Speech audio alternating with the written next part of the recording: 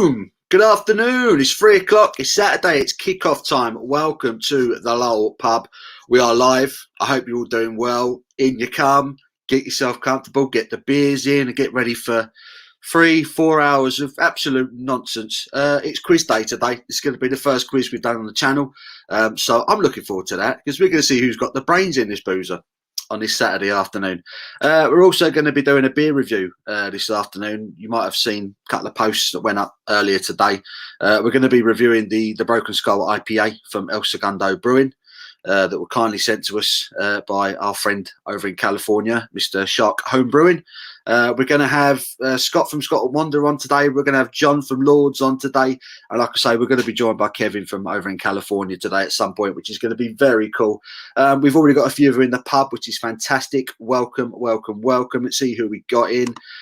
We got Spike the Boy, number one. He says, hello from rainy Scotland. John and Tammy here. How are we doing, John and Tammy? They're looking forward to tuning into their first live stream. Even better, there's a quiz. And the Broken Skull IPA can only mean Stone Cold Steve Austin. Happy to have you here, John and Tammy. Welcome along. Phil Smith is in. Boom! Beer time with Paul. It certainly is. Phil, always one of the first in the door. Part of the furniture now. Matt Smith. Hello, Matthew. He says, afternoon all. Another weekend. Another hangover. Damn right, mate. He's on the home garden. Nice, nice. Ginger Bolton. Hello to everyone. John's chair is in the artwork. Yeah, John is going to be in his magic chair. He was trying to get me to sit in the armchair, but I can't get a setup that would suit it. You know what I mean? Just the camera angle just wouldn't work. So there we go. So I'm good. You'll see my magic chair in the background. So that's something anyway. Lee W's in. Hello, Lee. How are you, mate? Good afternoon. Sobieski's in. Afternoon. How are you, buddy? Thomas is still here. Hello, Thomas. How are you, mate? Stephen Russell is in. Hello, Paul. How you doing, mate? Gold Drake, hi Paul, and everyone in the comments. Hope you're all well. Yeah, the feeling is mutual. Hope you're well, buddy. Thank you for coming in. Benjamin James, he's at work. Have fun on the live. Fair play, mate. Fair play. We've all got to work.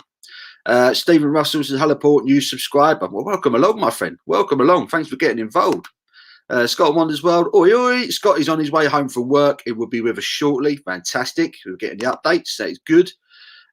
Please like and share and subscribe, and if you're not subscribed, why not?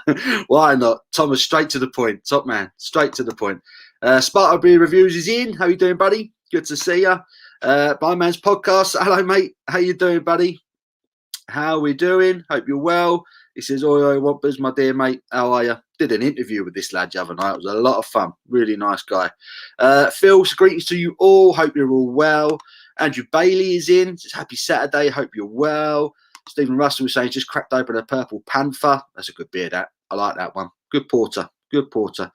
For your review about, yeah, we did that on a live, didn't we? We did a live where we went through the Hatherwood range from Lidl. Really good value, them beers. Really good value. King Paul's in. Says, hello. Hello, King Paul. Captain Mick's Adventures is in. Says, all right, Pablo and the gang. How you doing, buddy? Holt Mark B is in. Good afternoon. He's on the Perlenbacker. Good choice. Good choice. They haven't changed Perlenbacker, have they? I've been hearing rumours. I've been hearing rumblings that they've been messing about with it. Phil Smith said, Blind Man's podcast. Really enjoyed your chat with Paul. Well done, mate. It was good, wasn't it? It was good. He's got a really good interviewing manner about him. As this man, Blind Man's podcast. Really, really good stuff. I am currently on the Edelweiss Austrian Weizen from the Submachine. Just poured this. The head has disappeared already.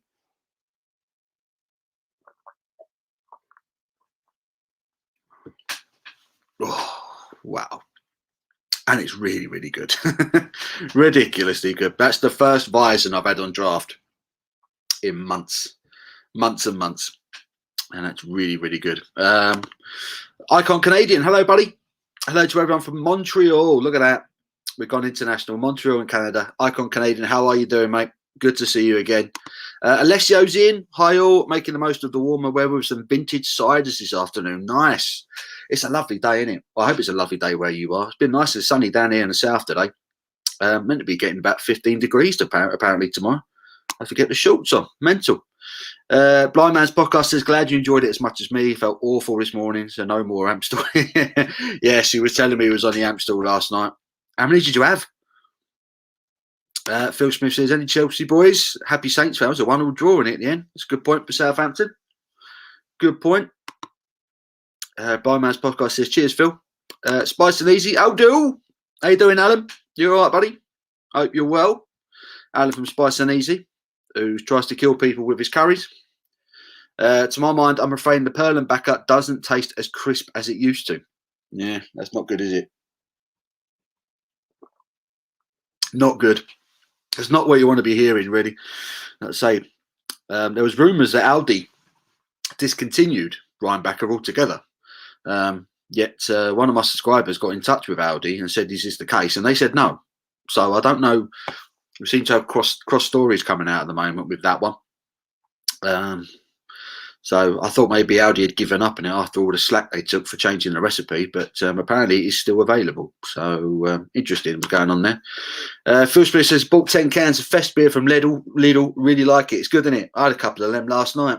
I didn't plan to drink much last night. I ended up having 4. I went to Lidl. I picked up two cans of the wheat beer, 2 cans of the Fest beer, and I ended up drinking all of them last night for some reason. It happens like that sometimes, doesn't it? Oi, Alan. Blind Man's podcast says 4 Amstels, 1 rum and coke, but Amstel has changed from the 90s. Yeah, I've got the Amstel sub. I'm going to be reviewing that at some point. Really looking forward to that because it's the Dutch version. Like I say, it's the 5% version, not the 4.1 stuff that we get over here. So yeah, looking forward to that.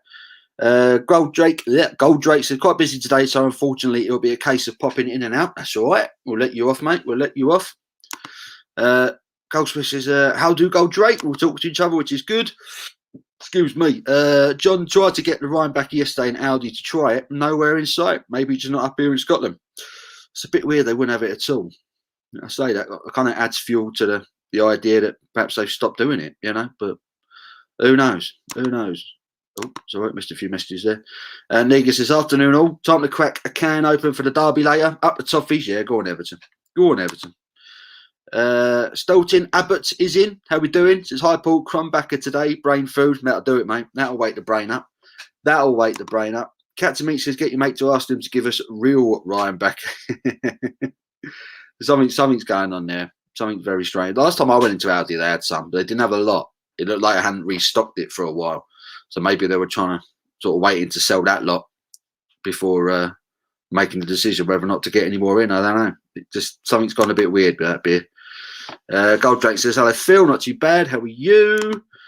Spill went to Lidl before Beer Hooligan stream last night. Don't remember much. Woke up. Now I'm here. Good lad, Phil. Good lad. Phil's just saying hello to Gold Drake. Blind Man's podcast. If nobody's seen my podcast with Paul, please have a butchers and a sub. Yeah, help him out. Really good channel, really good interviewer. Go check him out. Blind Man's podcast. He works in radio, and he's definitely got a voice for it. Definitely got the voice for the radio, that man. Really good interviewer. Anna said, tonight I've got the Fest beer, the wheat beer, Elvis, and some of John's stash. Very nice. Very nice. That sounds like a session right there. Phil Smith says, not a bad mix. 100%. That is a very good mix. At least you'll have some quality beer getting down here tonight, eh? Yeah, we're going to be doing the quiz. We're probably going to be doing the quiz around 4, I would imagine, between 3:30 and 4. We're going to let people come in. We're going to let them get settled, get a couple of beers in your system, and then we'll start asking questions. I've got a quiz lined up. It could be 100 questions long. I don't know if it'd be that long, but it could be.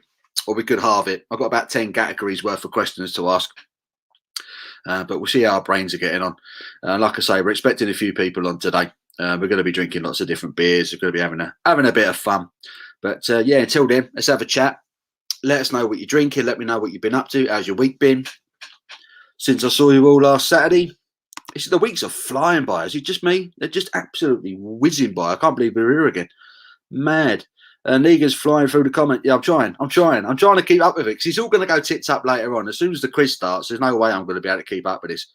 Blind Man's podcast says, I want to do a pod with Scott Wonder too. Love these lives. Look forward to your vids, mate. I appreciate it, mate. I really do appreciate it.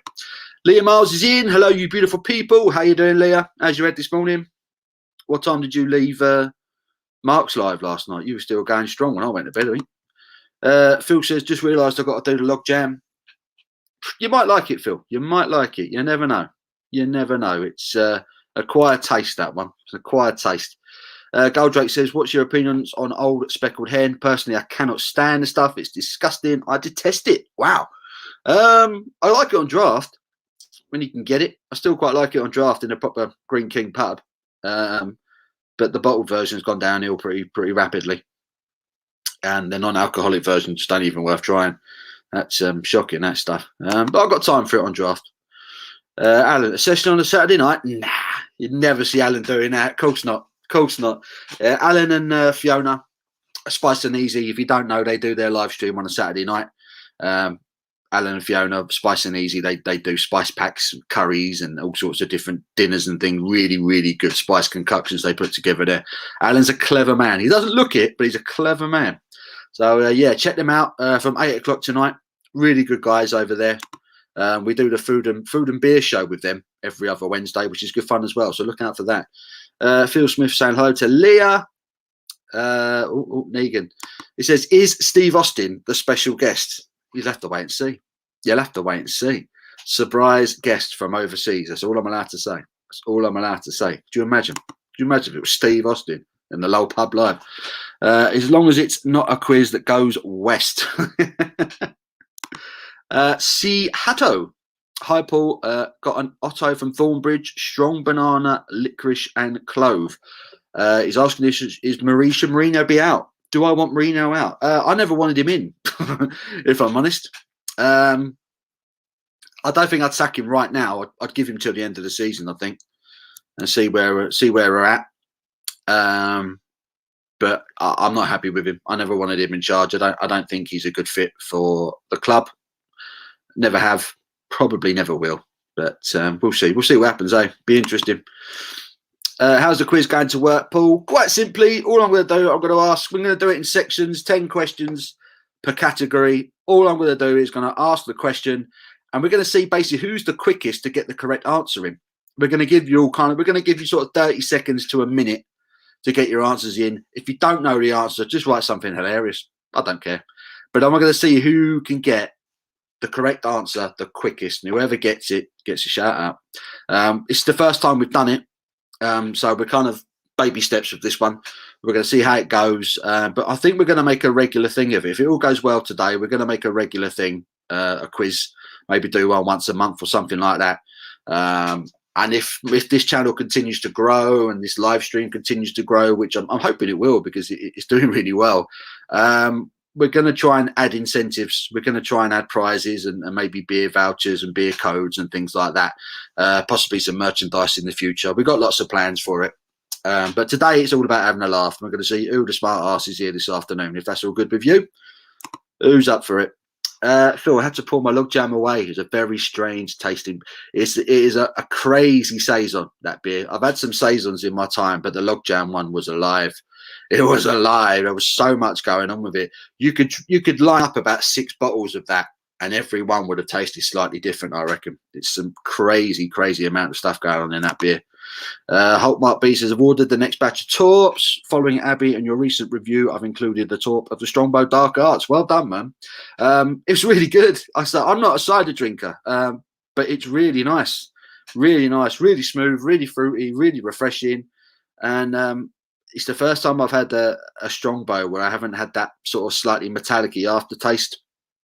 It was nice. It was a good cider. When the warm weather comes, we'll probably buy loads of them, to be fair.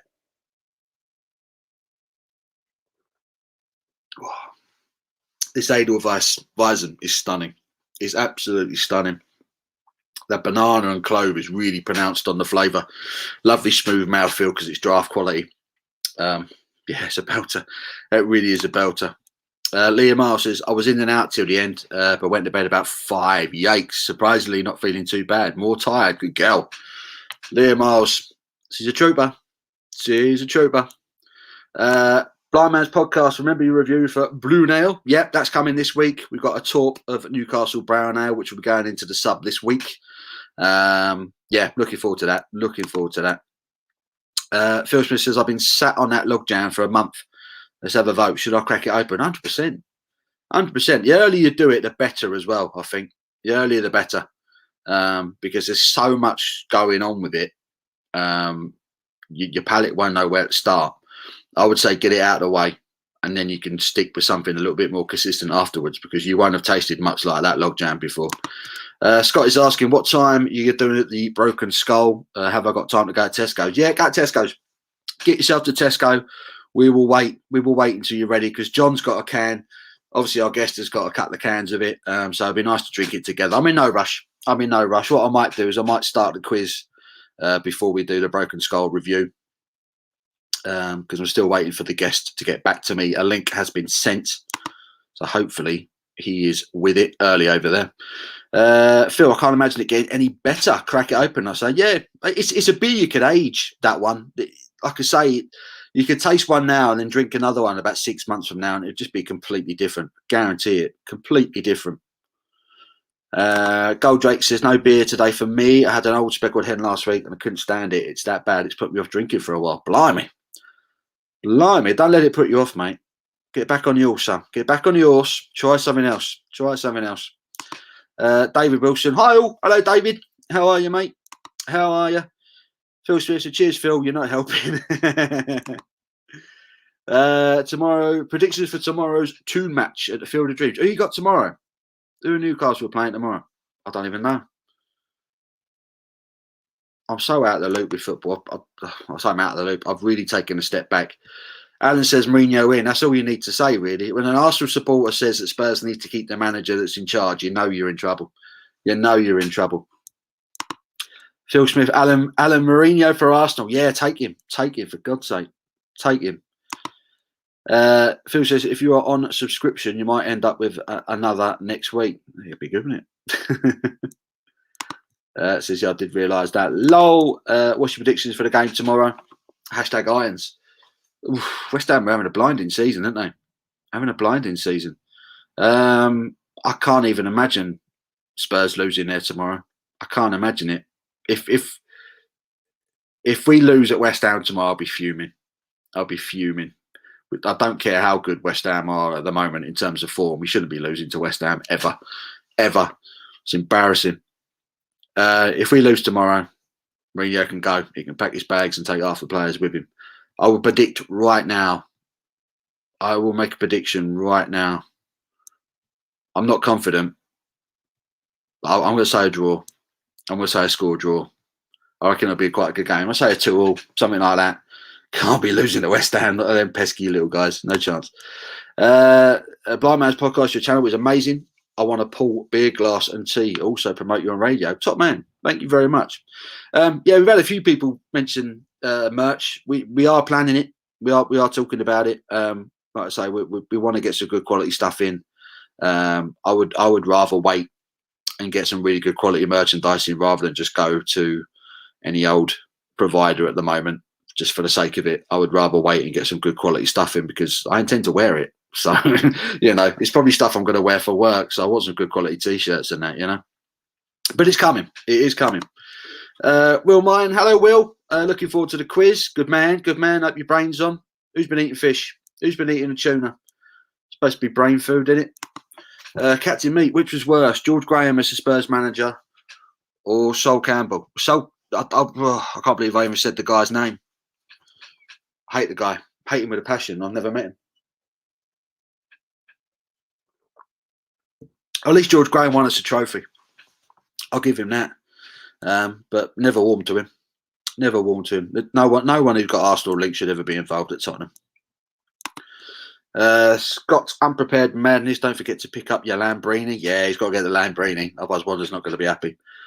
She's either got to get Lambrini or a can of the layer cake. That'll keep Wanda happy. Blind, I'm not a massive cider drinker, but I do enjoy a Magners or a Copperberg. I quite enjoy a Copperberg. They are nice, aren't they? Do some really nice flavours of Copperberg. Paul Owl, how you doing, son? Toby, how are you, mate? John says Tammy's drinking a Strongbow Rosé, which is really nice. I haven't had that one. And John's on a 20-pack of Bud Lights. Oh, blow! That beer's come up in conversation quite a few times. Yeah, that's you might as well drink water in my opinion. But Joe, what? If you like it and it's quenching your thirst, job done, eh? Job done. Hope Mark B says I kind of enjoyed my bottle of log jam. It had a very warming, festive flavour. Yeah, I think I had mine at Christmas as well, and it kind of fit fit the scene with the Christmas tree and all that. It fit the scene. But there was so much going on with it. It was really fruity. I got like, loads of wood. I got shoe polish. I got all sorts of crazy things on the palate when I drank it. And I think every single person I've spoken to about that beer has said something different. So you can't nail it. You can't hammer it down. It's a crazy beer. Crazy beer. Scott says, nice one. It'll be in about 4. So Scott's doing a quick Tesco run. Phil says, Paul Goldrake, have a cider, get back on it. Yeah, mate. Well, you got to get back on the horse. If you've had a bad fall, you just get back on the horse. Keep drinking. Where are we? Man United. Ooh, you got Man United tomorrow. That'll be a good game. It's hard to bet against Man United, though, to be fair, isn't it? The way Newcastle are playing at the moment. Sparta Beer Review says, Old Speckle Henny's nice. See, there you go. 2 different opinions on it straight away. Sharkgun Brewing is in. Hello, mate. How are you? Early morning over there in California. How are you doing? Hope you're well. Goldrake says, Phil can't stand ciders. No. Difficult game for us against West Ham tomorrow. Yeah, it is. And they're on a roll. Defence worries me. Yeah, our defence is awful. Just the more you think about it, the more the chairman and the board took the easy option, didn't they, when they sacked Pochettino? They got rid of Pochettino and replaced it with Jose Mourinho rather than giving Jose Mourinho the money to go and buy a load of new defenders. Cheap, tight kits in the board at Spurs. That's my opinion anyway. They could have funded a rebuild in the defence that was clearly needed. Instead, they brought in a manager. Wrong option for me. Goldrake need a beer. He does. He'd never be blowing bubbles. No, you won't see me blowing bubbles. What is that stupid song all about? It's good, proper embarrassing. West Ham players come out and there's bubbles everywhere. Bloody hell. Mickey Mouse Club. We need a big win against Everton today. Up the Red Men. Go on, Everton. Cannot stand Liverpool. Goldrake, I can't even blame it on a bad bottle too, because I had one a couple of months ago and then one last week. Both had good dates, bought from different stores. Both were as bad as each other. It's just not your tipple, mate. It's just not your tipple. Phil's been having a week off now, mate. Next week I'm back on it. Good man. Negan, Sol Campbell always moaning about equality as a manager, but then gets sacked at the lower clubs. Yeah, he's got a lot to say for himself, hasn't he, Sol Campbell? And it's normally always a load of crap. I don't begrudge any man furthering their career. At the end of the day, Sol Campbell left because he wanted to win trophies, and rightly so. He had every right to do it. I don't even begrudge him necessarily for leaving us for Arsenal, but it's the way he did it. It's the way he did it that proper shoved the knife in the back. He was sneaky about it, and that's why he's a scumbag in Tottenham's eyes. Kept saying repeatedly he was going to sign a new deal. Kept saying it. There was no doubt he was going to sign a new contract. And then not only did he not sign a new contract, he went and left us on a free for the club down the road. You don't do that. You just don't do that. And if any club player had done the same thing, you'd feel the same way. That's not me being bitter. That's just how it is. You don't do that. You don't behave like that. He's a wrong 'un. Our manager should be Peter Beardsley. Whatever happened to Peter Beardsley? Does he even coach? Anything like that? Has he got his coaching badges? Is he on the staff at Newcastle? What a player he was. Rico says West Ham for the win tomorrow. Probably. Bud Light is my worst beer enemy. I'd rather have a crate of Capri Sun. Capri Sun, delicious. And a Milky Way. God, I had a Milky Way for years. Milky Way, brilliant. You lot talking about a log jam at Christmas. It's February. God knows what I'll get out of it. I couldn't even tell you. I couldn't even pretend to tell you, Phil. I have no idea what your beer is going to be like. That's the funny thing. I've drunk it, but I have no idea what you're going to get. Andrew Bailey, the Carullo. I like that beer. I really like that beer. I think that's a banging beer. That's the only beer I'll go into Aldi to buy now. It's a really good lager, that one. Lower Arms is open. Beer 52 delivered this morning. Look at that for timing. Life is good. Sobieski is sorted. He is well sorted. Blind Man's Podcast. Pizza or kebab? Oh, pizza probably. Pizza I can eat sober and drunk. Kebab, I kind of have to be pissed before I'd even consider buying a kebab. I'm not one for going out and eating a doner without having a few beers in my system. I don't know about everyone else, but what we saying, pizza or kebab? What about you? Pizza for me, just edges it. Captain Meets Adventures, less of that. Here we go. We've got Liverpool and Everton having a go at each other here. It's going to be fun. Phil Smith says, Sobieski sounds like your weekend sorted, mate. Yeah, Sobieski is sorted. Salt is a snake, absolutely. John, guessing I'm the only Celtic fan here. We got any other Celtic fans in? Not looking good at the moment, is it, for Celtic? What do you reckon, John? New leather now? Rangers are running away with it this season. Sobieski, I've met So Campbell a couple of times, thick as a plank. I met him years ago when he kind of just got through into the first team. I used to go watch their reserves play at St Albans City Football Club. They used to play their reserve games there on a Monday night. And I met So Campbell. Guy's massive, great big guy. And I met him and I met Peter Crouch when he was about 17. Peter Crouch, a lot of people don't know he came through the Tottenham Academy. And he was lanky as it comes then as well. Leah Miles is saying pizza. There you go. She's with me. Sam with a £5 super chat. Thank you, Sam. Stella's gone down to 4.6. I've heard this. I've not had any of the 4.6 range yet. I had a couple of cans of it a couple of weeks ago, but that one was still 4.8. What's it like, Sam? Have you tried it? Did you notice any major difference in the flavour? It's horrible what these breweries are doing at the moment, just destroying the ABV, destroying the recipes of their beers just to save a few quid. It's disgusting. All these reputations that they've built up over the years, they're just throwing them in the toilet. It does my head in. Phil Smith said, kebab, Blind Man's podcast, definitely after the beer. Yeah, to be fair, after I've done this stream, I do fancy going across the road and getting a box of doner meat with a bit of burger sauce. West Ham's going to win tomorrow, says Sparta. I bloody hope not. I really hope not. Christ. Sobieski's Phil Smith, he says, knowing me, I'll smash him this afternoon. Go on, son. Challenge. How many beers did you get? Did you get 8, 12? How many did you get in the box? That's the challenge. Sobieski's got to do his beer 52 box this afternoon. Does he accept the challenge? Is he going to be completely irresponsible? Yes or no? Sobieski, are you going to take the challenge? Negan, same happened to us with Barkley. Got offered 35 million for him off Chelsea in the summer, and he leaves 6 months later in January for free. Yeah, not the one. He's still a good player, and he Ross Barkley when he wants to be. Shame that. I thought that would have been a really good signing for Chelsea, Ross Barkley. Pizza, kebab is a drunk food. Lol. Yeah, I agree. Pizza I can have any old day of the week and any time of the day. Kebab, I've got to have a few in me. I need to have had a skinful to really fancy a doner. Captain Mick says, I hate Steve McManaman. He was seen with a Real Madrid badge on when he was talking to Liverpool about a new deal. I can understand why you would want to join Real, but not wearing a badge. No, you don't do that, do you? You don't do that. You show respect to your employees, even if you don't give a toss about the club. You show respect to them, you know. And when you've come through the academy, you don't. It's baffling, isn't it? It's baffling. You know, you think you'd have a little bit more respect. I don't know.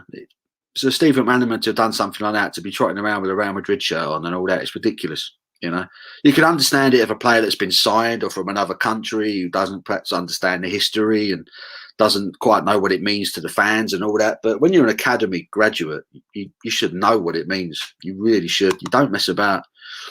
Blind Man's Podcast says the best kebab in the world is from Newcastle. What kind of kebab is it? If you say it's just a doner kebab, I don't believe you. You can't tell me they got better dirty doner meat in Newcastle than anywhere else, surely. Sobieski has never eaten a kebab sober. I've only eaten 1 or 2 sober. I'd say about 95% of the kebabs I've had in my life, I've usually been absolutely battered. Captain Mix Adventure says, Negan. Fight kicking off there. Internet is a little wonky this morning, so we shall see soon. Top man, let us know. I'm assuming you received the link. Just let us know if you got it. You'll come up at the bottom of the screen, and we'll get you on board. Gold Drake says, my local kebab shop sell doner kebabs that are 92% lamb, 4% herbs, and 4% breadcrumbs. You wouldn't believe the stuff at most kebab shops and their doners. It seems absolutely grim. I like those numbers. That local kebab shop you're talking about, that's pretty good, isn't it, really? 92% lamb. Blimey. You're lucky if you get meat that that high content in supermarkets. Cats and Meats Adventures, Negan, the best team will win. Oh, gone behind again. Blind Man's Podcast, I think Harry Kane is the best striker in the UK. I think he's the best striker in the UK as well, to be honest with you. You can call that a little bit I'm forgetting my words today. Words, Paul, where they gone?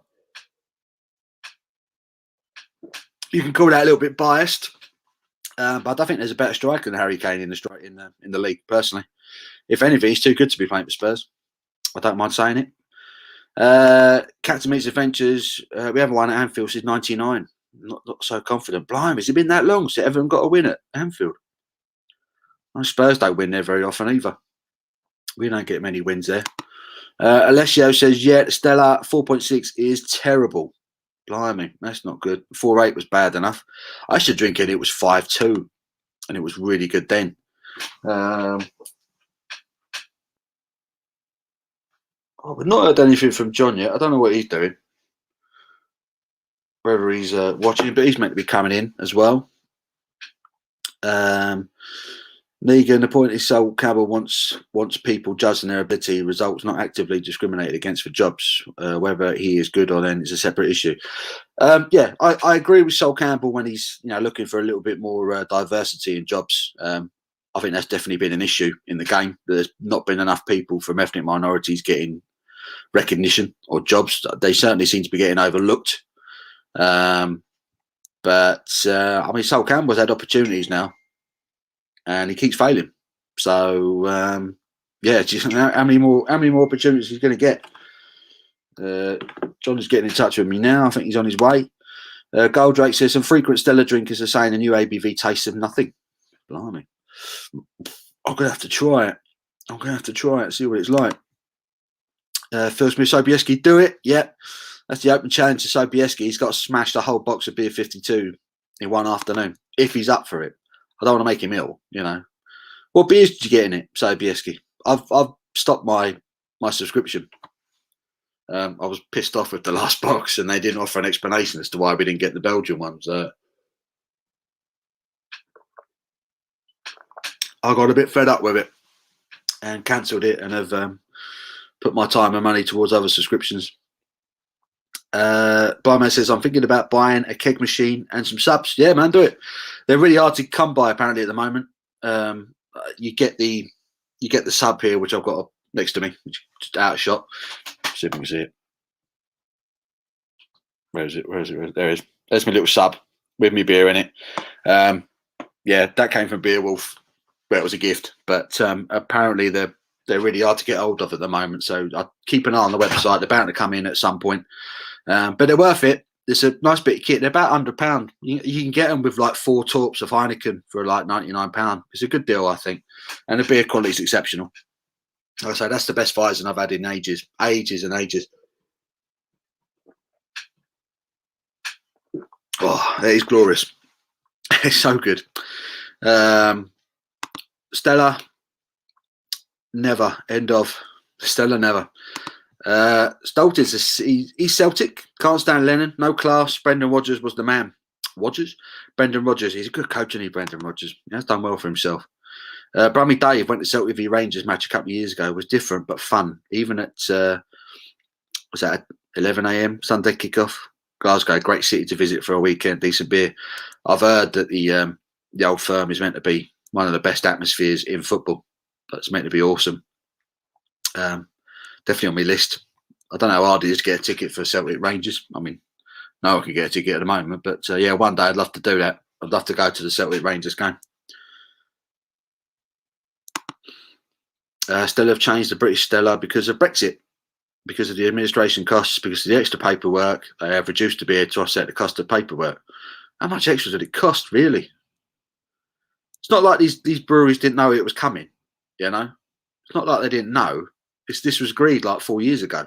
They've had time to do this. I don't know. Political. I'm not going to go there.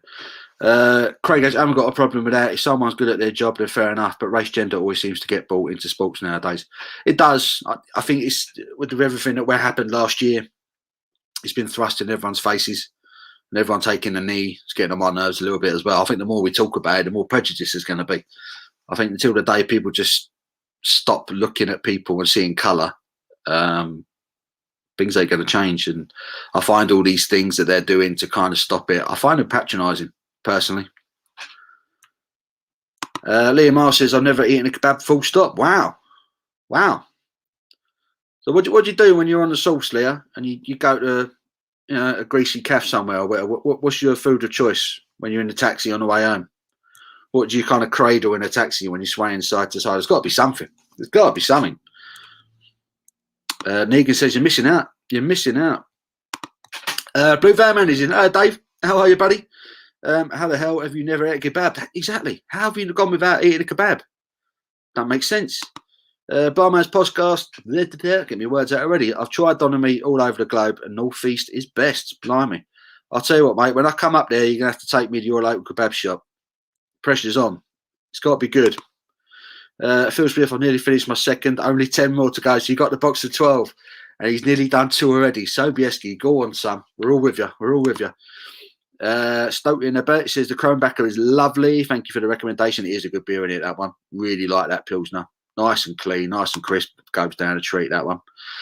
Jim Theo, hello, mate. He says to Gold Drake, go back to the old speckled hen. Same thing happened to me out of a bottle. Really nice. Then second time skunked to shit because of the clear glass.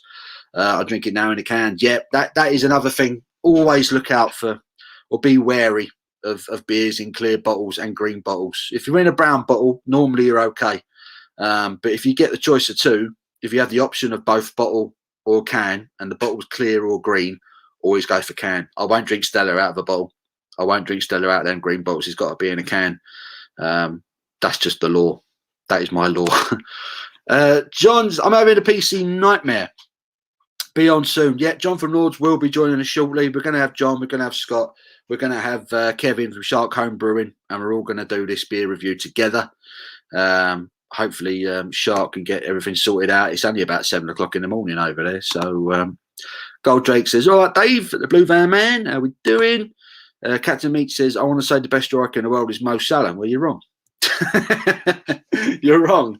I reckon Mane's better than Salah, personally. I think Mane's your best player. I would sell if I was Liverpool and I was looking to try and fund a couple of deals. I think Salah's one of the first players you'd have to look at in terms of an investment to sell. I think you'd be all right without him. Firmino is mustard. I really like him, but Mane's the one for me at Liverpool. I think he's the top boy there. Really good player. I like Mo Salah, but I just Kane adds so much. He's just got so much to his game, Harry Kane. I don't really think you could compare the two, personally. 52 people in the pub. Impressive. Yeah, there was. We scared everyone off. Blue Van Man says, hello, Gold Drake. Phil Smith, handsome John. Handsome John. Yeah, he's on his way. He's on his way. John says, Neil Lennon shouldn't be near the job in the first place back last summer. So I wasn't even sure if he'd already been sacked or not. At least it's been confirmed. Oh, this one there. Blind Man says there's going to be no decent mass-produced lagers left at this rate. Yeah, probably. If, like I say, the way it's happening, the way the breweries are chopping and changing the recipe and all that, they'll probably all start doing it soon. Blue Van Man says, I wanted Paul Ince at Leicester years ago. He was a good player, wasn't he, Paul Ince? Proper enforcer in the middle. I like Paul Ince. Good player. Good player. Was that manager? You wanted him as manager, was that? God, has he had a manager's job? Was he at Macclesfield or something like that at one point, Paul Ince? Can't remember now. Liam Miles says, so I'll be popping in and out. Gripped on a Netflix show. 2 episodes left. White House Farm. If you haven't watched it, check it out. Never heard of it. Goldrake, my cousin said the first Stella was really good, but it's been on the down since they've been constantly tampering with the ABV. Yeah, definitely. I remember the first pint of Stella I ever had. I mean, that's how good it was. I remember it. It was 5.2% and it was brilliant. It was a lovely beer. Negan's cancelled his beer 52 as well. Kept offering me freebies and money off. Yeah, I got a good deal out of them in the end, but they were just knocking out the beers. The boxes were getting too samey. I was getting the same breweries and it was just getting a little bit agitated, especially when the beers in the boxes were beers that you could get in supermarkets. all the same breweries were popping up all the time. It wasn't good. Wasn't good, and I had enough of it. I thought I could spend that on a better brewery. Heineken's a good drink. I still don't mind a Heineken. I get the light box because I can't stand sickly sweet pastry stouts. The Belgian box will be coming next month. Is that the case? I'll believe it when I see it. I don't think I've never had a Stella. It seems pretty mediocre, so it's never caught. Oh, you never had a Stella? Oh, right. Never caught your eye. We'll give it a try in the near future. Yeah, you got to try it.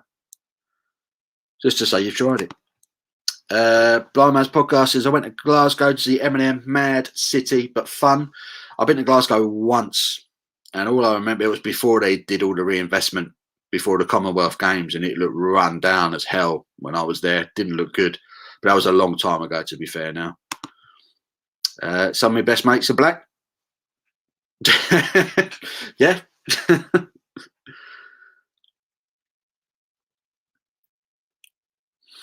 Not really sure what to say to that.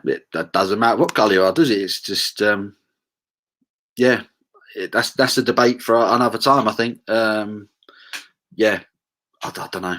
People still seeing colour. People still having an issue with that. That's a disability, as far as I'm concerned. If you have an issue with someone for the colour of their skin, you're a piece of shit, in my opinion. I don't agree with Black Lives Matter. Should be All Lives Matter. Yeah, I agree with that. BLM is just a political movement, isn't it? They're not actually doing any good. They're just making a lot of noise. Andy Holland has Lidl got a German theme at the moment. Have they got the Fest beer in? Got the Steiner Fest beer last year for a £5 and quite liked it. Yeah, the Fest beer, the wheat beer, and the Oettinger Pils multi-pack is in Lidl at the moment. They went in on Thursday. So get down to your local Lidl in the next few days, ideally, because this time next week they probably won't be there. So, yeah, but they're all really good. The Oettinger Pils is a lovely beer. I think you get 6 cans of that for $3.99. That's a really good deal. And the Fest beer is a 5.5% loosely Dunkel styled German beer, and the wheat beer is a solid Weizen. All good. And 99p a can as well for a 500ml. Really good. Isn't British Stella made in this country? How can Brexit affect beer made in this country? Because it's the funding, right? I mean, essentially, Stella headquarters in Leuven in Belgium will have the final say, won't they? Beer is outsourced. The brewing is outsourced. You know, it'll be brewed by different headquarters in different countries. Yeah, essentially, the guys in Leuven will still be in charge of it. Right, we've got a guest. We have got a guest to see if he's ready. We've got Shark Cone Brewing over in California. He looks awake, just about. Let's see how he's doing. Let's get him joined in. Here he is. How you doing, buddy? Can you hear me? We can see him. We've got a bit of sound. How you doing? I can barely kind of hear you. You're not very good, the sound. Yeah, I may have to go to my phone. Okay, we could just about hear you. Well, it'll do. Okay, I mean, how am I doing? So how are you? How's things in California this morning? Well, keep going with your comments. All right, we'll keep going. Bummy Dave says got my tickets for the game. Are you struggling? Yeah, all right. We'll get him back hopefully. Got my tickets for the Old Firm game via Celtic Travel Club. We arranged a hotel as well. Don't have to be a member of the travel club. Just go to the website. Nice. Thomas says, I'd never eat a kebab. I'll go for a chicken fillet burger. Nice. Blind Man's Podcast, Budweiser or Stella? Ooh. They're probably about par with one another now. Without drinking the new Stella, be tricky to make a decision. I've not reviewed Stella for a long time, but I've had it recently and thought it was okay. But like I say, I think that was the 4.8 version. I'll grab a can of the 4.6 and maybe do a comparison. Budweiser versus Stella, that'd be a proper beer off, wouldn't it? Purple Panther, fantastic. Yeah, I'm glad you enjoyed that one, Stephen. It's a really good porter, that, for the money. Goldrake says, a Jim, I had no skunk in both of mine at all, so I couldn't even put it on that too. It's just not my cup of tea. Yeah, some beers you like, some beers you don't. Some beers you'll just never get on with. I wouldn't recommend an old firm going too much sectarianism. You'd never get a ticket anyway. Yeah. That's the only thing with that game. It's very political, isn't it? A lot of anger there for all the wrong reasons. Had a great kebab on a stag do in Newcastle. Didn't eat it all and threw it in a bin in a hotel room. Fished it out the next morning, cold for a brekkie. Love it. Love it. It's got to be done, isn't it? It's got to be done. Phil Smith, Paul, have you got security on the doors? Loads in today. Yeah, we're gonna have to keep hold of it, aren't we? We're gonna have to keep hold of it. Someone's got to be on the door.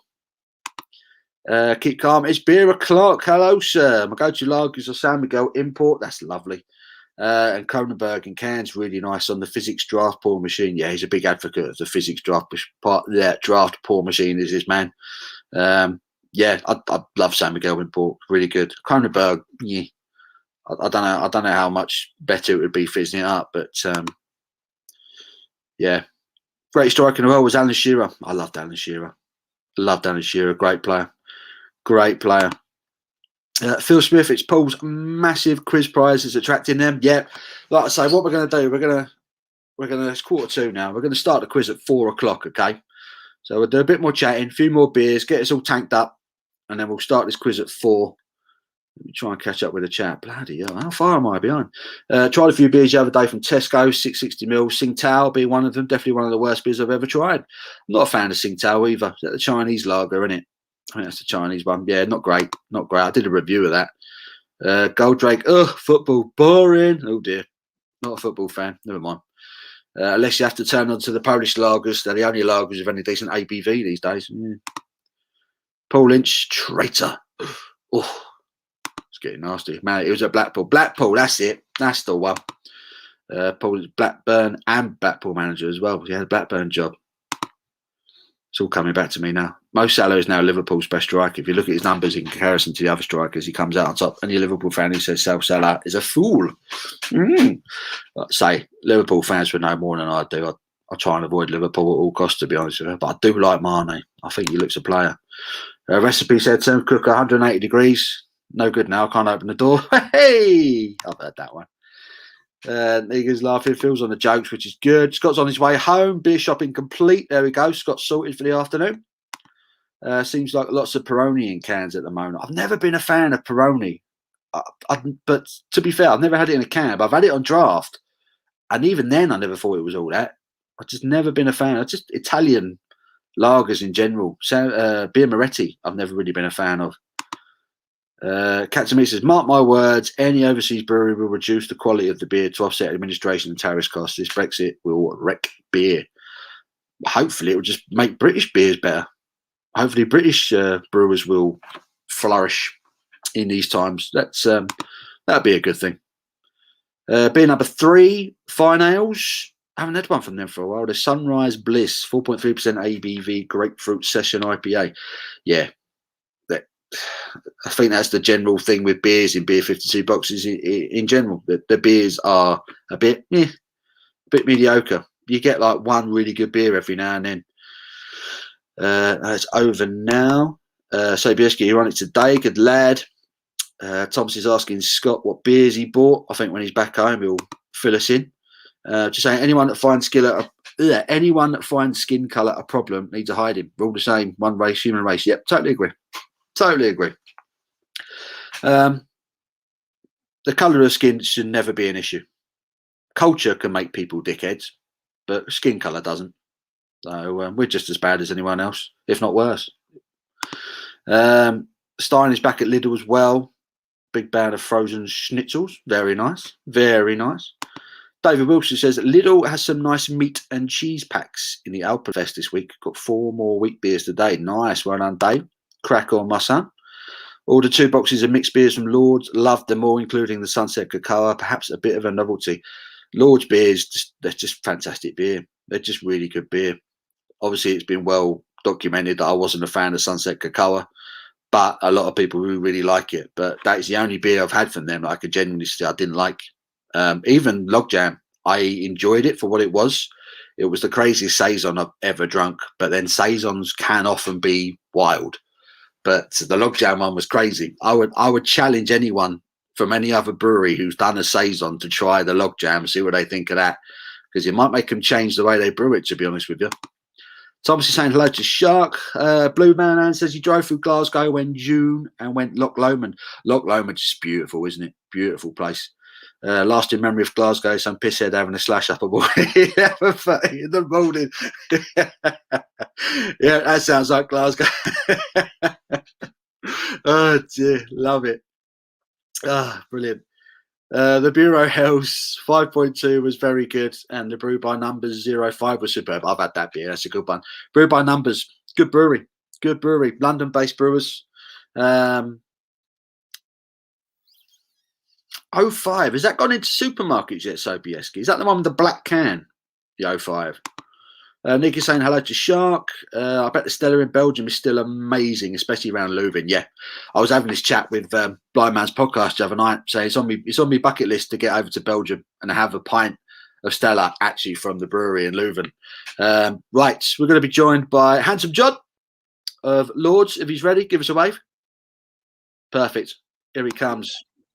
Yo, how are you, mate? Sorry I'm so late, mate. That's all right. That's all good. We tried to get Shark on early. He was having issues with his audio, but we'll see. I'll send him a message and see what he's doing. I'm glad somebody else is having problems with their audio. So I don't know if anybody in the comments can help me. So what's happened? My PC, the GPU went, my beast one, and broke. So it corrupted the hard drive. So we formatted, and it's a brand new solid state hard drive. Reformatted the hard drive, fresh install, and then we put a bigger GPU in. But what's happened is Logitech. So I use this is a Logitech cam. I've got an Orky one as well, but the Logitech cam is what I record my videos with. Now the old Logitech software, really good, works a treat, sounds great. The new software has more features, so I thought I'll use the new software. Downloaded it, put it on. The camera quality is slightly worse, but the main thing is it doesn't matter what you do with the audio, it makes you sound like a robot. And I thought maybe it's my audio interface, maybe it's the sound card. So I've uninstalled, reinstalled every kind of software, and then put my external. So I've got on that PC, I've got like an external sound interface, plug that in, and on Audacity, sounds amazing, clear as a whistle. Tested it, clear as a whistle. As soon as you use the Logitech software, I sound like a Dalek. And then what they've done is I tried an old version of the software that I used before, and now magically no sound will come out of it. It's almost like there's something. They've disabled the old one, and the new one's like a little. It's like it wants me to upgrade to a better camera. Right. That's what I feel like. Not good. But, not good. Right. I was going to say I'm probably the least tech savvy person on here. We've got Scott with us now as well. Yeah, I seem to be the only problem who hasn't had any issues yet. How's that working? Probably because you've got an Apple, man. I spent 4 hours on it yesterday, and I started that at 10 today. Wow. And I've still not fixed it. Oh dear. Well, you're here. That's all that matters. I'm here. You're here. We've got Scott from Scott of Wonders World. Scott, are you ready, son? Give us a wave. Perfect. Right. Here we go. We got Scott from Scott of Wonders World. Bosh. Hello. Hello, mate. How you doing? Yeah, all right. Top's coming off. Here we go. There we go. Who needs 8 beers? Just get smashed. Exactly. Topped off already. You all beard up for the afternoon then, son? No, I've been at work. Just got in. Quick rush to Tesco's. Get something for dinner. Ready to go. Perfect. Right, let's get these comments again. Alan Alexander says, new subscriber, Paul. Cheers. Thank you, Alan. Thanks for getting involved, mate. Welcome along, my friend. So, the delivery arrived this morning. It would be rude not to indulge. Yeah, he got me down today. Sobieski got his beer 52 delivery this morning. He's working his way through the box. That's his challenge for the afternoon. What a guy. Shark Homebrew, he says he's going to try and jump on his phone and join the stream in a minute. We tried to get him on early. He was having some audio issues. Captain Meat says a lot of companies in this country, they're registered in the Republic of Ireland because of the tax. Walkers have done that, so they're now paying the price of doing it, and we will suffer. Don't look good, does it, really? Gold Drake says, I'm a devout Christian, so as we say, Jesus died for us because all lives matter. Yeah, I agree. You cut us open, we all bleed red, don't we? Absolutely. Save water, drink beer. Exactly. That's funny. Gold Drake, I never knew that. I go to church as well, so there you go. There you go. But yeah, like I say, we all bleed red, don't we? So none of us are any different. No. That's it. It's about, you know what, whether you're a Christian or not, there's some good principles in there to love your brother and your sister, you know? Yeah, exactly. Look after one another. Exactly. Blue Van Man says we could talk to someone on the moon in the 60s, but can't talk to someone in California in 2021. Did we land on the moon? It's a point now, isn't it? It is a point, you know? He's not wrong. He's a stupid old sod, he is. He might be, but he talks He's bang on that one, doesn't he? Chris the Butcher is in. Hello, Chris. How are you, mate? He says, right, what have I missed? Not a lot. Just a couple of fat blokes talking nonsense about beer, generally. That's about it. No more than normal, Chris. No more than normal. Blind Man's Podcast. I'll be your bouncer. Yeah, we need some door staff. We've got 57 people in the booze at the moment. It's kicking off. Going mad. Right. Blind Man's Podcast. I'll be your bouncer. Geordie friendly and ready. Good lad. Alan Alexander says the moon's a balloon. Blimey. That's the theory. A bloody big balloon, isn't that one? I don't want to blow it up. That's right. Keep calm. It's beer o'clock. 8 cans of import San Miguel for only £5 at Tesco. It's always a deal. That is such a good deal at the moment. That one. I think you'd be pushed to find a better one in any supermarket at the moment. To be fair, 8 cans of that for a bluey. I've got a feeling something's changed with Warsteiner. Yeah, you've been saying this, haven't you? It's not good, is it? Simo says morning. It's 4 o'clock in the afternoon, Simo. You just woken up. Or are we that far behind in comments? It was Happy Christmas. Shut up.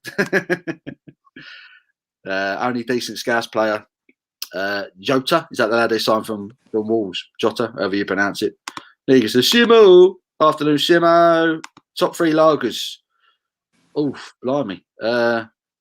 San Miguel imported is a belter, always.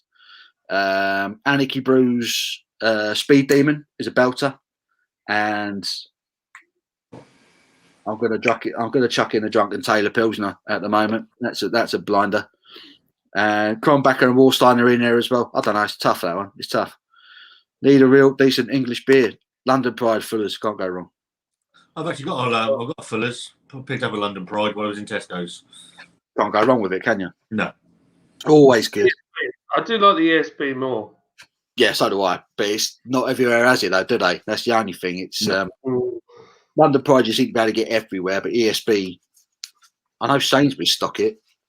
Probably Waitrose, but can't think of too many others. Simo, not been awake very long. Didn't go to bed till 5. Bloody hell. 30 stop-ups. Jesus Christ. Got carry a bag full of Lambrini. Yeah, did you get a load of Lambrini in, Scott? Oh, yeah, she fucking loves it, doesn't she? Cool. He's all over the Lambrini. Lambrini. Someone commented on the Lambrini review saying, it's not wine. You say it's Perry and you keep calling it wine. You pair of flats. So I pinned the comment and said, thanks for the positivity. Love it. I love it. Yeah. You know you're doing something right if you get some hate. I'm always I've just started to get on that. Just started to get the odd little things now. So I must be doing something right. Chris the Butcher, if he's still watching, me and Chris are really good mates. And he said to me, you know, you're starting to ruffle feathers when people put really shitty comments in your stuff. So that's Cole Morrow. That's coming soon, mate. That's coming soon. Phil Swift's logjam is in the glass. He's gone for it. Oh, you brave man. Sobieski wasn't Sunset Coca the one that tasted like washing up. It did to me. Are we still talking about that? Are we? You know what I was saying about negativity? The most energy. I do one dodgy beer. Well, it's not even dodgy. It's just different. You've got to do more lives, mate. There you go. You think? I do need to. You've been told, mate. Yeah. I've been told. The legend that is Dave the Blue Van Man is insisting you do more lives. You do as you're told. That's it, mate. Do as you're told, otherwise you'll get us in trouble. Thomas says 51 people watching, only 18 likes. Please like and share. Yeah, give it a thumbs up if you can be bothered. Appreciate it. Thumbs down, is that wrong? Do that if you want. Yeah.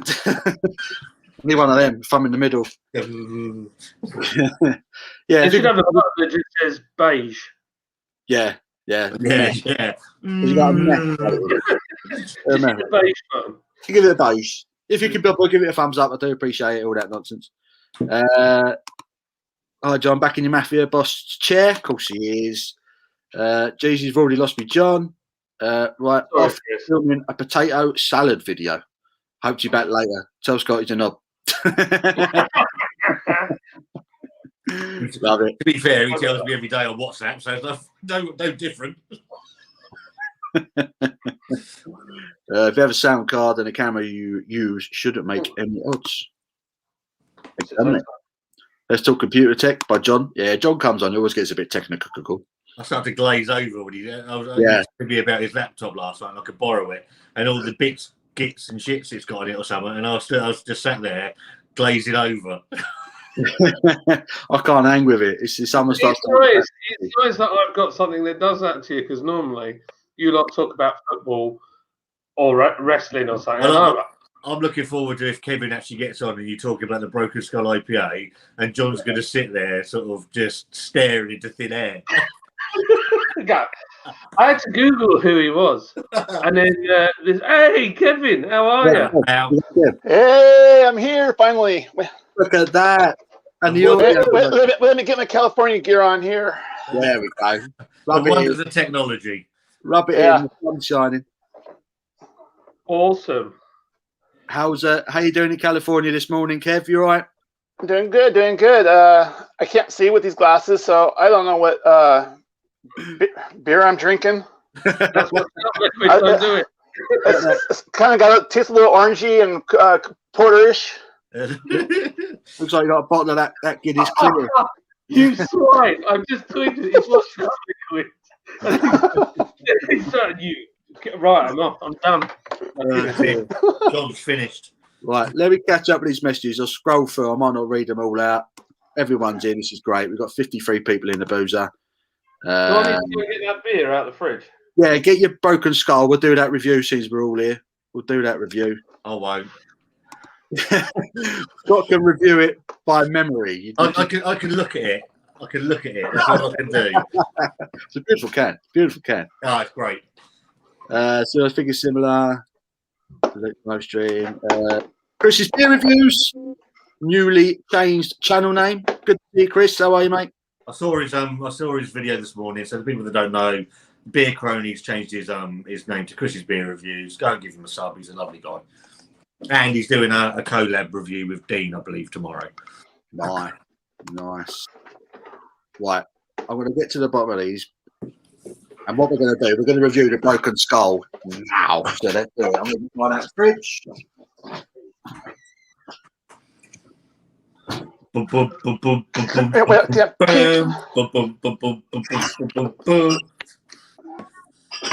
is it there, Kev? What? Oh, yeah. Right. I'm so excited. So excited. Have you not seen it? So I can't drink the Broken Skull IPA. I've had two, obviously. There's one going up for auction next week on our charity live. So, which we're going to start. What? Do what? Well, we might start it Monday, apparently. But I'm going to drink something that's got hells in it. Hells. Oh, hells yeah. Oh, hells yeah. Love it. Right. Yeah. So our man in the bottom left here, Kevin, Shark Home Brewing in California, really nicely sent a load of cans of this bad boy over to Scott. And then Scott also generously decided to send a load out to his pals up and down the country. Yep. I was one of the lucky recipients, as was John. One or two others. I think Chris the Butcher got one. Did Dave, Blue Man, get one? Yeah, and Dean's got one as well. Yeah, so Scott's been well generous with the beer. This is a beer that I've wanted to drink for the best part of 2.5 years now. Ever since Steve Austin announced he was working with El Segundo, I've wanted it. Yeah. It's a West Coast IPA, which is my favourite beer style, so I'm well excited. So, yeah. What else is there to say? What's the ABV on this bad boy? 6.7. Woo! 6.7. That's a good start, isn't it? All right. Let's get this bad boy open. So I'm drinking it, but the can wrap, I mean, for me, it's a nostalgia. It's a bucket list beer. It's whatever you want to call it. It's just I'm a massive Stone Cold Steve Austin fan. Have been. I know Paul is. I know Paul wanted to get hold of it. I know Dave the Blue Van Man's a massive Steve Austin fan. Chris the Butcher wouldn't know wrestling if it came over and smacked him in the face. Neither would John. But I wanted to share it with some people that have been good to our channel. So yeah, it looks the part. It looks the part. It's got a nice haze to it. Really good carbonation. Yeah. That's crazy carbonated, that one. Blimey. That's maintaining a solid one of the bit finger creamy looking white head that looks the part. First impressions, Kevin? Yep.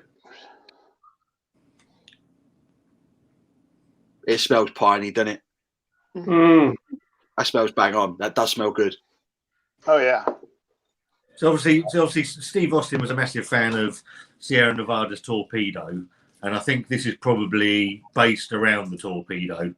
I don't think it's quite as thick as the Torpedo, but I think that's where it's heading. Yeah. Well, El Segundo does a lot of IPAs and stuff like that, so I'm sure they probably did their little twist on it. Yeah. So have you had a few beers from El Segundo, Kevin?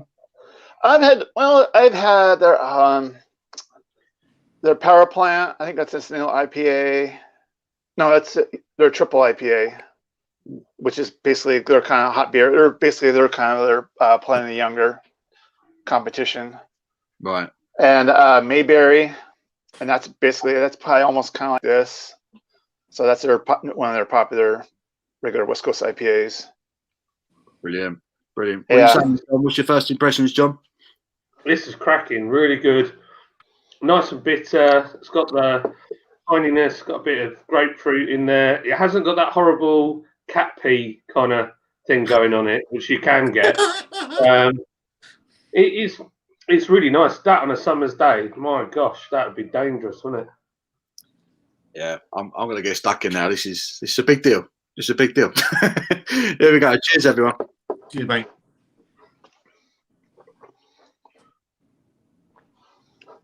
No, it's better than I kind of thought it was going to be. It's quite easy drinking as well for me. From what I had, I had the one can and reviewed it, and then I sat there with the other 7. I thought I've got to have another one. Yeah.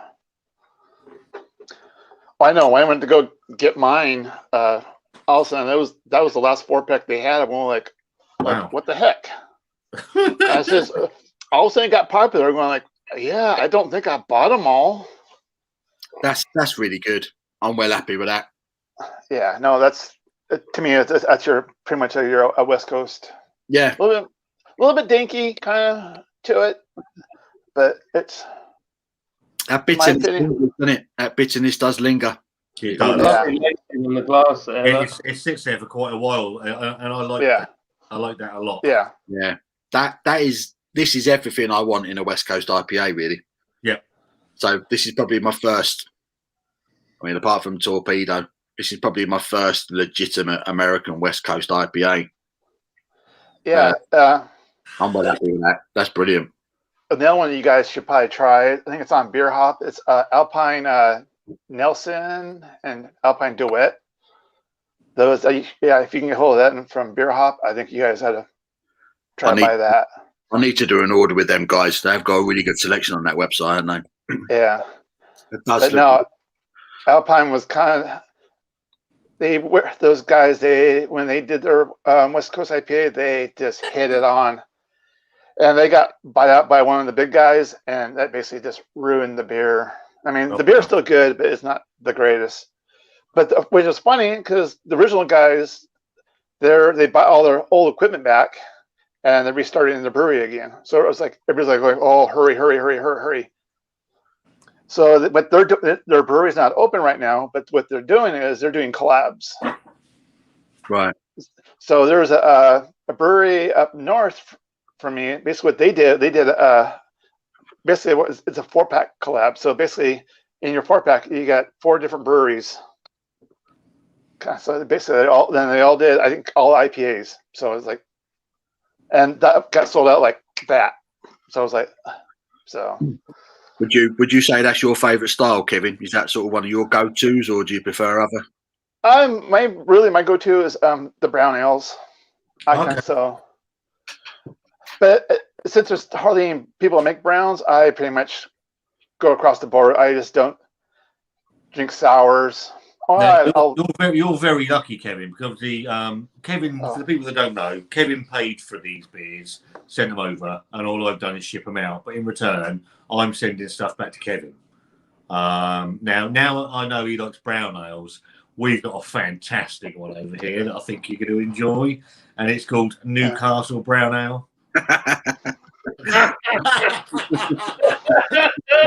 Just send him a whole crate of that. There's 8 bottles winging their way to California. Okay, I don't know if I shared this with you guys on Instagram or whatever. It was so we have Newcastle here, but however, it's brewed by Lagunitas. Okay. No, right, yeah. And the funny thing is, it's in a brown bottle, not a clear bottle. So they get a better version than we do. Yeah, exactly. So it's probably not as skunky. No. Your version, you guys, what you get. I mean, we get the clear bottles here, but when Lagunitas started brewing it, it was kind of like so. But yeah, no, I pretty much drink them all. Right now, I'm kind of like I'm back to West Coast IPAs, hazies. I'm just like I'm done with them, and that's pretty much the consensus out here. Is basically everyone they want the clear beer, is the motto. I think we as a country last year in the summer, I think we reached saturation point with sort of New England IPAs or East Coast IPAs and the juiciness. I think everyone had just about had a gutful of them at one point in time as well, to be fair. Yeah. Oh, we had one brewery here that was doing them, and we basically said, we called them out on it. Says, you know what? Because they kept releasing new England IPAs. We're going like, no, this is the same batch. You're just changing the name. Yeah, I mean, they put in new cans. I'm going like, you know what? No, it's pretty much the same. You might have dry hopped it maybe with one little different hop, maybe, but it was almost people were going, no, that's the same. That's the same. That's the same. That's always the risk, because there's nothing worse for a brewery than making something and it doesn't sell. So I think when we first started, the phrase pale ale was the widest used thing, and in Yorkshire, the word blonde, which had no kind of anything to do with Belgian blonde, was a thing. And then we all kind of chased that. And then there was a kind of moment of crossover where people wanted bitters back. They wanted some of the old school stuff. And then we've gone on then to dark beers and now IPAs. Everything is an IPA at the moment. Yeah. And if you go back to the true what an IPA is, most of it isn't. And then New England IPAs, there were just so many of them. And we didn't make one. We were going to make one, and then we thought, no, we're not going to do it, because I think by the time we bring it out and have it how we want it, it'll be done and gone. Yeah, everyone have had enough of it, won't they? Yeah. They got like some of the breweries here. What they do, I mean, they got like 5 or 6 on. I mean, they're pretty much their whole tap list is, and that New England. I'm going like, is there anything else you guys are brewing? I mean, it's just like, yeah. It's almost a fashion beer, and it's the fashion beer. Yeah. IPA is the name of a fashion beer, and so you put IPA on it, it's going to sell. If you put lager on it, it probably isn't. Brown ale, something like that, it's not going to sell.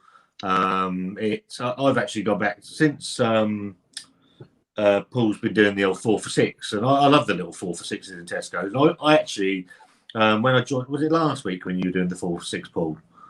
Yeah. The week before, I can't remember.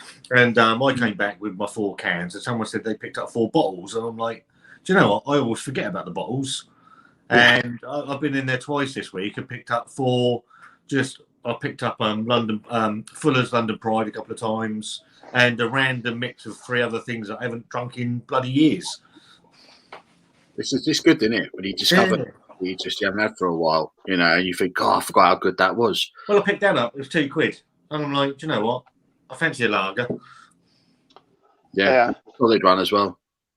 I'm like, and I think I chatted with you guys before. It's like out here, it's like, I mean, we literally have 200 breweries within 100 miles. I mean, from LA to San Diego. I mean, there's 200 breweries. I'm like, okay, where do I go? I mean, kind of thing. It's how are you ever sober, Kevin?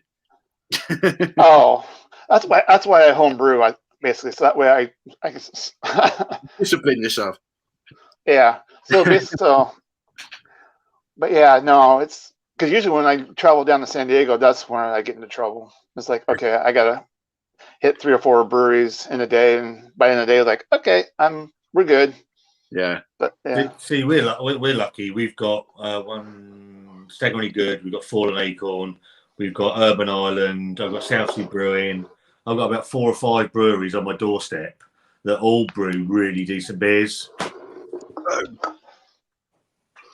Thank you, Kevin. Thank you for sending this. No problem. No problem. Do you know what it was? I'd seen Kevin. There's a story to it. So I'd seen Kevin commenting in on Paul's lives, and he'd done some stuff on our lives. He's been on Mark's lives, bits and pieces, and I knew he was from California. And this is a beer, like Paul, that I've been after. I know Dave's back in the chat, and Dave's been trying to get hold of this for years as well. And I thought, you know what? I'll test the water. I don't know, Kev, but I'll see what we can do. And without shadow of a doubt, the man stepped forward, and those from within sending the first email, the beers were on my door within about 10 days. Wow. Absolutely staggering. And I was like, fucking wow. Wanda was in the hospital with Leah. There's a knock at the door, and it's like, bang. Well, that's just cheered me up a little bit. Just a little bit. Yeah. If you're going to send Sharp some beer, yes, I'll send you some Lords to put in, and I'll split the shipping with you. How's that? That's fair, mate. There we go. Yeah. But when Scott asked me, so I was like, okay. So I started reading up on the internet. And it's just like all the horror stories. I'm like, oh, okay. What am I going to do? Because I sat on it for a day and like, okay, how am I going to do this to get it over? I mean, because we have a lot of people. I think there's another guy down here in San Diego. He sends Mark some beer all the time, and we were kind of going back and forth. Okay, how are we going to do this? How are we going to do this? So that's why I kind of like, okay. That's why I tease about the books, because I just hope nobody from the post office is watching this, but so kind of thing. So, but yeah, so it's like, because all you hear is like, oh, they gets confiscated. I'm like, oh, it's like, okay, I'm like, because obviously it's pretty penny to send that stuff over. Yep. Kind of thing. So it was just like, okay. So I was tracking it. It was like, okay, come on, keep going. I was getting WhatsApp messages from Kevin saying, it's in the air. It's landed. You might get it. Get closer. You're like that. I can almost touch the fucking thing. Yeah. When it landed in the UK, I went, okay. I went, I think we're good. See, whenever I send anything in the UK, I always send it as energy drinks. Because technically, when you've had a few, you've got the energy to do anything. Yeah, because everything was the quantity, dollar value, everything was spot on. It was just the classification. I just like, you just put something else. To be fair, though, Kev, there was a book in there, so you're not lying. Yeah. Oh, yeah. No, technically, I was. What's your opinion on the beer, Kev? I mean, that for me, genuinely, that is a top draw West Coast IPA. I'm really impressed with it. Is that just is that like a run of the mill average West Coast IPA over your way, or would you say that's impressive? I would probably say it's probably above average. Yeah. Yeah, I mean, obviously, yeah. I mean, as I said, we got so many here. I mean, there was another, because you got some of these. I mean, places here, you got like 100 IBUs. I mean, that's why West Coast basically died, because they were going 100 IBUs, 100. I mean, the higher they go, and it just got to a point. It was like, okay, enough is enough. So then the hazy came out, and so everyone's like, oh, and so. But yeah, no, I mean, this is, like I said, this is pretty good. I mean, I thought it was gonna be okay. The back end kind of, I won't be lingering that much, because when it lingers that much, I go, okay, to me that's an indicator of a good West Coast IPA, in my opinion. Yeah, that's right. Yeah, it's got to hang around a bit. That's what I was going to say. It really hangs on. Even now, I haven't had a swig now for a couple of minutes. You're still getting that bitterness back in my tongue. I think that's a brilliant beer. It's better than I thought it was going to be. I love the colour is just bang on. Yeah. I wish my Helix was like that. There's also a risk as well when you have a beer that you've always wanted to try. There's always that risk that it's not going to meet your expectations. And I too, when I did the review, I think I said I was pleasantly surprised that it wasn't. It meant, obviously, you in your mind you're going to give it more points for the meaning it has to you. Say I've listened to Stone Cold Steve Austin's podcasts also, so it probably gets an extra 1.5 above a similar beer if it didn't have that wrap on it. But is it the best IPA West Coast or IPA I've ever had? No. Is it the worst I've ever had? No. Did it live up to my expectations, and was it worth the hassle of getting it every day of the week? Yeah. This has exceeded my expectations. I think as soon as you get a celebrity endorsement on it, you're almost waiting for the product to be crap, aren't you? This is just a really, really good beer. And another thing, look at the lacing, all that marking on the glass. Right. The lacing's amazing. I mean, honestly, when you think that has gone from the shop, whatever shop that you bought it from, Kevin, to then sticking it in the post office, onto an aeroplane, it's gone across the pond, to us, through customs, through everything else. Yeah. Then it's gone to Scott. It's managed to not be drunk. It's been stuck in the post and sent all the way up to West Yorkshire. It's that says a lot about the beer. It survived, didn't it? It was. Look on the can. It was canned on December 7th, so it's a little over 2 months. I'm just gonna read a WhatsApp that I've just received, and it's directed to Kevin, and it's from Dave the Blue Van Man, and it says, "Tell Shark, thank you so much, as I never thought I'd ever get it. There again, I drink Stone Cold's piss and like it." Yeah. So I apologize. I can't read any of the comments on the stream right now. So, but yeah, no. That's a WhatsApp message he's just sent. Yeah. It was a personal message. So. Yeah. So, but yeah, no, it was my pleasure. I mean, as I said, I've been following you guys for September and stuff like that. So it's been a pleasure. I mean, thank you for what you guys are doing. You've made a lot of people very happy. Yeah, extremely happy. And what we're going to do? Obviously, I've got one left of the. I was really cheeky because I asked Kevin if he could get hold of some, and he said, "Yeah, I could get a 4-pack." I said, "I need more. I need 8." So fair play to him. He didn't bulk at it. So I've got one left that I was going to drink. Or I think I was going to come in here and drink it. Actually, with you guys. We're doing our charity live stream next Saturday, and we're going to auction it off for charity. I've had interest in it anyway. Somebody offered me 20-30 quid for it, I think. So we're going to auction it off on our live next week.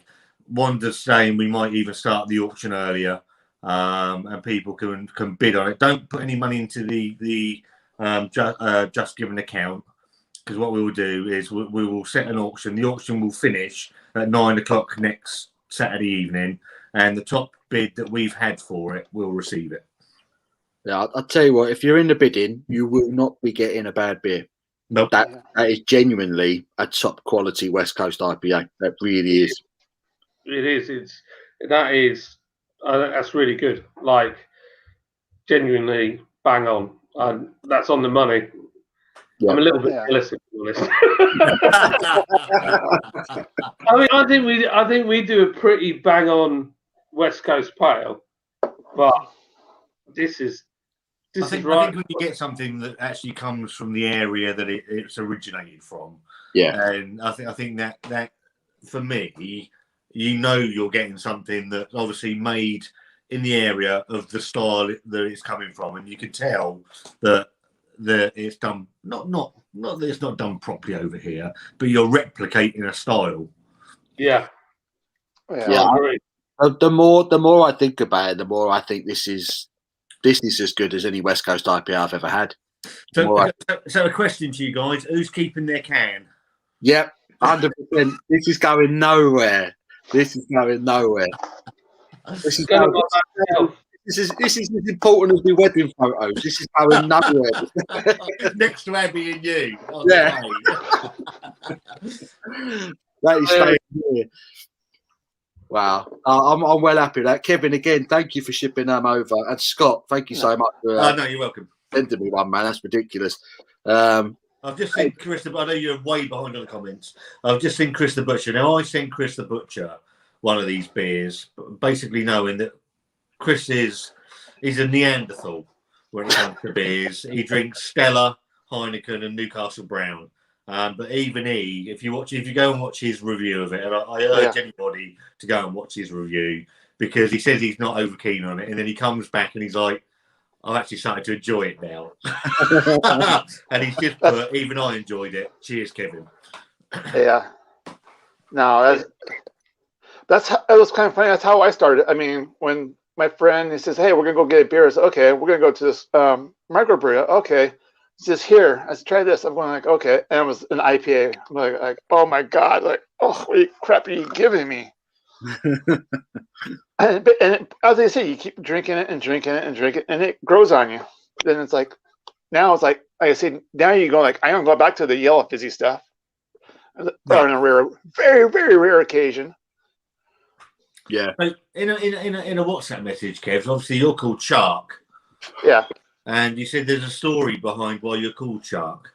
Okay, yeah. Okay, so when I went to college with my so my buddy and I, so basically what we do is in between classes, well, like 2 or 3 hours in between classes. It's just he was like, hey, do you have a frisbee or a disc? I don't know what you guys. I kind of give an example of what. Yep. So anyway, so I said, hey, go get yourself one. Okay, so what we do is we'll play frisbee golf. So we'll be out in the big grassy area. Say, okay, the tree is the hole. So you go just throw it like that kind of thing.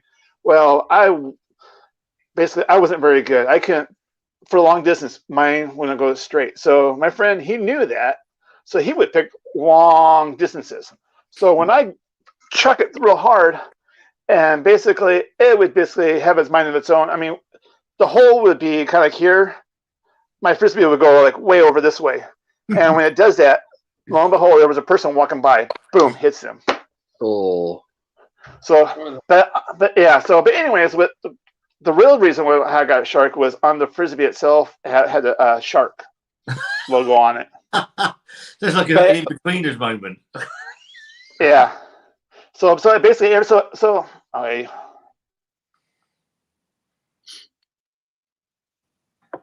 Did you hear that? Kobe's just tried a bit because I said it's come all the way from California. Yeah, so basically, my phone is sending me messages. So anyway, so every time I throw it, he always do it. And lo and behold, we would go this way, and my frisbee would obviously veer off, and there was always somebody there. So and one day I got even with them. So basically what it was, behind something. So he would throw his, and he took off, and I just knew it. I threw mine, and whack, back of the head. I said, he goes, "What the hell was that for?" Well, that was the shark. Even Wanda's laughing. Yeah, so it was. Love it. And people knew we were out there. All of a sudden, they see me. All of a sudden, they go like, "Okay," everybody was like, "Just avoid the area." Yeah. So instead of saying forward, we'll go shark in the water, shark out of water. Kev, I've got a similar story. I used to do airsoft, and the guys that I started with were all like from the army or the police force. So we had some guys who were from the what do they call them now? The parachute regiment, who always wear burgundy. Some Royal Engineers, they're all sorts. And bearing in mind, I've got no training with guns or anything like that, apart from my dad always had guns when I was a kid. And I started doing this airsoft, and I would just do dumb stuff because I wasn't trained, and they started calling me, "It's that guy again." And so I got a patch made that went on my gear that said "that guy." That's what they call me, because I didn't mean to do it. I just did stuff. Because we had the idea one time was because my frisbee was gray, and was that we're going to get some red paint and kind of like paint like blood on it. So when I go by people, they would see it like, "Oh my God, it's blood." I go, "Yeah, well, it's really, it wants to take a bite out of you." So that's where my little logo from "Drink Up Before You Get Attacked." So basically, because we would be drinking beer too, because we will have in our backpack, we will have a beer or two, because we're not supposed to drink on campus, but we would have a beer or two while we're doing it, because we were just having a good time. And it was kind of funny. We started out with 2. I think we wound up, before we graduated, I think we had about 8 people help doing it. I mean, it was a blast. And then we had a pub on our campus. Yeah, we had a pub on our campus, and my buddy, he got so drunk, and so we had to go to class. And it's like, so here we are carrying his ass. It's like throw him in there. It's like, so yeah, so it was.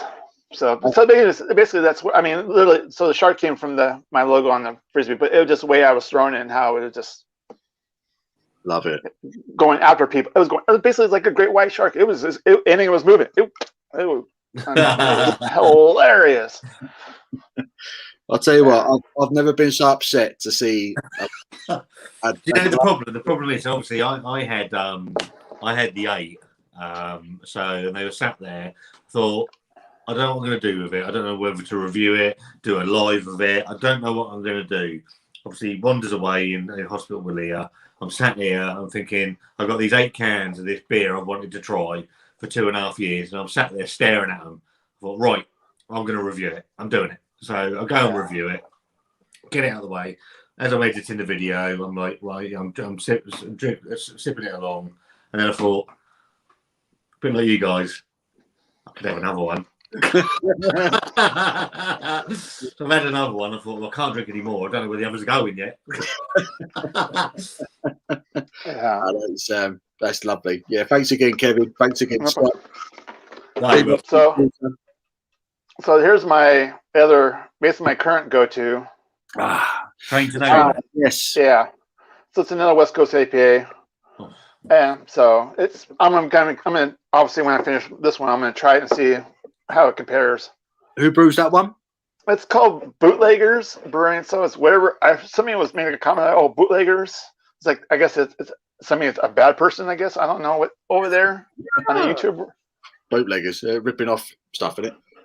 Yeah. So, but anyways, so speaking of these guys, it's they're making this Imperial Stout, and basically what they decided to put chipotle pepper in it. So okay, so they made the first batch and said, "Here, try this." Took a sip, and it's almost like with you guys with your Reapers. It was like, oh my God! It's like you're starting sweating. It's like I'm going like usually like with IPAs, your palate kind of goes, away kind of thing. But this one, like you're going like couldn't taste anything. And I know it's only a little 4-ounce taster too of that. It's like, I've not had many chili beer. I do remember Simon did one. It was a habanero one or something, and he just said it was absolutely horrific, where they got absolutely overboard with the chili in it, and it was almost undrinkable. And I think with chili in a beer, it has to be subtle. It can't be in your face, otherwise it just ruins everything. Well, that was a test batch, and so obviously he was going to go with production with it. So now when you drink it, you just barely get the hint of the heat. Now, there's that first batch. Go ahead, John. Paul's nailed that pour. Yeah. Do you want a flake? He's advising, to be fair. Give me a break. I just watch this like cup of foam move across. I love two fingers. I love 2 fingers. 19 finger head. 19 finger head on my beer.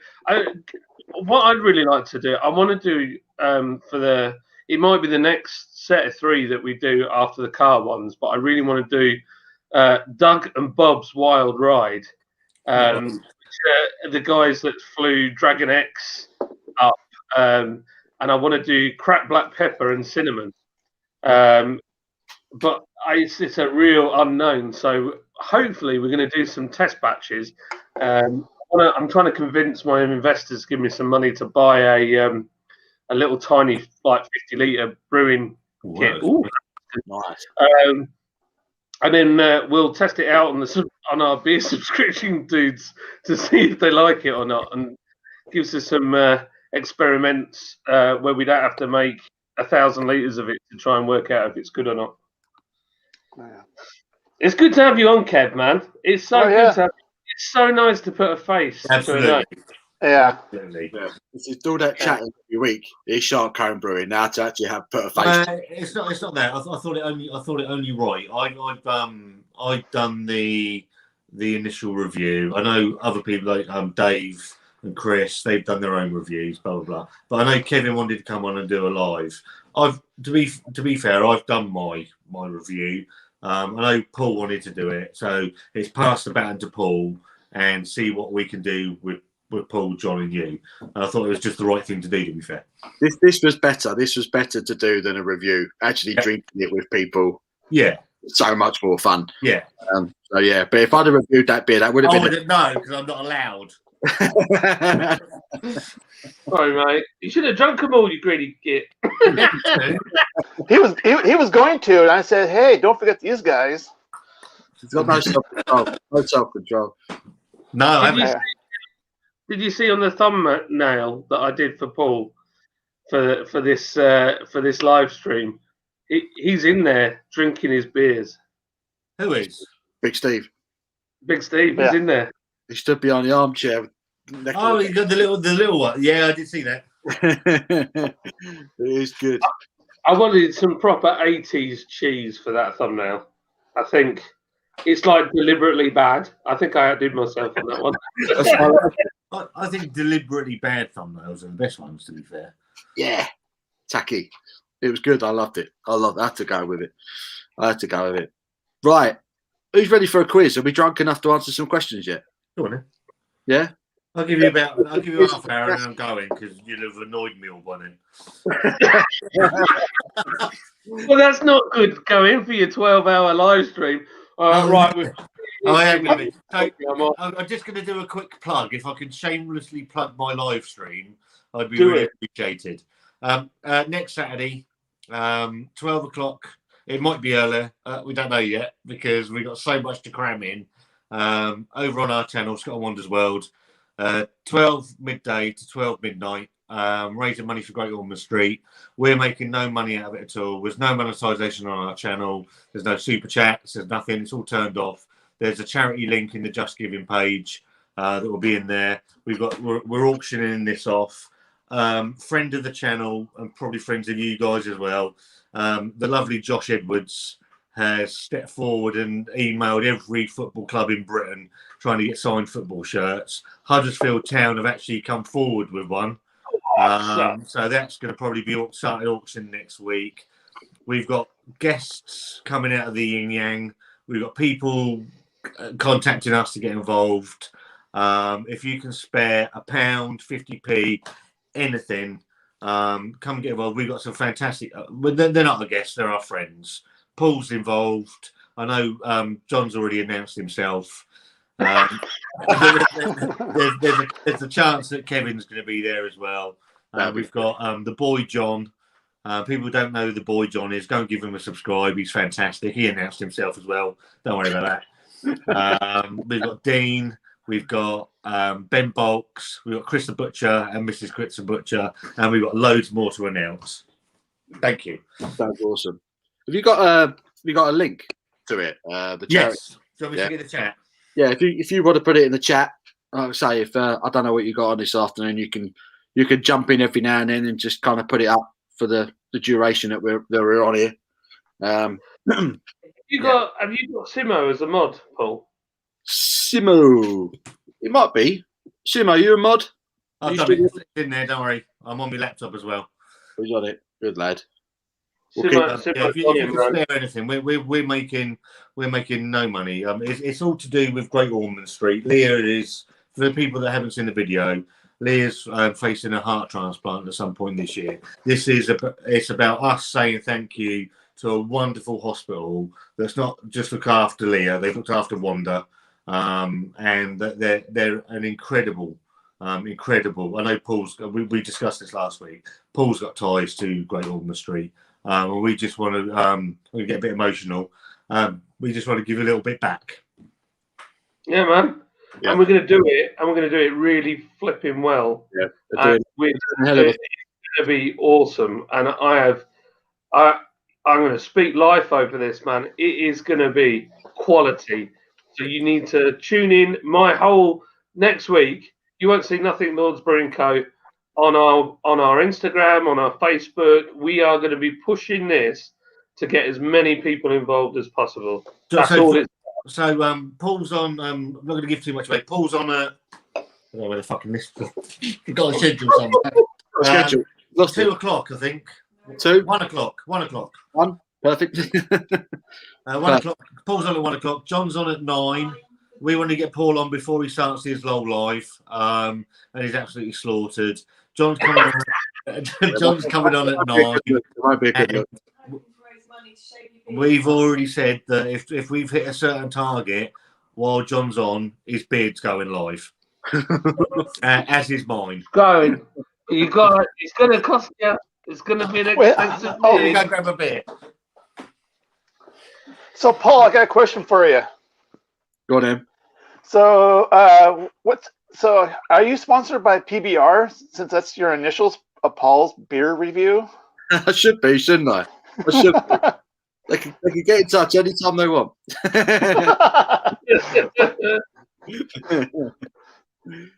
Anytime. Yeah. But yeah.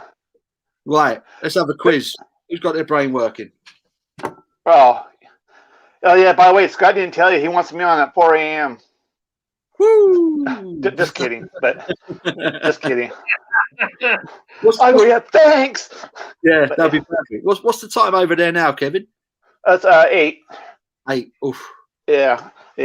So like I was telling you on Wednesday, was it Friday or Wednesday? Like, oh yeah, I'm gonna be here drinking all day long. Okay. Man, starting at 8 a.m. You've got some goals there. So. Yeah, so I'm just kind of because there's 4 guys. What they do is they're kind of like this. They're basically they're beer reviewers. But what they do is they'll pick a style, and they'll basically get beers from wherever, and they'll do like this. They'll sit in there like this kind of thing, and they'll just sit and review and start talking, kind of thing. So it was something like you guys should kind of do also. I mean, just kind of pick a style, everybody grab a local beer, and just kind of talk about it. Because I mean, it's like everybody's promoting all the local breweries. Yeah. So no, it was kind of like, it was interesting to have it for different, because it's just it's like, okay, so like you guys just doing one. I mean, it's basically they're recording for a podcast.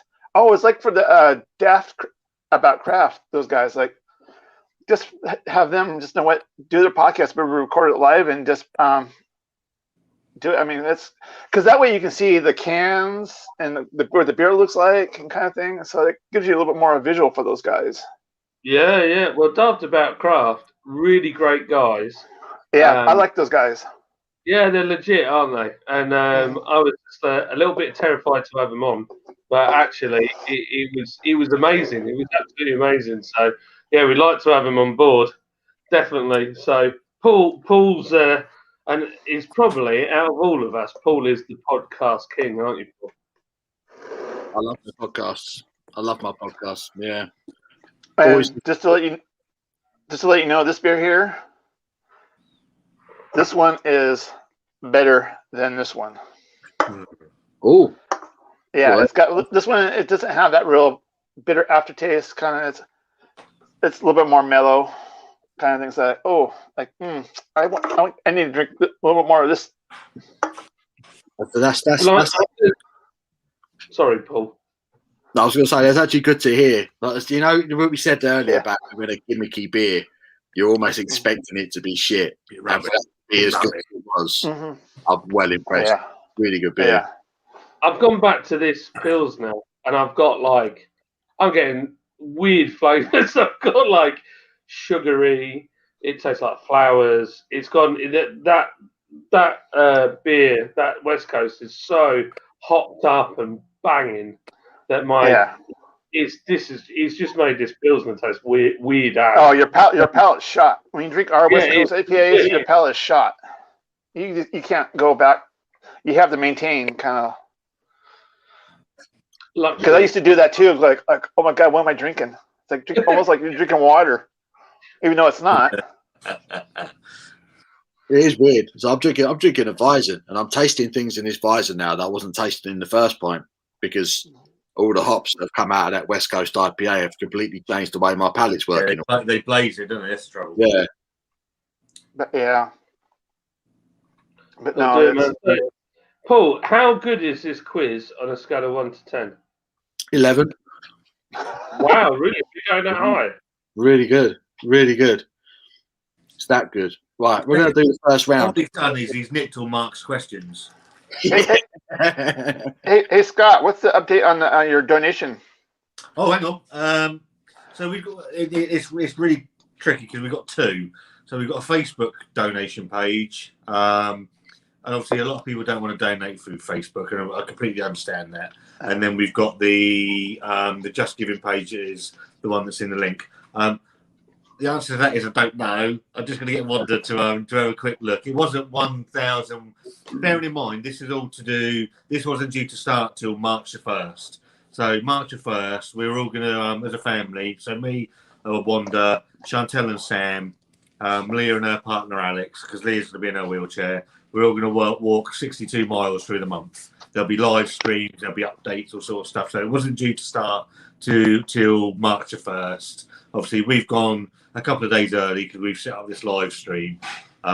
So, Wanda, what's the amount at the moment, sweetheart? She'll have a quick look. It was at 1,135, somewhere around there.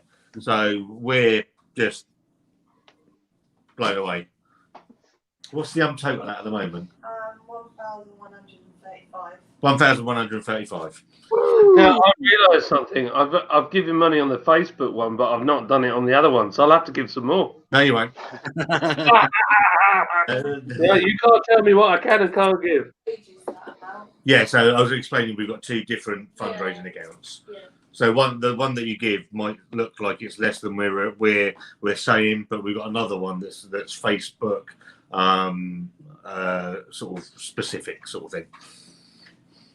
Love it. Awesome. Love it. So we got Abby and Charlotte in their ambulance driving around London at the moment.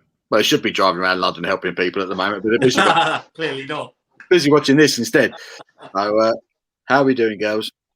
We love you, girls. Thank you for what you do. Yeah, thank you. Charlotte, a bit of a sauce. I've never met her. Couldn't tell you. Charlotte, if she's still watching, are you a bit of a sauce? Would you rate yourself? Would you rate yourself? We need to confirm. I'll tell you what, right? So I spent a lot of time in Children's Hospital in Brighton when I was a kid, and I've got this thing about nurses. So one of the when I was really, really poorly, I'd lay in bed and right down the end of the ward, so you have all the kids' beds, right down the end, there would be the nurses with their little desk lamp on, and they'd all sit around, and if anything was wrong, they'd come straight to you. And you just felt the safest in the whole world. Yeah. You felt so looked after. And, like now, even now, it's just like, yeah, nurses, we love you. Couldn't do without it. I was just got to say, Phil Smith has been drinking the Log Jam. This is the maddest beer I've ever had. Admittedly, my missus nearly threw up smelling it. Log. So I put up a beer review today. Believe it or not, I know it's a shocker. I've done one for a while. I don't know if it's a beer or not. It's staggeringly good. It's brand new, and it's called their blueberry burst blueberry wrecker, and it's a blueberry pancake, a maple syrup, something or other. Wow. And I think it's a fruited goes from what I can make out, but it was 8.5%, and it is absolutely fantastic. I mean, just incredible. What a beer. Just it's got hops in it, so I'm assuming it's classed as a beer. It's just stunning, absolutely stunning. That's cool. I just like to put one little thing in for defence of Log Jam. What's so cool about Log Jam is there's now in it. It's literally why it's called Log Jam Smash. Single malt, single hop. There's no other thing in it. We don't even put yeast in there.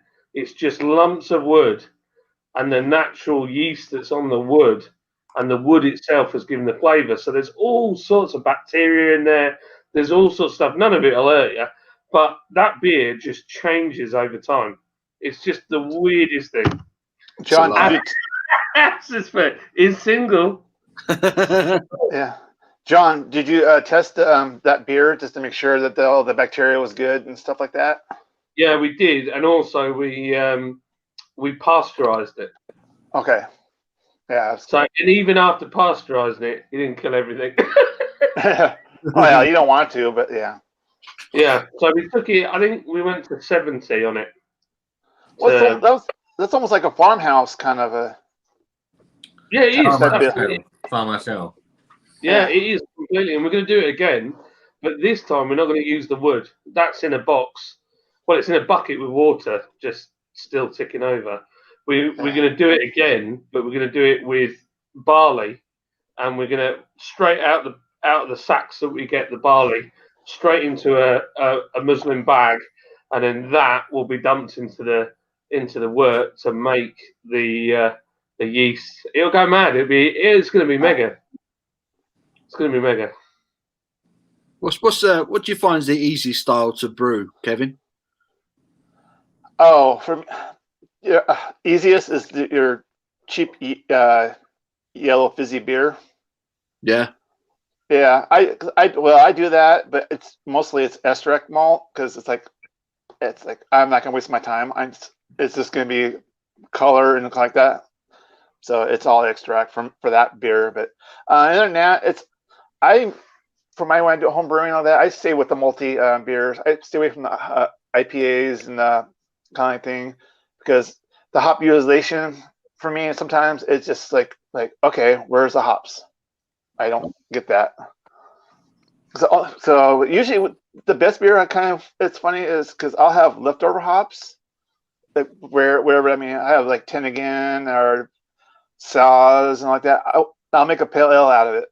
I'll just start mixing a bunch of hops in it because I call it Musco Shark because I gotta get rid of these hops and stuff like that. It's like sometimes I go, oh, this is great, but going like, hey, you need to make this again. I'm going, well, I can't because the alpha acids, how they, I'll say age and stuff like that in the freezer. I mean, it's just you can't replicate that kind of beer. It's a one-off. Yeah. Yeah, so, man. Well, this is the whole idea with the next one. Just gonna have a bit of fun. Everybody get involved on social media. We're just gonna put it together. We'll do all the videos as we go, and then it'll be available to buy. That's it. Just a bit of fun.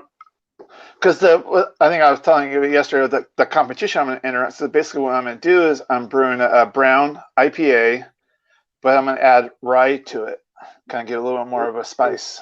Nice, yeah. So the rye is going to be it's low amount, so hopefully just enough to get that pepper spiciness to it, and that's basically all I'm after. Kev, we've got a question. Basically, can you put us up when we fly over to California?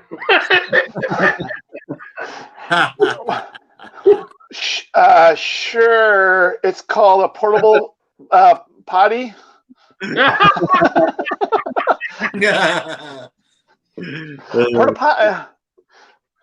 No, but I think Paul's brother has more of the means. You want to hang out with Paul's brother where he lives. You want to live in the posh style. Live in the posh style, yeah. Right in the middle of Beverly Hills, yeah. I don't know. Yeah, I'm with the common folk out here, so now. It's all good. I'm all good with that. I'm from the hood, baby. But no, because where I live, I mean, I have all the breweries I have to drive to. Like where Paul's brother's at, you're pretty much a Uber or Lyft or a cabbie ride to a whole bunch of places, kind of thing. Oh, but Paul, did you say that he was a melt? Who's a melt? Your brother. Right, he's so grumpy. We'll have to sweeten him up. When we come over there, be like, right, we're going to breweries. And my brother would be like, what? They're drinking beer? My brother's more of a cocktail kind of guy, do you know what I mean? But no, if you guys do come out here, I have no problem meeting up with you guys and kind of showing around town. That'd be awesome. Yeah. I'm so off. I've got to do an American tour. I've decided. I said to Paul, we need to do a Route 66. Oh, yeah. It was like you were talking to Aiden and all that and stuff like that. It's going. That's like you said. There's gonna be points where you're gonna have to find a designated driver because you're gonna see nothing but blue sky and maybe yellow and green on the ground. So they're like, okay, this is drinking time. But Route 66, that'll be a good trip. Yeah, man. Gotta do it. It's on my bucket list. Definitely. Yeah. Right, I'm off to go do work. She said. Yeah, she's got stuff to do. Abby's got to do some work. Bless her. She's got some work to do. Right. Oh, that's like when you guys go on live and stuff like that. I'm going like I'm at work. Like okay, I was like, I got my computer program I'm working on, and you got you guys in the background, and every once in a while I'll peek over and like okay, type comments like that. And we're like, and my boss comes by like, "What are you doing?" "Oh, I'm just listening to music and kind of like that." And it's like, just go away. Leave me alone. Right. Yeah. We hope to provide a service. You know, it's for me. I think getting to know all the. I mean, I just came on in a desperate state to save my business. That was literally it. It just pushed me onto it, and also for my mental sort of. I realised there's one thing I realised. Like I go to church and I see all my mates every week. There's like 1,000 people in our church, and I'm like, I miss them real bad.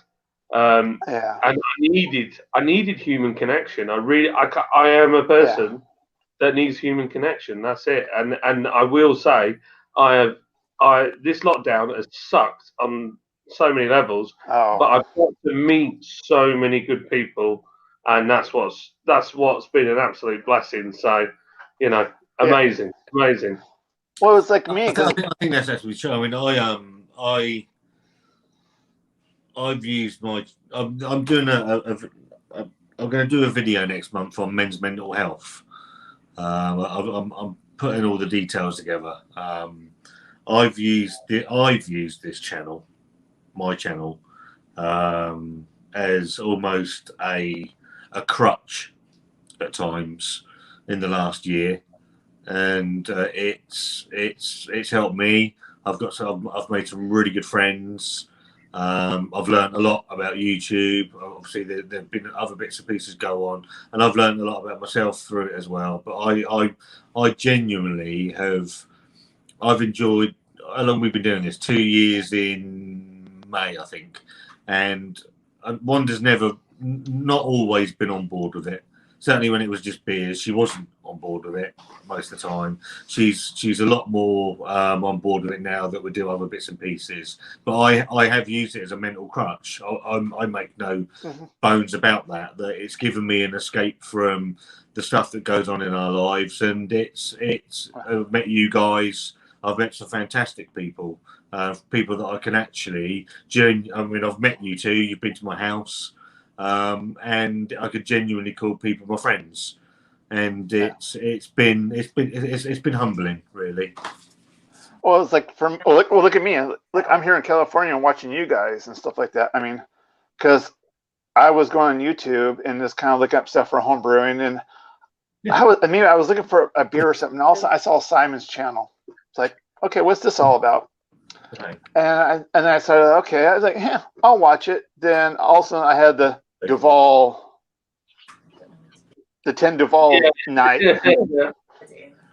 But then I was like, okay, I watched. I was like, oh, hey, that kind of got me hooked. Then I was like, all of a sudden, like on the little chats, all of a sudden, like I saw Paul's name. Then I saw Scott's name, kind of thing. It's like okay, what's this all about? And you look him up, and like, okay, I'm start following him, and it's like we all have the same interests. We all love beer, and we love to have a good time. So it's like, hey, kind of thing. None of us can go out. We can't go to the pub. We can't interact. We can't meet up. You can't meet your mates, but you can. Yeah. It's a forum where you can speak to people. You can speak to all these guys in the chat, and some of these people can become your friends as well. I know Paul will agree. I know for absolute certain, and you're living proof of that, Kevin. That people that comment in the chats and the things you do can become friends of yours, and we'd never come across you in any other shape or form in our lives. You know, it's a fantastic medium.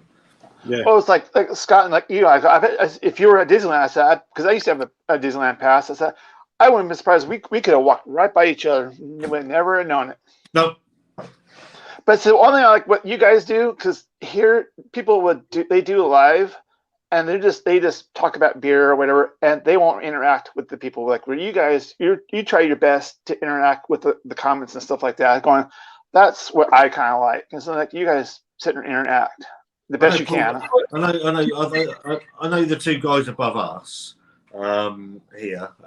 We sing off the same hymn sheet that we all use StreamYard, and if you put a comment in the comment, I usually have my better half sat next to me when we do a live, and she's a damn sight better at it than I am. But if you're going to put a comment in that chat, I'm going to put it on the screen, because you take the time to say that and type that in. Then that deserves the screen time for us to address it. And I think I will say Paul ruined my I was so good at putting the comments up, but what's happened is getting to know Paul has increased the amount of people that follow me in the comments, and I've got this thing where I get really far behind. I think it's like something I caught off Paul. Before I be up to date with it, but it's funny. I'll tell you what, we were laughing about this. We did live at the brewery, and we get 6 people, maybe 7 on a good day, and I did that. I've started doing that like Friday, have a beer, quick pint on my own. He's like mental on there. I couldn't believe it. I was like, wow, this is amazing. Well, look at Simon. I mean, look how fast his chats go by. I'm going like he just has to pick and choose. Yeah.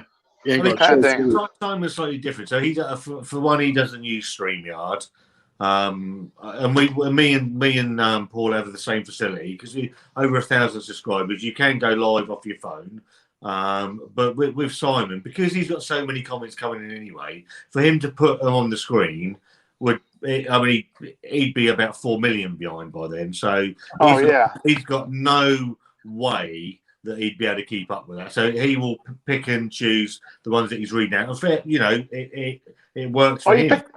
Yeah, he picks the people he knows, kind of thing. Yeah. Which it's you got to do what you got to do, kind of thing. Yeah, absolutely. Yeah. But I like can't with imagine you got, to do. so, Alessio Caruso, when do you guys reckon things will start returning to normal? I'm saying it'll be another year on and off restrictions. Then 2022, we'll start seeing a big shift to normality again. I don't know where you're from, Alessio, but in the UK, I will say of all the stupid things our government has done, they are very good at rolling out this vaccination. And once we get enough people vaccinated, and the rate that they're going at, I reckon another 3 months, we're going to be somewhere near. We'll be all good. We'll be all fine. And I think I will say Rishi Sunak, as much as he's kind of let us go to the dogs in some respects, I understand where he's coming from. So why put more money into businesses that will never survive when yeah. like, what's the point? There's no point. It's just throwing good money after bad. Yeah. Where if those companies survive, the survivors on the other side, I think, and I might be wrong, but I really, given that he did the Eat Out to Help Out, I think that we could see an absolute roaring trade. And whilst Labour, when they did in 2008 to try and spend our way out of it, and it didn't work, I think actually that's what we need here. We need to spend our way out of this thing, keep our spending up, economy float. Got to get the spending up. I think they'll do what Australia did in 2008. At some point, they'll probably give everybody some money. That's what I reckon. I think that's absolutely true. I think what that amount will be, I think it's absolutely true. Mm. Yeah. That'll be the way. And we'll be all right. We'll be fine. It's going to be good. We're just, I think you have to have a mindset. Never quit. Never give up. Refuse to give in. You just keep going. That's what I'm like. Cobra Kai never dies. That too, you have to have patience too. I mean, obviously you got to be aggressive, but you got to have the patience. Kind of, this is going to take time. I mean, we got all the technology and all that to help us all out. I mean, if we didn't have that, if we were like 100 years ago, this thing could last 10, 12 years. I mean, right now we're going to deal with maybe a year to two. I'm going, that's pretty good. Well, you look at probably 15, 20 years ago, this would have wiped out millions. Yeah. So this thing isn't going anywhere. It's going to be like the flu. Yep. Millions of people get their flu jab every year, but it doesn't mean the flu goes anywhere. Nope. So the sooner we get on top of it and the vaccinations are rolling out, the sooner we can get to normal. I think we're on the way up. I think we're on the way up. I think it's going to be a little bit bumpy the next few months, but I genuinely think from the summer, I think we're going to be okay. I think masks are going to be with us for a while. I don't think they're going to go anywhere to any time soon. Yeah. And to be honest, we've all got used to it. I mean, how many times do you jump out of the car now and you're like that? Oh, I've got my mask. It's almost commonplace now. So I still forget my masks a lot, but that's just because I'm terrible. Well, I got to the point where I have a spare mask in my truck. And I was like, no, I leave one in there so that way in case I got that kind of thing. And did you just say you have a truck, Kevin? Yes, I did. I heard that truck. Yeah, an F-150. Oh no! Is it a short or a long bed? Oh, okay. I have a good drunk story. So watching you behind you. Somebody's watching behind you. Turn around again. Yeah, that's my mom. Hey. Yeah, and they got their shot Thursday. Oh, so they got the first shot Thursday, so I'm good with that. So anyways, I was at a friend's birthday party, drinking beer. All of a sudden, they started doing shots of Crown Royal. Oh, Canadian stuff. Ooh. So, and I was like, oh, hey, Shark, Kevin, hey, come on over. So I got to the point, I kept doing it, like awesome. Next thing I know, I'm in the back of my truck, waking up. It's like how the hell did I get here? And the problem is, no one would tell me how I got there. I'm going like, oh, this is not good. Because one of these days they're going like, oh, by the way, remember that night? Well, here's the truth. I'm like, oh no.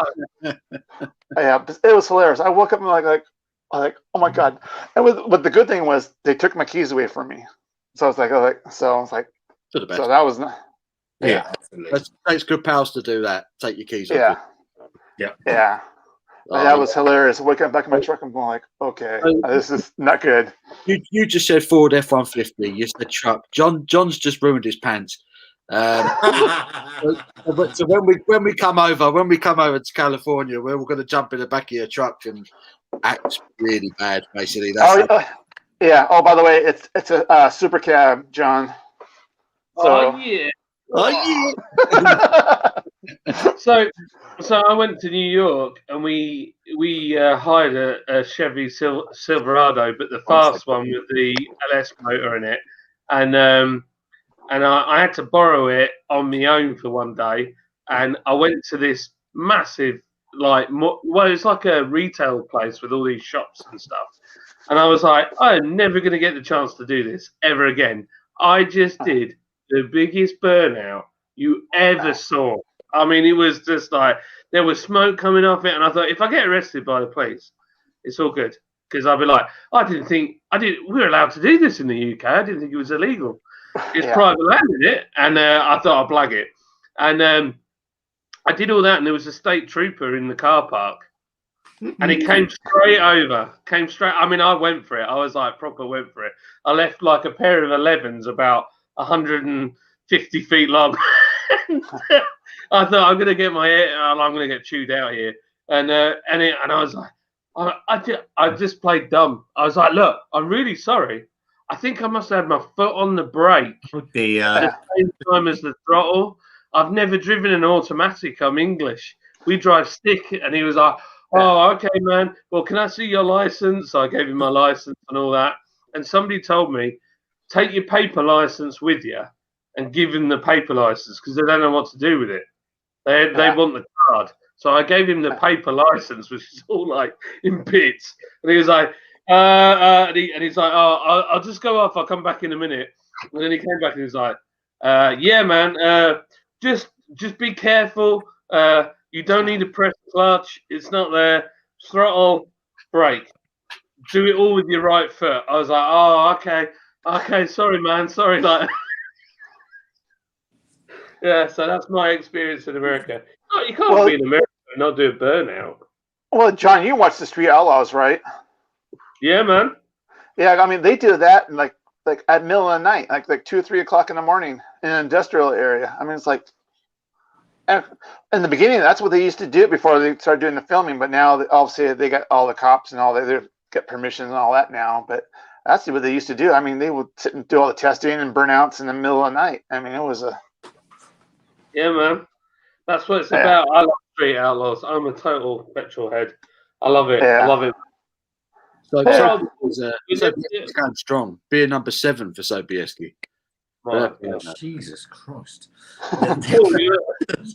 Sorry, John. Sorry, John. That's blasphemy. Hang on. Yeah, right. It's not his fault. Paul, are we ever going to do your quiz? Yeah, we're doing it. We got to crack on. We have got to start it. I promised everyone we got to do it. We got to do it. I'm going to go for a week. Start with that. Paul can't see his questions anymore. I'm like, where's the quiz? Yeah. Well, sorry, it's my fault. No, this has been fantastic, man. This has been fantastic. It really has. It's been really good. John's going to start. Oh yeah, sure. Woohoo! Woohoo! Yeah, because there's up in Northern California, there's a brewery called Lost Coast Brewing Company, and they have basically a beer called the Great White. It's a white ale, and the art on that's really great. And they basically have a bottle opener, and basically it's an outline of a shark, and basically the mouth is the opener itself. And so we were doing a beer festival, and my friend goes like, "Hey, they got your bottle openers." So we start talking. All that going. The guy goes. Beer rep goes, "Here, He gave me like 4 or 5 of them. Okay, cool. Thank you. I love that. Awesome. That's awesome. That is awesome. But yeah. Right. But yeah. Phil Smith has called it. It's definitely quiz time. We've got to get these questions rolling. So, as long as everyone's not too battered, we're going to start getting some questions rolling. Yeah, I'm going to go. I'm going to go back to the.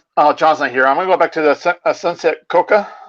Perfect. Do you want us to stay on, or do you want us to go, Paul? It's up to you, man. It's up to you. You can either hang around or you can hang about in the comments, whatever's easiest. I'll give you. I've got another 20 minutes, and then I'll give you a little bit longer. Obviously, I apologize again for everybody. I can't see the comments, so you're all good, man. It's been awesome having you on. We've got to make it more of a regular thing.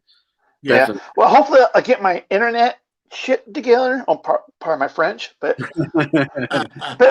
but what's funny though, because I did this with Alan Fee. I did the same thing. It was like that kind of thing. I'm like, okay, this just sucks. So I got on a StreamYard last night. I got my own account, whatever, just a free trial thing. I thought, okay, I called my sister and said, hey, you know what? I'm going to test this out. And it was just, there was a little hesitation and all that. I was like, okay, I should be okay. So I don't know. So I don't know if it's because the distance kind of thing is where I'm having the problem. You're perfect now. The sound. Yeah, well, because I'm on my phone and it's on the data kind of part, and so it's right, yeah. So, yeah. But when I was doing it first, I was on my PC, so it wasn't like I was on Wi-Fi or anything like that. So it's like, so my internet service just like wouldn't have it. Yeah, so I was like, oh, damn it. That's not good. That's not good. Yeah, so I was like, so but anyway, I'll if we do this more and more, I'll get that sorted out. Yeah, no, it'd be wicked to have you on a regular basis. It really would. Yeah, because Mark, he wants to get me on once in a while, and like Alan Fee, they keep asking once in a while, like, hey, you want to get on, kind of thing. So I'll have to get this sorted out now. Yeah, we get it. Oh yeah. So by the way, my first YouTube anonymous meeting is on Monday. Oh really? Yeah, because that's all I do is I'm on YouTube all the time now. Yeah, I need to come on mine, Sharky, as well. We'll get you on our live. Yeah. Yeah. Well, as I said, it's usually the weekends. Obviously, is best for me because, like I said, I can chat with you guys during the week because I'm at work and I kind of on the side. But the live part, well, like let's know the bosses or anything like that. And like, okay, I can sneak on, kind of thing. That's the way to do it. Make sure he's out of the way. He can come on. Well, that's why I always tease him, going like, yeah, I'm in the wrong Zoom meeting again. You don't want to get in trouble. Now, so far, I've been okay. I mean, our work right now, because I work at a college university right now, and so it's slow right now. So that's why I got like this week, like everybody. That's why I was able to kind of like participate. But again, like I said, yeah. But to me, that's for my mental health kind of thing. That way, hey, I got people I can chat with and kind of thing. So as I said, I appreciate what you guys do. Yeah, you've been there now on the regular for a while now. So yeah, like Scott was saying earlier, it's so good to actually put a face to the name and actually get to hear your voice. It's oh yeah. Of all the shit that we've all been through for the last 12 months or so, this has been without a doubt, you know, the positive from it. Getting to talk to people up and down the country, around the world, and talk about beer, yeah, laugh. Yeah. It's mental. Well, you know? Well, that's amazing too. Like people around the world, like you would never probably ever see him or talk to him, but now it's like you can share experiences. Like, hey, like beers. Like, hey, what kind of beers are you from this country? What kind of like. So you get to all that different how people takes and all that on different beers styles and kind of thing. So it's like this thing here. I sent off a message to Kev and I was like, I don't know Kevin. I know him to chat in this environment, and I'm sort of pushing my luck a little bit. Hello mate, how you doing? Any chance of getting hold of this? Bear in mind. No one else in the UK has ever reviewed it. As far as I'm aware, I don't know if anyone's ever reviewed it. All of a sudden, 10 days later, I've got 8 cans on my doorstep. It's just yeah. And what a beer as well. What a beer as well. I've got the can. Yeah. I've got 2. So, Lee W's in. You know what, Lee W? We should get you in, man. I'll get you in on my channel. Yeah. Lee's a lovely guy. Lee's Top a, yeah, so I've got a lot of time Top for Lee. guy. I've met Lee What? a few times, dropping Well, beer that's off. Well, that's what you guys gotta do is every once in a while get all your subscribers and once in a while have them pop on kind of thing. So because me and Lee keep going back because he's a home brewer and I'm a home brewer, so it's like it'd be nice to see his face kind of thing. Yeah. yeah. I don't advertise the fact I got an Instagram page very often. So if anybody wants to come on, find me at Paul's Beer Reviews on Instagram. This is how we got in touch with Kevin. Instagram. I chatted with him the last few days and arranged for him to come on today. So look, I'd love to have you on. Any of you, anyone of you, the regulars on this Saturday afternoon, anyone who wants to come in, have a beer and talk a load of crap for a little while, you're more than welcome. So, reach out and it'd be great to have you on. Definitely. Yeah, and it's same with me, Lords Brewing on Instagram. Come and hook us up, say hello. I've got a special guest for next Wednesday, all being well. I've convinced Emma from Jim's Bottle Shop to do a live from the shop on Wednesday night. So she's going to come on and do beer caddy interviews. So I'm trying to do that as a regular thing. I want to get people on and interview them. Just people I know. There's Golden Bull York. There's a girl called Hannah. She's amazing. Just want to get those people. Hi, John. Yeah. So yeah, I'm not wearing the leather out. What do you think I am? Is it that I'm that fat? The leather. It's like for us. We unfortunately, the one person that I wanted on our live next week, I, for some reason I can't get hold of, and that's Mad Dan out in Australia. And he agreed to come on. He said he was all up for it, and I've messaged him a couple of times. He hasn't got back to me, so now I've had to fill his slot with somebody else, which it's really saddened me because the live that me and Wanda did with Mad Dan, I had an absolute blast with him. He is an absolute character, and it's like we're talking to Kevin here in California. You got Mad Dan down in Australia somewhere, and it's the wonders of the internet that allow these things to happen. Of all the things that we've got planned for next week, it's the one thing that I'm really saddened that I haven't actually been managed to pull off. Yeah. I thought we would have been on it. So I'm a little empty here. I need to go get a refill. I'll be right back. Top man. I've just had a refill. I'm ready. Fresh firing. Oh, you nailed that pour as well. Dude, it takes his time. Yeah, I know. That's a picture. In Germany, It's better than the last one, to be fair. better than the last one. In Germany, they'd be clapping me for that. So shut your face. All right, okay. There you go. If I Right. over in my bar, my Time. Shut up, John. Christ's sake. Someone called us earlier the worst Easy Top group they've ever seen. Outrageous. Right. Question 1, category 1, geography. Are we ready for this? What we're going to do, we're going to throw the question out there. I want to see who the quickest is to get the correct answer. We're going to see who's still got it at this. I'm commenting. At this stage. Yeah, everyone get involved. So, category 1, geography. Question number 1, what is the capital of Chile? Let's go. Carolina. Chile.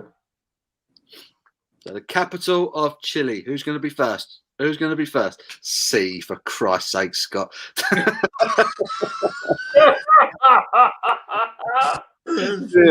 Dear. Look at that. We got an answer already. Boom. Rasco and Disco beer review with Santiago. Bang. Wow. Well done. Then. Straight in there. Right. Boom. Paul Hewlett got it as well. Getting the next one. Right. Question number 2. Yes. What is the highest mountain in Britain?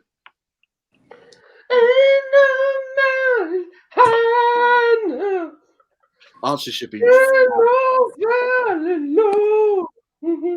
highest mountain in Britain. Well, Scott got it. I live the highest motorway in England. What? I live right next to the highest motorway in England. Oh yeah, you did say that. I sleep better than that. Come on, now. You can sleep well knowing that I live at a higher altitude than you. There you go. David That's Wilson. funny. Everyone lives at a higher altitude than me. Yeah, it's true. You're right next to the sea. Like I say, even if you don't know the answers, just write something hilarious. It keeps us going. Right. Question number 3. Okay. Question number 3. What is the smallest country in the world? Monaco. The smallest country in the world. Isn't there that oil platform that somebody bought? You're way off. You're way off. Am I way off? Yeah. Oh, boom. He's in again. Rasco and Disco beer review with Vatican City. That's 2. That's 2 for them. They're smashing that. Smashing that. He's found your quiz online. That's what it is. Got it. Old Drake got it. The King Paul went for Monaco as well. Thomas got Vatican City. Lee got Vatican City. Have you seen his beer mat gone to pee?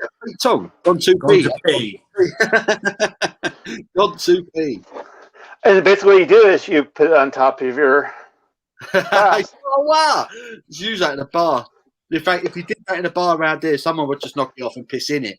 That's what will happen. You get in trouble.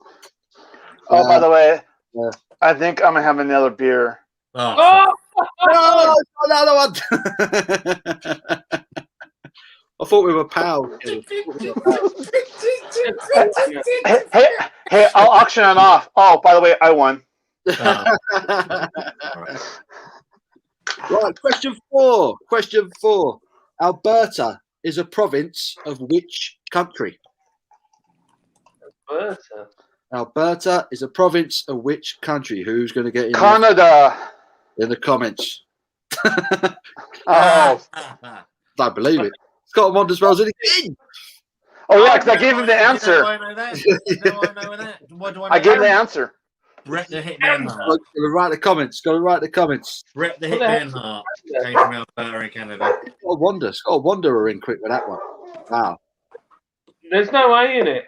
It's not right. Well, no, I've got it right the second time, you shit. Paul Hewlett got it. Oh, Scott, is that a swear jar donation? No, the swear jar is sadly delayed. It will be here on Monday. Well, I get paid on Friday. All I'm going to do is I'm going to dump my whole wages in it because there's no point. Well, yeah. Here's a good one. So is Chris the butcher going to donate with a year's pay for that his jar? The worry is there's somebody coming on that swears more than Chris. What? No way. I didn't know that was possible. Who knew? I watch way more of Scott's and Chris's if there was no swearing because I can't put it on when my kids are about. See, I come on now knowing with you guys that you're family friendly, so I try not to swear as much. Brian's got it. Didn't really. Right. So when you say, hey. Right, this one's well hard. Here we go. Really hard. Right. How many countries still have the shilling as currency? How many countries still have the shilling as currency? Who's going to get in there quick? Who's going to Google this? Whoa! What the hell, Scott? Is it the right answer, though? The answer was 4. The answer was 4. Really? Is it really 4? It's actually 4. Yeah. Africa, I know Africa still uses the shilling. Kenya, I just closed my eyes and hit a number. Yeah, no, one just telling him. Someone's telling you. Kenya, Uganda, Tanzania, and Somalia. I do then. Chilling. I was like, I knew that. I knew all those questions. I knew all those. Up here, mate. Up here. Right. Question number 6. This is a good one as well. Which is the only vowel not used as the first letter in a US state? So, which is the only vowel not used as a first letter in a US state?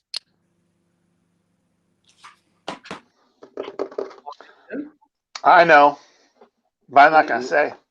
Oh, hang on. Look at this. Look at this. Scott, you are on one here. Come on. Hint, I'm not- hint. I'm not as stupid as I look. Let's face it. No. Oh, well. Right. So Scott and Wanda got it. Hope All Mark right. beat the letter E. The letter E. There's no states. Nope. I did know that one. I guessed the other one. I did know that. Right. I did. I Right. couldn't even understand the question because I've had that much beer. John just sat there colour like, I don't know what's going on. John's got I mean, look, I'm looking gangster. I got Everyone who said E. Well, I mean, John's getting E-I-E-I-O. right, number 7. Number 7. What is the largest country in the world? The largest country in the world. So we've had the small list. What's the largest? No. the Ruskies. Who's going to be first in the comments? Who's going to be first in the comments? Here we go. Boom. Paul Hewlett, Russia. Well done, fella. Straight in there. Loads are Does coming in. anybody watch Bald and Bankrupt? Bald and Bankrupt. He does a lot of stuff out there. Good fun. He got it. Dave Wilson got it. Alessio got it. Vasco went for Canada this time. Goldrake got it.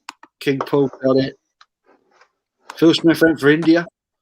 I went for Argentina. Argentina.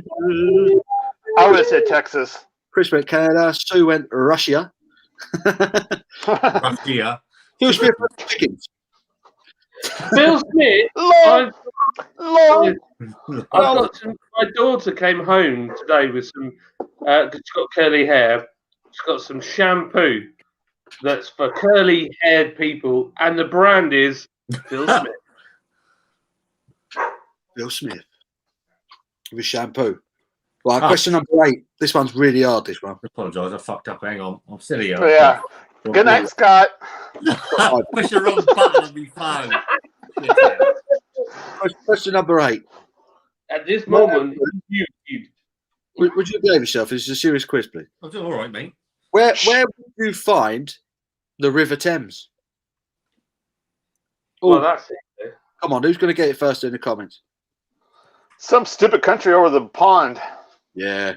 Where would you find it? But we need the city, not just the country, the city. Oh, would you technical find? question. The River Thames. Technical.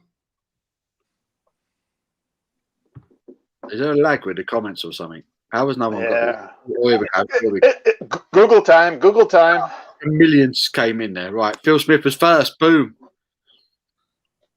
Phil Smith got in there first, according to my servers. Then Jimmy, Gold Drake, Lee W. Alessio got it. Vasco went for Oxfordshire. Does it run through Oxfordshire? King Paul, Dave, Will got it. Everyone got it. I did. Yeah, I agree. That was a pretty poor question, that one. Right, number 9. Number 9. What is the hottest continent on Earth? The hottest California. continent on Earth. California. So the hottest continent on Earth.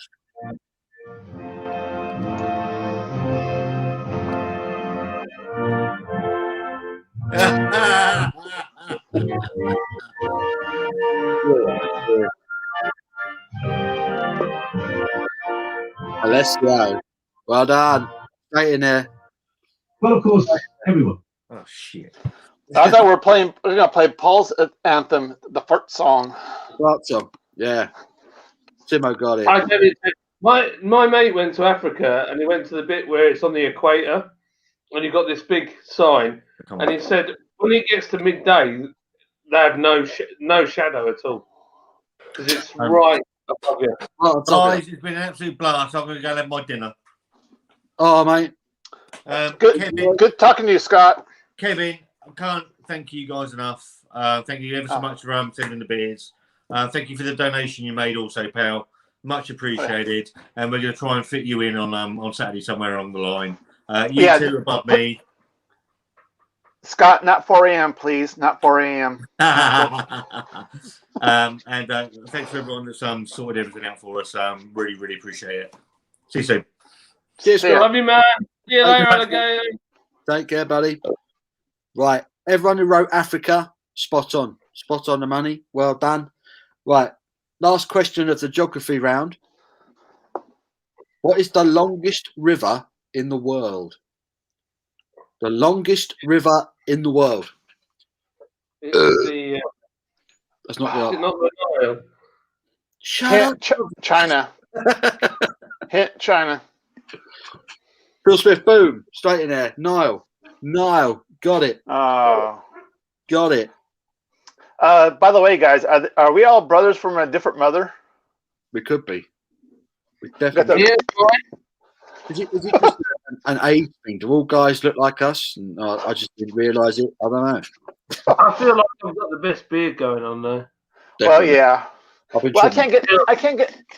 can't get that long. So I mean, like you were talking about the other day about getting scratchy when you had the condition and all that. Going like, I just keep it short because that way too, it hides the gray. Catching up with us all. I don't have any grey hairs. Right, everyone who wrote River Nile, well done. Spot on. Bang on the money. Bang on the money. Talk to me. Gold Drake. Now I'm getting serious, guys. Okay, let's go. Oh, the hat's gone backwards. Right. That was the geography section. Who's ready for a sports section? No, long as not football. It's going to be. This is all sorts of sports, this one. All Let's sorts of sports. Right, so sport category. Here we go. First question, the sport category. What are the 5 colours of the Olympic rings? The 5 colours of the Olympic rings. First person to get all 5 answers in the comments. Guess your shout. Oh, The tricky one. Everyone's picturing reds. Everyone's Googling the picture. sorry. This one's gone for red. Yeah. No, there's no white one. For music, check out Epidemic Sound. No, sorry, I pressed the wrong button. John's going for copyright strikes again. No, I thought I'd put a little bit of chill hop in the background. That's all. Love a bit of chill hop. So, John, where's the squeaky mic?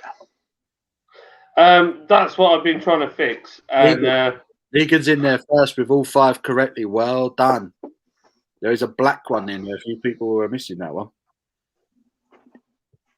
Excellent. So anyone who put blue, yellow, black, green, and red, spot on the money. Blue, yellow, black, green, red. Sobieski got it. Sue got it. Sobieski got it. Sobieski. King Paul got it. Thomas with red, brown, green, and orange. Not quite. Simo got it. Oh, it wasn't an orange one, was it? Right, that was a tough one, that one. Right, second question. In football. Was that too loud? Yeah. I'm sorry, I'm trying to give you some ambiance. Ambiance. Question 2. In football, which team has won the Champions League the most? Oh, that would be easy to answer. That's Italy. LA Galaxy. Oh, that's M. Oh, damn, that's MLS. Damn. Oh. Real football. Which team has won the Champions League the most? Real football. Hey, at least I'm calling soccer football. Come on, give me some credit here. Alessio's first in there. Well done. Real Madrid. Hala Madrid. Real Madrid, huh? They've won it a whopping 13 times. Wow. John's like, wow. Right, question three. How many players are there in a rugby league team?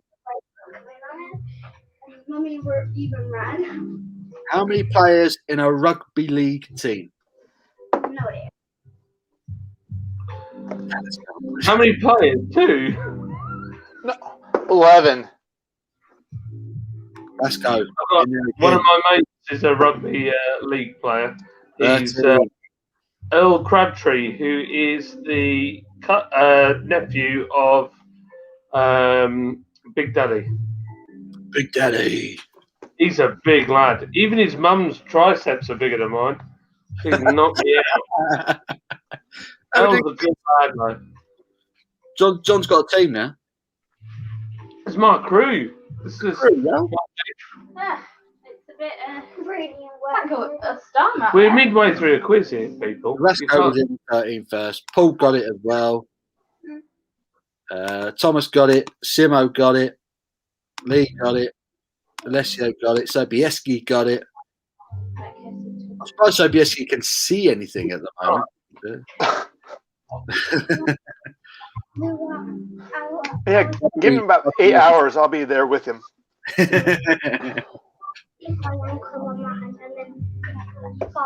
Everyone who said 13, well done. Right, number 4. Which horse is the only 3-time winner of the Grand National? Which horse is the only 3-time winner of the Grand National?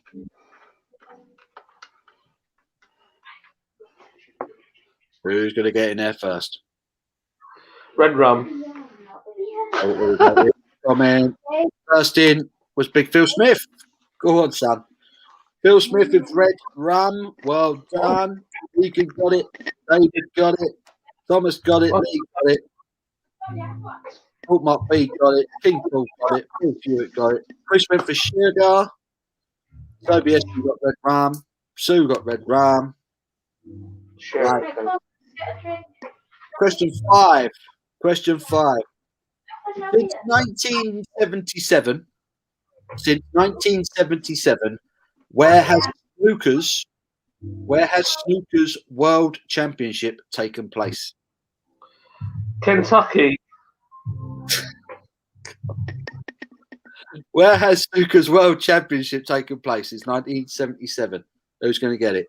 Oh, look Is at that right, or is that too loud? Negan's bang on it tonight, man. Negan's bang on it with a crucible. Great answer. Well done. He's sober. Paul, is that music too loud? No. No, you're fine. It was just the kids chatting and kind of made it. Don't show You're okay. But you're okay, John. You're okay, John. We're good. It's all good here. Yeah, Negan was straight in with the crucible. Well done. The crucible. Technically, it's a crucible theatre, but I will give you it. Yeah, Rasco went Sheffield. Lee went Sheffield. Paul Hewitt, Crucible, Sheffield. Sheffield. We were looking for the venue. Well done. Anyone who went to Crucible, well done. Paul's not looking. He's not looking. No. I was miles away. Sorry, dude. Me and Shark are like, Both pretending that you're frozen. but then I realised the fire's going, so I can't do it. Yeah, that's it. Yeah. No, no. Everyone's just like, John, what are you doing, man? There's a fire behind you. Right. Question 6. This is a good question. I like this one. In tennis, what piece of fruit is found at the top of the men's Wimbledon trophy? In tennis, which fruit is found on the top of the men's Wimbledon trophy? Tennis ball. Yeah. Which fruit is on top of the men's Wimbledon trophy? Yeah. I know loads about tennis. Chris is there. First right answer. Pineapple. Pineapple is the correct answer. There are a lot of people saying orange.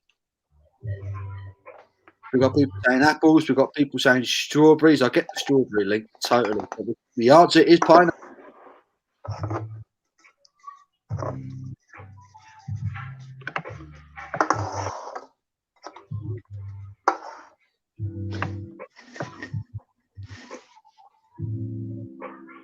got some breaking news.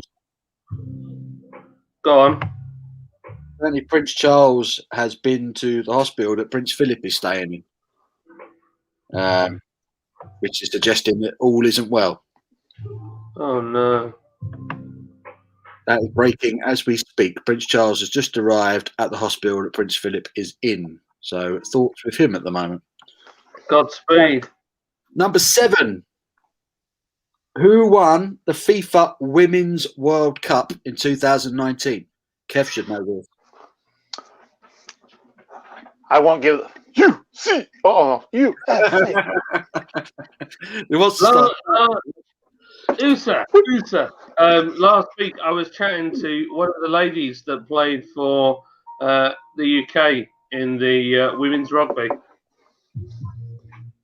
Nice.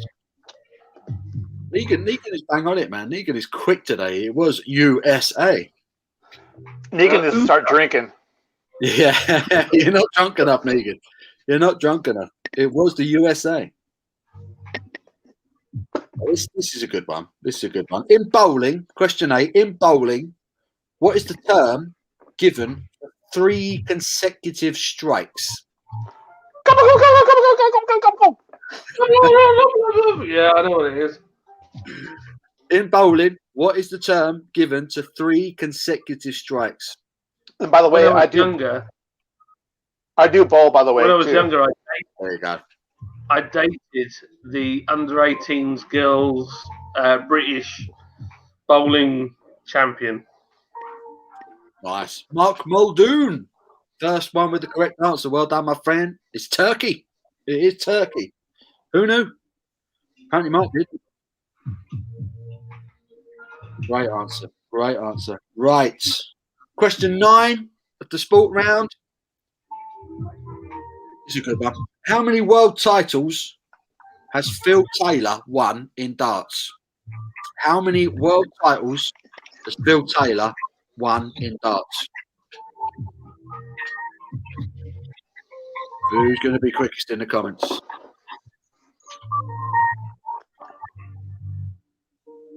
No one with the right answer yet.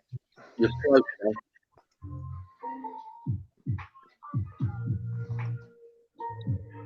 Got a few close answers. No one has hit the nail on the head just yet. Bill Smith, boom, got it. 16 world titles to his name. What? Pretty impressive. 16 world darts titles to Phil the Power Taylor's name. Well done, Phil. Mark Muldoon got it as well. A lot of people were saying 15s. A lot of people were saying 17s. Still got the nail on it. Right. Number 10. Last question of the sports round. In golf, where does the Masters take place? In golf, where does the Masters take place? The month of August. That's a really good hint. Who's going to get it? Who's going to get it? Unless you were spotted, but Negan again, Augusta. And he put a question mark after it. Time him out. The moderators time him out. Negan's too sober. He's right. It's Augusta. Well done, Negan. I think Negan was the most impressive in that sports round. Fair play. Right. What's we go for next? Nicely done. Right, everyone get a swig of beer. Everyone get another beer. We'll do another round in a minute. Pee time. Go to pee.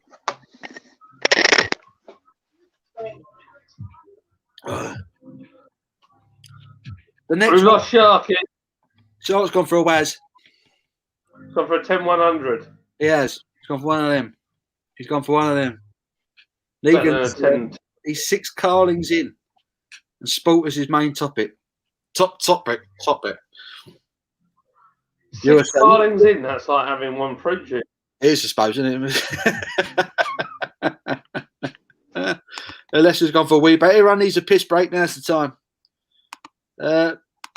Barry, all the beer no idea is in. How you doing, Barry? How are you, mate? Pazza! Are you drunk, John? Pazza! Liga says he's still 1-0 Everton. Go the Toffees. Right, the next round is going to be food and drink.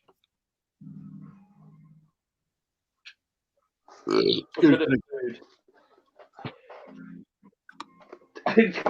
get up sharply, you bugger. Sharply holding up washing up liquid. Oh, sharp liquid. For some reason, this beer is going right through me.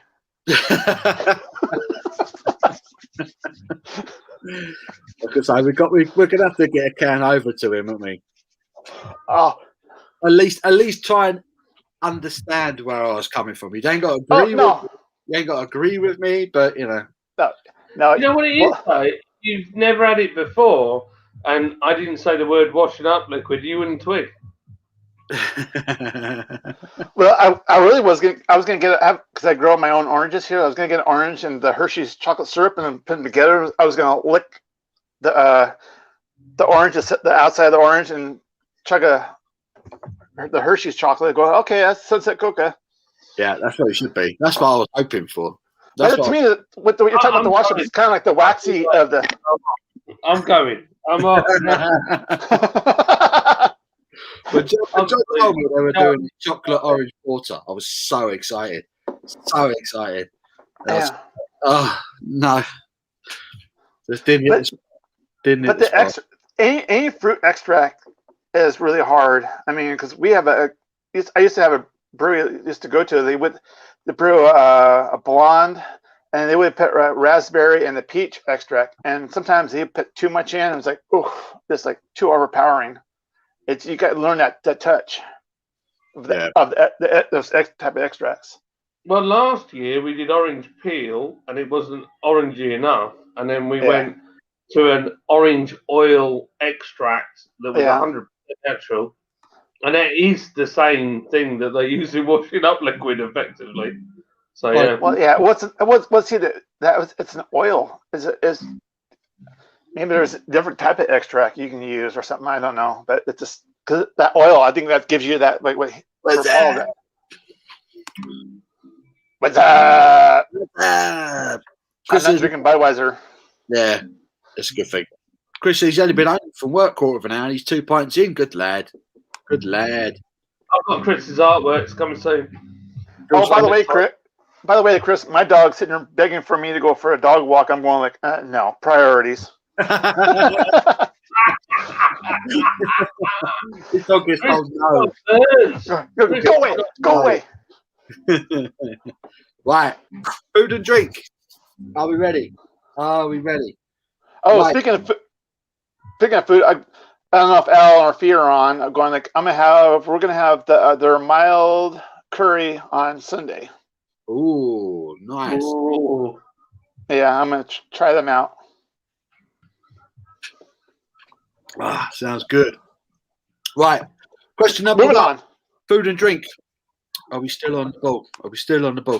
Question number one. Which nuts are used in marzipan? Which nuts are used in marzipan? Big ones. Big nuts.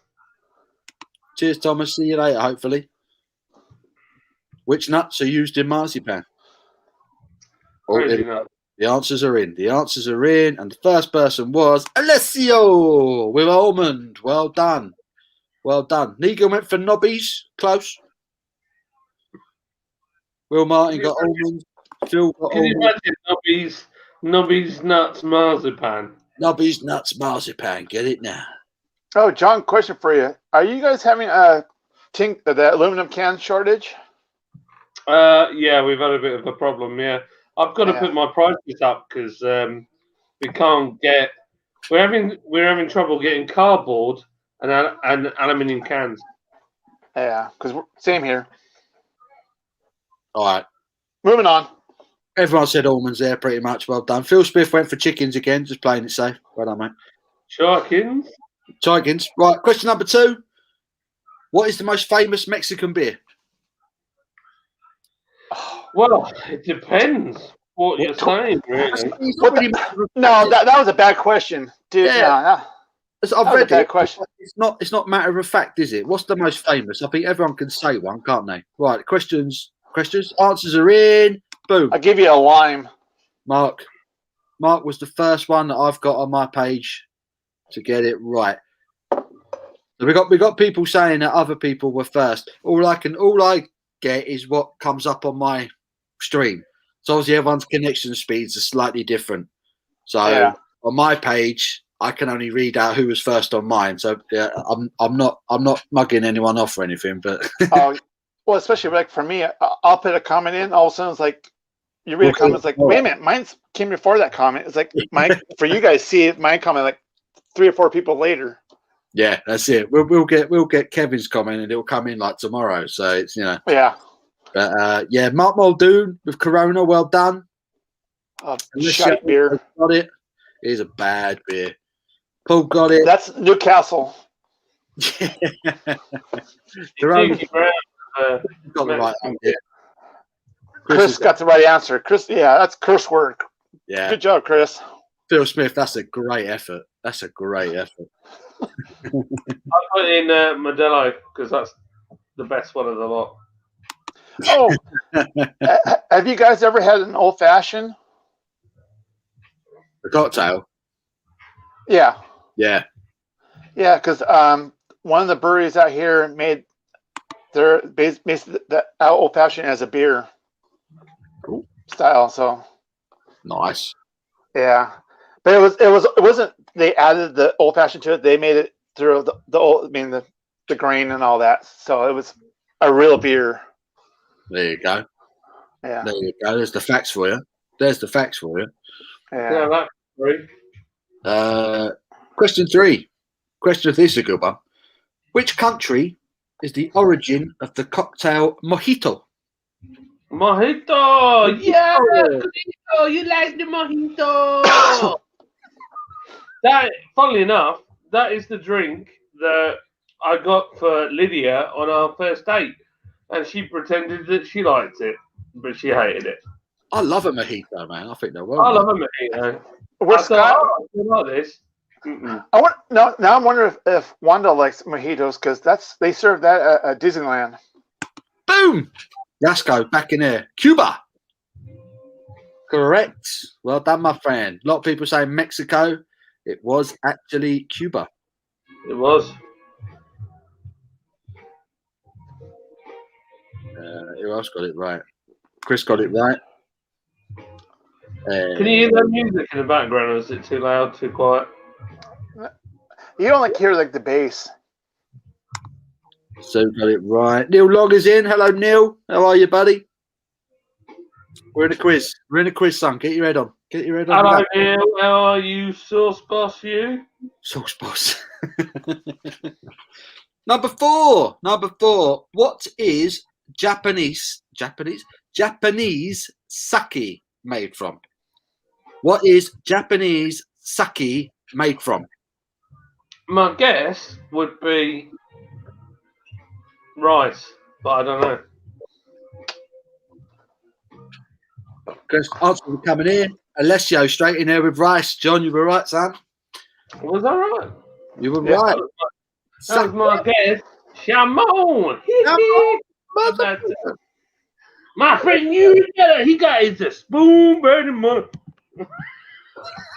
Dave Wilson got it. Rasco Disco Beer Review got it. Mark got it. Chris got it. Phil got it. King Paul got it. Everyone got it. Wow, look at this. You lot are some smart motherfuckers. The PL7 frontline went full on. He went rice, wine, vinegar. Phil reckons it was made from Kung Fu. Well, Phil, technically it is. Technically. Did you see Mr. Miyagi? Miyagi. Right. Number 5. Miyagi. Which vitamin is the only one that you will not find in an egg? Which vitamin is the only one that you will not find in an egg? Which vitamin? You mean vitamin? Vitamin. Yeah, sorry. Vitamin. No, it's not a bit. Sorry. It's like you say aluminium and you say aluminum. Yeah, that's gets me all the time. That aluminum. Aluminium. Aluminum, and we say, what do we say? We say potato. Potato. The answers are flying in. The first one who got the right answer was Big Bad King Paul. Well done, Sam. Vitamin C is the only vitamin that you won't find in eggs. Vitamin C. Well, it's kind of funny. You guys call what you guys call Nike. We call it Nike. Yeah, that's odd, isn't it? When you guys and Adidas is Adidas. Adidas. But you guys call it Adidas. What do you call our kids? What do you ride? What do you ride with handlebars? Do you just call it a bike, or do you call it a bike? No, we call it bike. More. Well, it depends on. Well, nowadays you got motorbike, motorcycle. I mean, all that BS. So our kids called Nike Tick. I want some Tick shoes. I like Tick shoes. I want a Tick shirt. That's just a thing in our house. And yeah, it's a bit crazy. What was the other thing you said that we call? Alessio got it. That's more of this. Oh. Well, it's like we call BMW, but it's BMV. BMV. BMV. Well, somebody said that Germans. I had a German girl. She said, "Yeah, it's BMV." Well, because the W is a V. Well, like I never heard of BMV. Like okay. Then I think Mercedes. We call it Mercedes. I don't know if you call it Mercedes or I mean. No, we call it Merc. Yeah. There it is. Porsche. But certainly that you announce more of the words. Oh Jesus Christ! Shut up, John. Wait. Here's the finger count on that head. You can't. We got a beautiful. Got a freaking like this. Beautiful white head. Jesus Christ. It's got a 12-finger white head. So let it be known that a Weizen from the submachine, you do get a massive head, but the beer is catching up all the time. To be fair. Well, I think somebody didn't pour it right, but we won't call them out on that. It's because it's not cold enough. It needs to be coming out 2 degrees. Well, it's telling me it's the perfect temperature. That's why I got a green light. Yeah. So everyone who wrote vitamin C, spot on. Phil Smith went for chickens again. Playing it so. I need a wee. Went for a wee. Oh, John, before you leave, I'm gonna take off. Oh, you off, are you, Kevin? Shark. Well, I'll go. Yeah, go get your weed and come back, and I'm gonna. We'll say goodbye to them. Perfect. Yeah. Right. Where are we? Question number 6. It's a tricky one. What is the chemical formula for table salt? What is the chemical formula for table salt?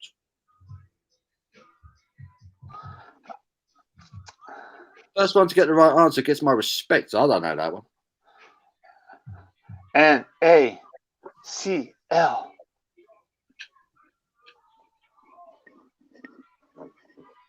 Couple of guesses so far. Off the mark. Oh. Chris. Sobieski. Yeah. Sobieski. First on the board. It was Na. Let's say. Someone's written NaCl. It's actually NaC1. Yeah. I get what you mean. Someone's read that. They've obviously read that. Is it NaC1 or is it NaCl? Maybe I've got the wrong information. CL. Is it definitely Cl? Yeah. So I've got someone to say that's it. So in that case, Sobieski, you are right. You are right. I've got the wrong information. Never mind. Right, the next one is the easiest one in the world. The easiest question in the world. I always feel bad for asking it. Question number 7. What does IPA stand for? What does IPA stand for? I prefer another. That's the best answer I've ever had. That's the name of my IPA. I prefer another. I prefer another. Thank you. Yep. and the I and the P and A are all caps, so that way you know it's an IPA. There we go. Right, questions are flooding in. Mark was the first one to get in there. Well done, mate. Combination of fast typing and good signal. You got to me first. Simo got it. Phil Smith got it. JMV66 got it. Dave got it. Paul Mark got it. Will got it. We're getting high class here. Rasco and Disco Beer. Close. Someone's got all Peaky Blinders, no? Well, anyways, guys, I'm going to take off. Okay, Kevin. It's been a pleasure. Thank you for joining me. It's been great. Oh, yeah. So, obviously, we got to do this again because it's been a blast. 100%. Yeah. I feel we all need to sit back and just give Kevin a big round of applause, really, for sorting out the beer. Thank you. Joining us for the live for the last 2.5 hours has been fantastic. Yeah. Thank you, Kevin. Yeah. I hope I'll see you guys on LFE's later on today. So, in the chat room. Definitely. So, We'll be there. But anyways, and like I said before, I appreciate you guys what you do. I mean, it helped me out. It's just to kind of have somebody to talk to about beer and whatever. I mean, so I appreciate you guys what you're doing. Keep it up. I mean, keep up the great work. We appreciate it. We've loved interacting with you. We've loved the comments. We've loved chatting with you. And I hope you do come out to California. I mean, whether or not I give you the porta pot accommodations, or we can just meet up and have it, or we can just blatantly cheeky. That's all it was. But anyway, I appreciate you guys. I'll talk to you guys later. Cheers, Kevin. Take care, buddy. What a legend! What a legend! Absolute legend. What more can you want, Kevin? What more can you want, Paul? Shark Cove Brewing in California. What a guy! What a guy! Sorted us all out with one of the best West Coast IPAs I've ever drunk in my life, and I didn't think it was going to be. I didn't think it was going to be at all. No, it was good. Really good beer. Right, number 8. This is a good question. This is a really good question. Who's going to be the idiot who comes out with the wrong question? Right, here we go. Number 8. Which meat is used in Glamorgan sausages? Which meat is used in Glamorgan sausages? Who's smart? Who's going to get this? Mystery meat. Which meat is used in Glamorgan sausages? Look at this, right? Peaky Blinders, 90s rapper. Oh, God. Peaky Blinders, Samuel L. Jackson. Yeah. Will Martin is in there with none. You are spot on. You are spot on. Who makes that one? Dodgy Blinders. It's upside down. Who's that? Harry who? Harry Tweed? Ah! Flipping heck. Got 2 left hands here. He's trying to flog his hat. Harris Tweed. That's a proper Harris Tweed hat. Oi, oi. Alright, saucy. That's it. Right. Will Martin, you are spot on with none. But can anyone elaborate on that? They're not made from meat, but what are they made from? Can anyone elaborate? Oh, hello. Chris has gone for it. Cheese and leek. Well done. So they're not made from meat. So Will Martin got it right, and then Chris elaborated. Well done. So they're not made from meat at all. Trick question. They're actually made from cheese. Bit of cheese, know what I mean? Made from cheese. Cheese sausages. Sounds bloody awful, doesn't it? Right, number 9. What ingredient is included in food in a Florentine style? So what ingredient is included in food in a Florentine style? Florentine style, baby. What food is included in a Florentine style? This hat is a little bit tight on my head, and it leaves me with a red line on my forehead. We've got some chefs in here. Chris is there again with spinach. A lot of people went for eggs. A lot of people have gone for eggs. Chris was first in with spinach. Well done, mate. Phil Smith played it safe with chickens. But yeah, Chris, you're absolutely spot on. Spinach. Florentine style is spinach. I did not know that. I didn't know that either. And the last question for the food and drink round, last one. Which fish is the main ingredient of Scotch woodcock? Woodcock. Which fish is the main ingredient of Scotch woodcock? Which fish? What do you call a fish with no eye? Don't know. Fish. Fush. Love it. Love it. Excuse me. No correct answers yet. No correct answers yet. A lot of people are saying salmon, which would make sense, since the word Scotch came in there. Which fish is the main ingredient in Scotch woodcock? I'll give you a clue. They're very, very tiny. You what? I said they're very, very tiny.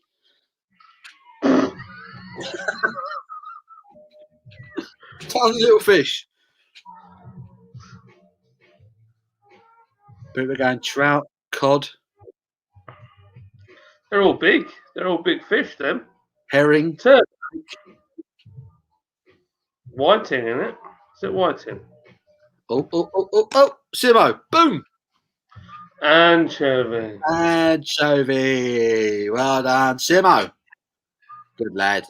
Good lad. Oh, dear Rosie. Kevin went for tadpole.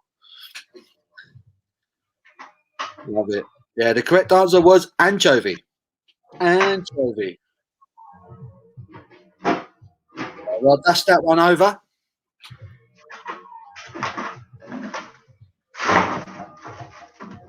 Are we still drinking, guys?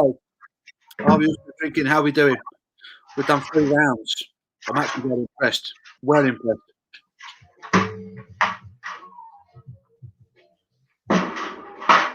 Well impressed. We'll have a little breather. We'll have a breather between rounds. How are we doing? How's everyone holding up? Sobieski, how are you? You must have finished that box nearly. What's more for chicken Wales? Close. Close. Let's go Disco Beer Review. Great quiz, Paul. Thanks. Got a dash though. Thanks for joining in, mate. Appreciate it. Nice to have you. To have you. Nice. Nice. Nice. Nice. Talk to me. Talk to me. Farmer. Sell me. Seduce me. Just me. You're got it, Maserati. You don't just jump at that spell, but tell it. Let me tell you. That was a great show. I loved it. It was good. So, wooden ladders. Talk to me. Talk to me. I've been in wooden ladders for 22 years. There's no 2 wooden ladders the same. Let me tell you. Great show. I've got some news for everybody. Really exciting. Breaking news. Breaking news. Breaking news. This lounge is getting repainted. What colours have been repainted? It's going to be red, like the chair. Really? What, dark Yeah. red? Yeah. Most of- We painted this like duck egg blue, and I flipping hate it. Is that what it was meant to be? Duck egg blue? Yeah, no, absolutely. It just doesn't look like I wanted it to look. So we've got another lounge. So there's this lounge and there's a lounge over there. And this lounge is just like, it's all the wrong colour. I just hate it. And then we've got dark furniture. So this is red. The chair over there is black. That one's brown. And I'm like, you know what? I want a cosy place. So we've got a colour which is very similar to this chair. And that's what the walls are going to be. It's going to be pimpy. I want cozy. Opulent. Dark red is a nice colour. It kind of has that Spanish feel about it. You just need someone with a pair of castanets in the front of the wall. It's going to be darker, almost black. Almost black.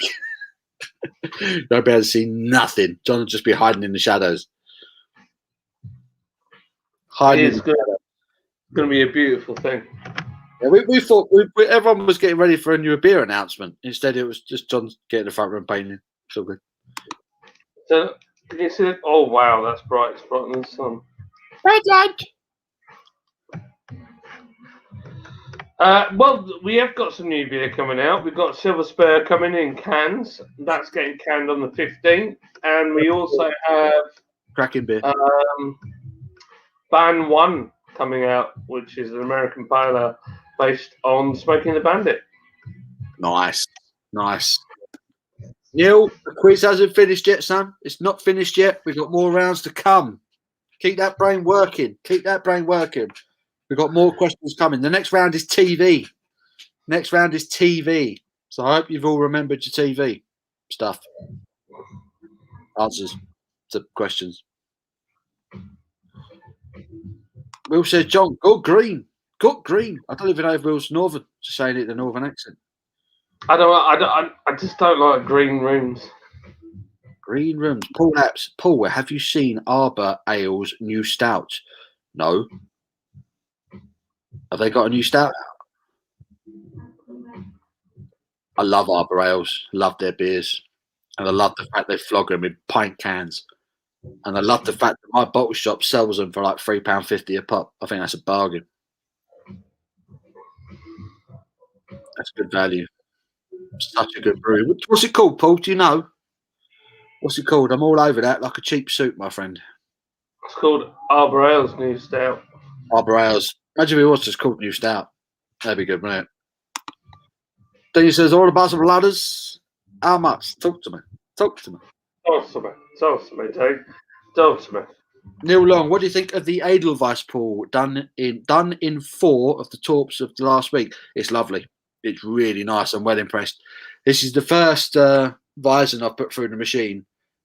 And although it looks ridiculous when you first pour it, because you get that massive head, it does settle very quickly. And that is everything you want from a Weizen. It really is, isn't it? The Germans would be proud. This one's Austrian, actually. This is actually an Austrian Weizen. But the Germans knew what they were doing when they made this stuff. Good, yeah, das ist gut. Edelweiss.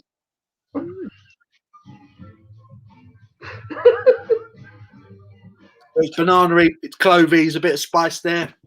Fruity. Banana. Really smooth. It's lovely. I'm well impressed. What did you think, Neil? I'm assuming you liked it since you've done 4 torps. I think it's lovely. But this is the first time I've had a Weizen on draft. Probably. I think last time I had a Weizen on draft was Paulana in Madrid. So that was about 18 months. No, 14, 15 months ago. It's the first time I had a Weizen on draft in well over a year.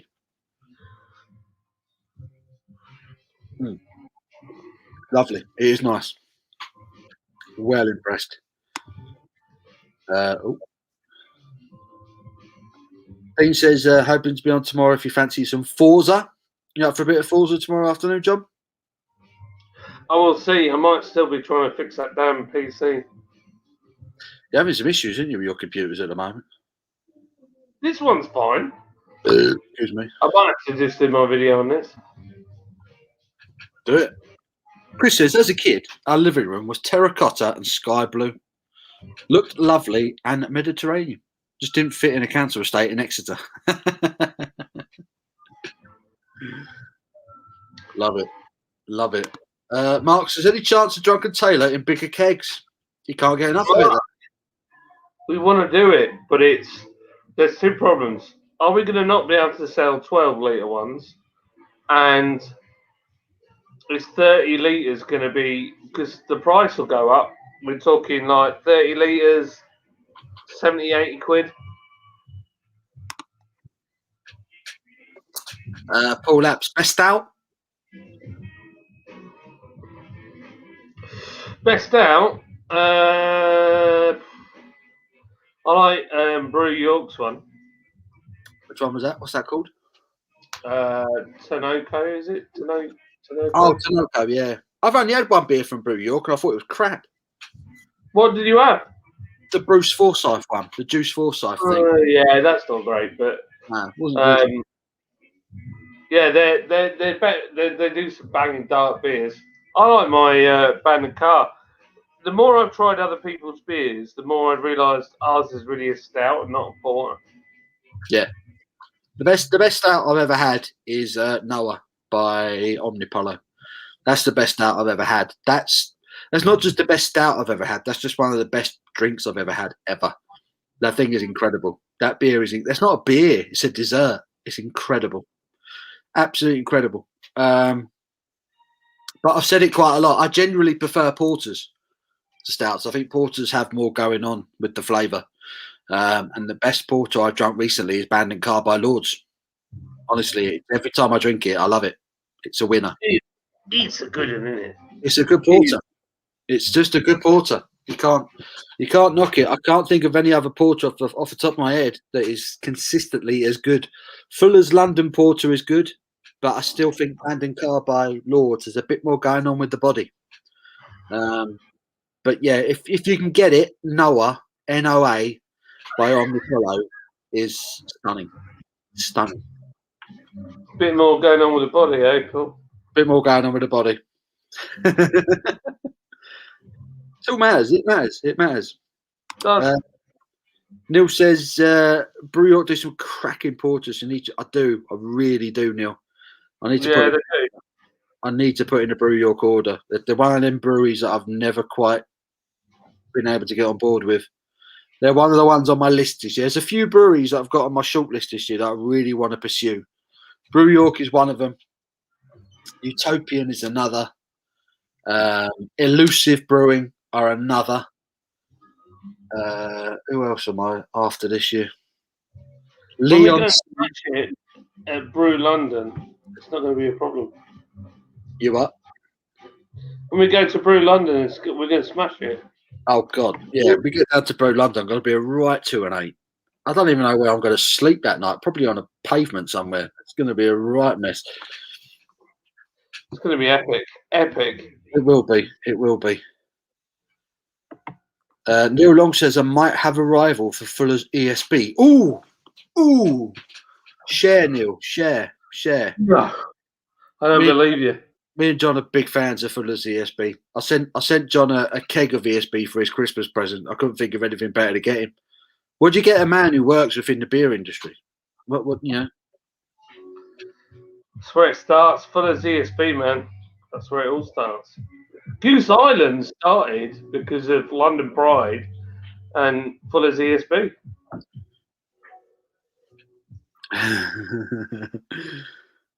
Chris says love Bandon Car. And yeah, it is almost a stout. Yeah, like I say, it's got a lot more body. You would think it was a stout. If it didn't say porter on it, you'd think it was a stout. Especially in the bottle as well. Phil Smith said Bandon Car is the best porter I've ever had. Honestly. It is superb. It's right up there with me. It's one of the best porters I've ever had, if not the best. It's a beautiful beer. And like I was saying, I honestly think any brewery in the UK, I'll go toe to toe with you with our porter. Honestly, if you have that out at Brew London, along with along with your Mount Helix, the abandoned car, Mount Helix, Drunken Tailor. I think those 3 beers are your headline beers, and I think you'd be right up there. I really do. What about Silver Spur? Silver Spur I like as well, but it depends what they're looking for. The reason I like Silver Spur is because it's really floral rather than dank. It's not tropical, it was floral, and that's why it was so refreshing. That's why it made it different. That's why I remembered it. That's why I liked it. Because all pale ales nowadays just seem to taste like New England IPAs. And you did something different. And I was just like, it's refreshing because it's different, you know? It's not the same. It's coming out in cans soon. Cans, baby! Right, I need a wee. I need a wee. I'm in charge. I'm in charge of the channel. I need you, to hold the fort. And I'll leave you. Is there any more quiz magic? There is. Back in music. And John.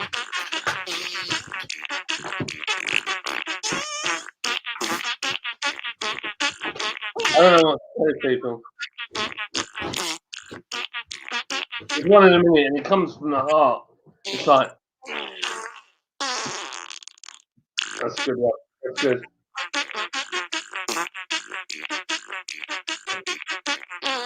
This has become the full beer reviews meeting, I think.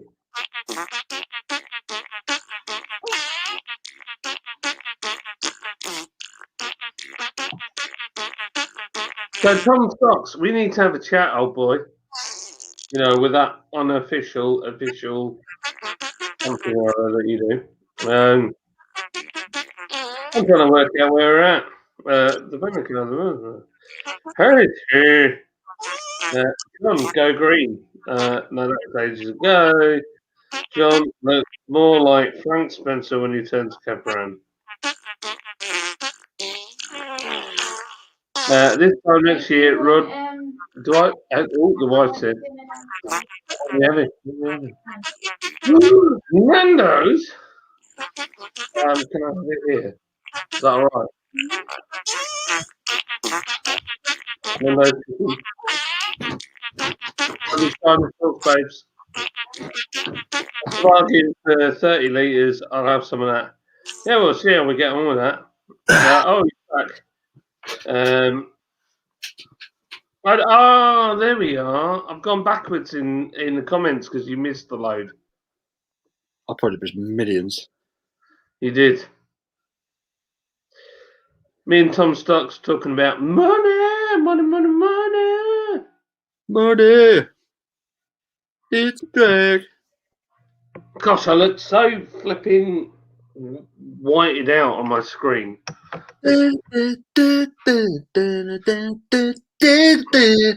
Love Pink Floyd. Love Pink Floyd. Money is gas. Don't give me that goo goo goo.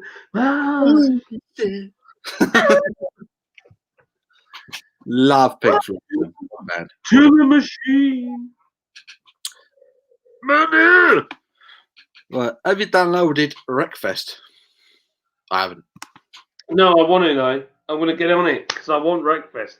That is a game I nearly bought the other month, and I have got to get it downloaded because it looks sick and ting.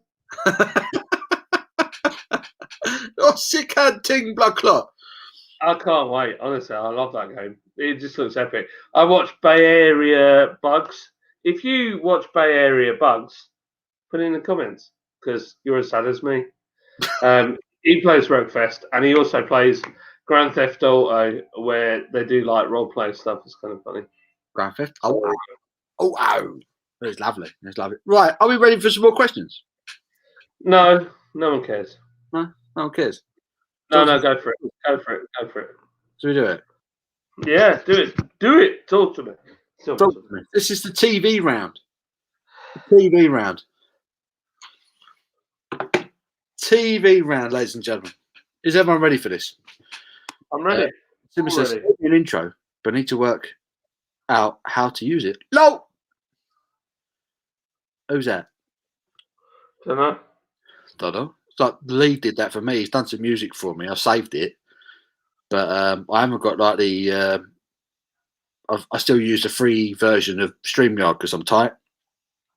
So like you can't you can't make your own intro and stuff. So when I start paying for no, he hasn't even told you. I gave him a free free access to my editing software for doing my thumbnails. It's not used that either. I'm the ultimate I'm totally non-tech savvy. I ain't got a clue. I go on computers and I wait for it to go wrong. I wait to press a button for it to explode. Oh, Taylor. Right, here we go then. So, TV quiz round. This is Nando's. Her name was Nando. She had a beard. Right, I'll be ready. Question one. Did I say that when you're pissed? Question 1. What is the capital of Westeros in Game of Thrones? What is the capital of Westeros? What? Hey, what? What's the capital of Westeros in Game of Thrones? It's definitely not EastEnders. Doom, doom, doom, doom, doom, doom. Answers are flying in. Hallmark B. You got it right. First person to spell it right was Chris. So Mark Holtby, Chris, King's Landing. Well done. Mark got it. Simo got it. And that is it so far. I'm such a wuss. This is medium and I'm dying already. Lovely job. Paul got it as well. King's Landing. What's the heat level of that? It's hot. Is it hot? Yeah, I need another pint. You big girl. Can't carry any more. Not going to that. Oh, I got a roasting as well from the missus. So I'm going to need another pint. I've been up and down 4 times now. I ain't doing it again. You're a disgrace. Right, well done, everyone who wrote King's Landing. Well done. Question 2. This is ironic. Right, who presented TV quiz Blockbusters between 1983 and 1995? What guy? Blockbusters. Who did it? My mum. Mummy. The Bob. The Bob. Who presented Blockbusters? Can anyone remember the guy's name? Oh, here come the questions. Chris went for Bob Hoskins. Close. Phil's in there. Bob Holness. Bob Holness. Well done, Phil. Bob Holness. Great. Another please, Bob. Mark went for Bob Holding. Don't know who he is. Neil got it. Hallmark B got it. Phil got it. Paul got it. Colin Lee's Heart got it. Simo did not get it. Tom didn't get it. Too young. All right, mate. All right. Come on, Tom. No need. No need. Right. Question number 3. In Netflix Tiger King, very successful show last year, Tiger King. In Tiger King, what is the name of Carol Baskin's second husband, who many believe she fed to the tigers? What was his name? That Carol Baskin. She did it. Baskin. What was the name of Carol Baskin's second husband, who many believe was fed to the tigers? What was his name? I tell you one thing. If you watch the series, Dad looked well dodgy. He was like the dodgiest geezer there. No one said a word about him. Dodgy. He's used and not of anybody else's, nor is it representative of Lordsbury and Co. Is my own personal thoughts. You can't say nothing because you're represented. Liam Miles is half right. He's half right. Need the full answer. Simo is in there. Boom. Don Lewis. Well done, son. Simo straight in there. Don Lewis. Good answer. Don Lewis is the correct answer. Don Lewis is the guy who was apparently fed to tigers, although that is the theory. Something not right about that. Carol Baskin weren't all there, was she? Something not right, man. Simo, that bitch, Carol Baskin. Right, well done. I mean, Gary Gotti is a lunatic.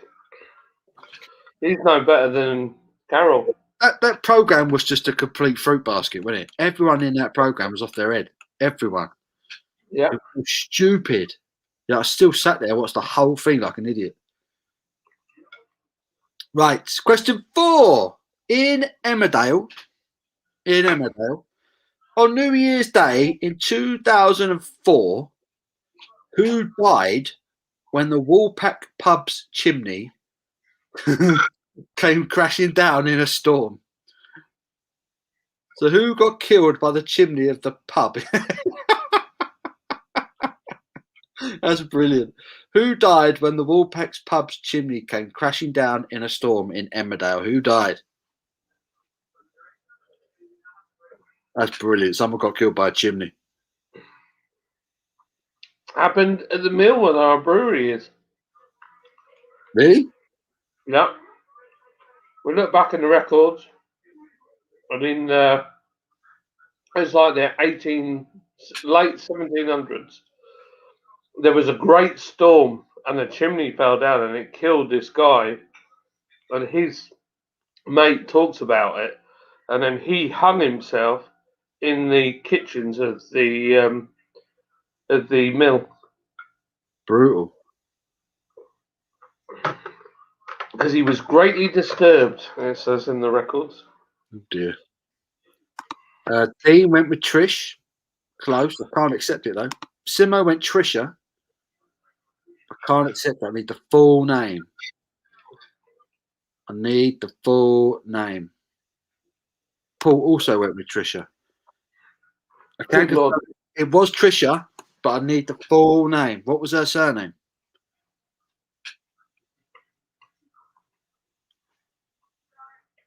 Simo's in there. Trisha Dingle.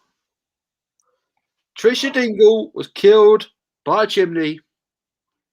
Let it be known. How can people do millions of Scoville and I can't do medium Nando's? Oh, dying here. Oh dear. Christopher for Lisa Riley. Mark got Dingle in the end. Neil went for Trisha Goddard. Good effort. Solid effort. Phil Smith got it right as well. Trisha Dingle. But Simo was in there. Right. Question 5. In what Netflix series does actress Gillian Anderson play a sex therapist?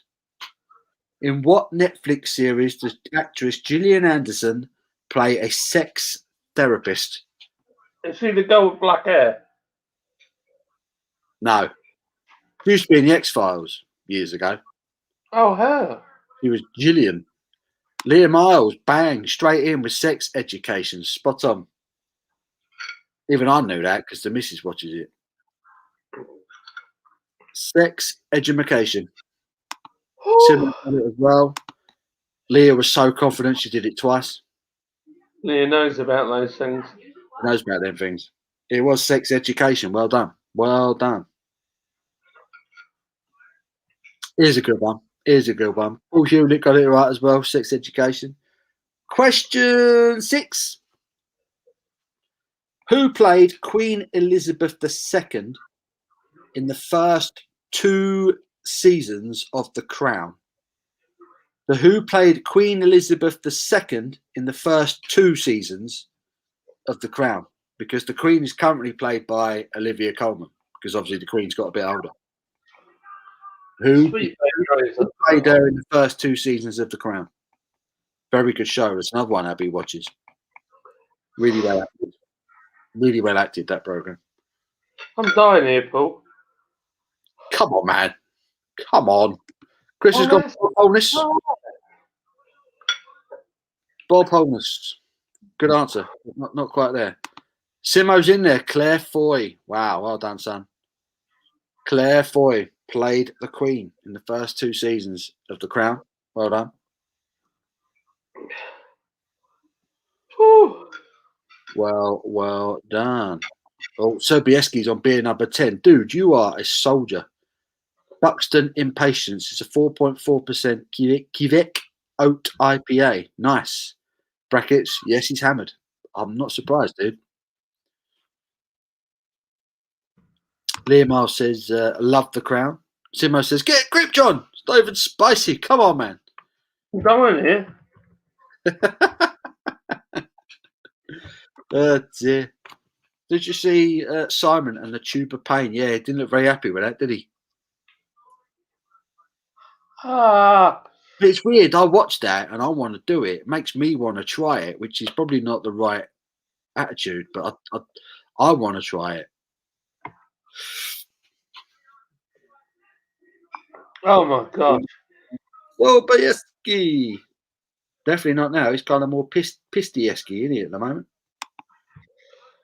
He does this and then he can't type. Ah. You're all watching John struggle with a mild Nando's right now. My tongue is on fire. You big girl. Come on. Man up. It's an estimated 15,000 Scovilles. That's not a lot, is it? No. Oh, dear. Simon loves this spice.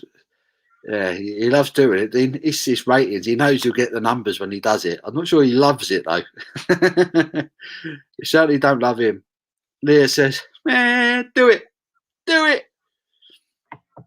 I'll have to try. Micah, can you get me a glass of water? I'm dying here. Need milk. Need milk. Whew.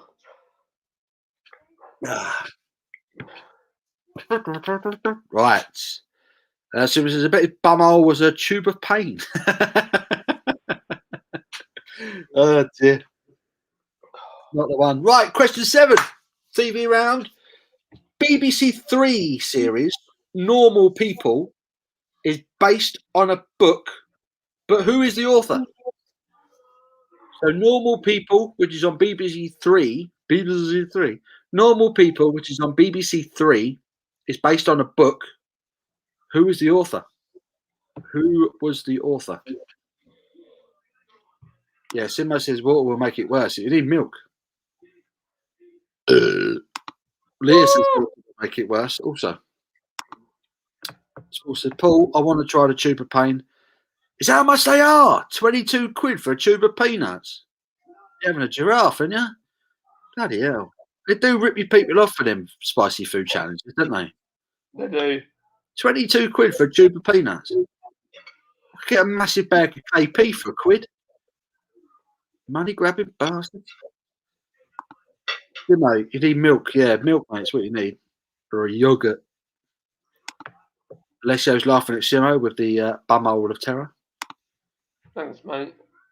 See, look at that. Micah put me up, man. So who wrote this book? Does anyone know? Simo. Sally wrote it. There we go. Simo was the quickest to Google that. Well done, Simo. I swear down, there's no way this is 25,000 Scovilles. It's got to be hotter than that. Oh, dear. This is a wicked question. This question I've been looking forward to asking this one. This is brilliant. Right, John, you might appreciate this one. Have we got any Friends fans in? Who's a fan of Friends? Great sitcom. One of the few good sitcoms that's ever come out of the States. Number 8 then. So, the 6 main stars of Friends appeared in all 236 episodes. Who is the next most regular character to appear in the show? So apart from the main 6 characters, who was the most regular character to appear in the show? Brilliant, brilliant question. I don't know. Look at that. Oh, Paul's in there with Gunther. Well done. Gunther, the guy in the coffee shop. The guy geez, Louise. in the coffee. I think that was a wicked question. Really good one. Well done, Paul. Straight in there, son. Chris got it as well. Simo, he never got into friends. Holt Mark B went for monkey. Liam Miles said that's a good question. I thought that was a great question when I saw that. I wondered if anyone would get it. Yeah, Gunther. Yeah, Thomas got it. Phil Smith went for the monkey. It was Gunther. Gunther in the coffee shop. Brilliant question. But this question, I've never watched the show. I don't even know what it's about, so I ain't got a clue. So I'm hoping that someone else will. Number 9. Who does the voiceover on Love Island? Who does No, never watched voiceover on Love Island? I've never seen it either, so I ain't got a clue. that show. Is trash. Might be the same guy who does the X Factor. Ridian! Ridian. Ridian. He was in it once, wasn't he? Ridian? Is I met Ridian. that a real thing? I met him. Ridian? I met Ridian. It was Ridian. Who else? Chico! Chico! God, that's so hot. Ah! Jeez, loads of people have got this right. Wow. Liam Miles is the quickest with Ian Sterling. Ian Sterling is the narrator. Or the voiceover. Leah has very good internet. Yes, she's all the modern knowledge. Leah's on it, and she's got good internet connection. Mark, that Scottish twat, is he Scottish? Ian Sterling, I suppose, with a name like that. Simo says Henderson off injured for liver shite. Look at Simo. He's like, oh, Liverpool's playing. What's the score there, Simo? Is it still 1-0 to the Toffees? Go on the Toffees. Lisa Riley or Bob Holness. Someone give John some milk. He do need some milk, mate. I'm telling you, it's so hot. Phil went with chickens. Safe bet, safe bet. Neil Morgan, Laura Whitmore's boyfriend. That Laura Whitmore's tidy, isn't she? Who's Laura Whitmore? Blonde bird. I don't know where. I'm not sure what else she's done. I've seen her on telly. She's proper fit. Proper tidy. Oh, Alan Partridge. Ian Sterling. Phil Smith went for Jeff Sterling. Great. I don't know, Jeff. I don't know. Leah loves Love Island. That doesn't surprise me, if I'm honest. It doesn't surprise me. Still 1-0. What are you saying about Leah? She loves all that stuff, doesn't she? When you talk to Leah, all the answers, you know she's a Love Island fan. Leah, do you drive a Fiat 500? If you drive a Fiat 500, then you are like the complete modern day woman. So, I'm generalising. I shouldn't. there's an advert for Hello Food or something. Hello. And there's this blonde lady that comes on who's got a bit of a figure. She don't know who she is, but she looks great. What's it an advert for?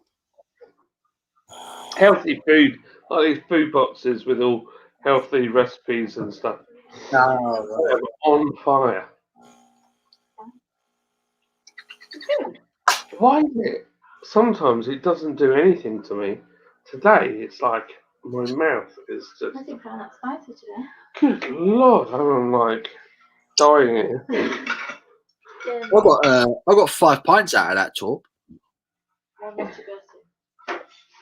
I'm quite happy with that.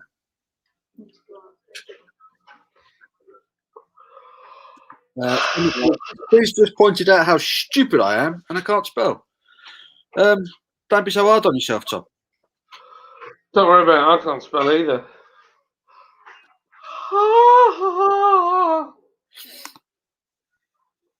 Vauxhall Adam, black top, red body. Yeah, that's another silly car, isn't it? The Vauxhall Adam.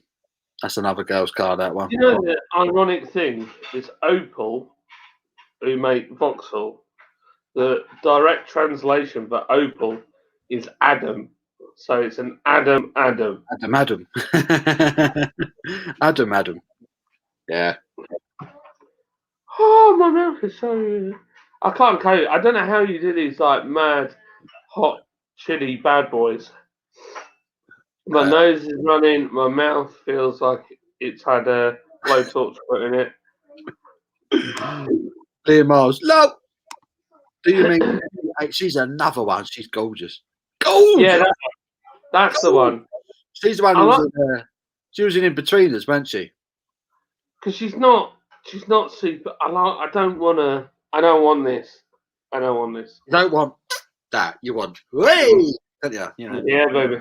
Not a lava lamp, but curves. You know. Yeah, man. Yeah.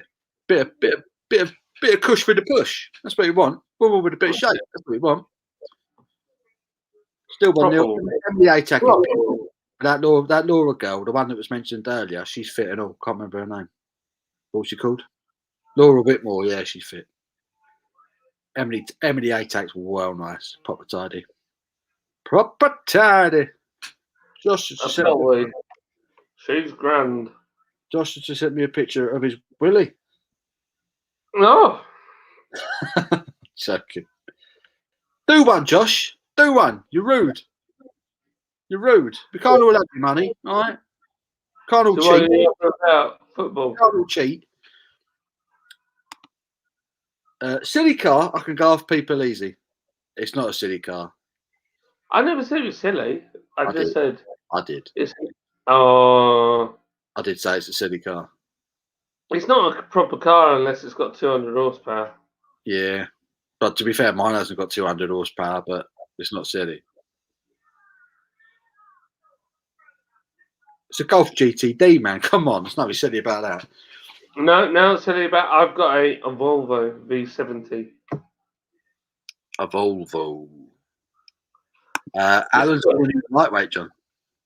Fighting. I know, Alan. My lips are burning. I could never do what you guys do. No way. Near death experience for me, that. Near death. Right. Okay. Last question of the TV round. I'm being told I've got to leave the live stream. You've got to do thingy-majig, ain't you? I've got to do my jigger thingy. No. Thingy-majigger for a picture. Alan's back. Look. Charlotte Big Jugs. Liam says, can I see? Liam wants to see Sims, will he? Oh dear. Paul says, they're both captains now on Celeb Juice if you can stomach Keith Lemon. Yeah. I can't be bothered. I haven't watched terrestrial TV for just ages. I can't be bothered with all the drama. I don't want to watch drama. I want horsepowers and freedom. That's it. That's what I want. Well, subjects that we're actually interested in, not what ITV say we should be interested. Yeah. I'm with you. Right, I've got to go. I love you all. See you later, Paul. Sorry I was late. That's all right. PC is doing my head in, so I'm off now. And I'm going to go and have a glass of milk because my mouth is on fire. And Alan is dissing me out and saying he's drinking some more milk liquid. So I'm going. So thank you for having me. And I hope you all lose the quiz. Thanks for coming on, dude. I will speak to you later on. There was the lovely John from Lord's Brewing Company. That's me, big screen. Sorry about that. Where were we? It's just like being in the pub. Blokes talking about hot women on TV. It is, though, isn't it? It is. Who's everyone's favourite bit of crumpet on telly? Who's everyone's favourite? Susanna Reid. Oh, she's nice, isn't she? She's nice. Glass of milk back on the beers. Yeah, that's what he needed. Simo on the coffee. He's still hungover from last night, isn't he? Taking it easy. He's feeling rough. Dave says, bye, John. Catch you another day. Looking forward to the sub box on Monday. Yeah, got that coming this week, haven't we? That'll be fun. We're doing a watch along curry. Everyone should be getting a curry in their next box. We're going to cook the curry, eat it together with a beer. So that should be a good laugh. We said, bye, John. Chris said, cheers, John. Bye, John. Cheers, John. He's going to go vomit. Bye, John. Later, John. Cheers, handsome John. Simo, hope egg COVID and just too many ales last night. Yeah, it'll be all right. It'll be all right. What time's Abby finish? She'll have a drink with you before bed. She's on till 8:30 tonight. So I will be on. I'll probably be finished about 7:30, something like that. Yeah, give Alan. Alan said Alan was here earlier. I don't know if he's back. Oh, he is here. He's still here. So Sim, I hope the coffee is off the menu tonight. Gonna need to have a few drinks. How's it looking, Alan? Have you got it all set up for this evening's stream? Or have we got to sit there for half hour waiting for you lot to come on like we did last week? Just saying. Just saying. Is he ready? Right, last question. Last question of the TV round. It's a good one. In what year? Where did my voice go there? In what year was the first episode of Coronation Street broadcasted on ITV? In what year was the first episode of Coronation Street broadcast on ITV? Let's see who can get this one. Don't Google. Don't Google. Have a guess. Coronation Street, the world's longest running soap opera. What year was the first episode broadcast on ITV? A lot of people saying 65. That's not the answer I've got. 63, that's not the right one. 900 BC, close. Oh, Sobieski with 57. He's gone the other way, close.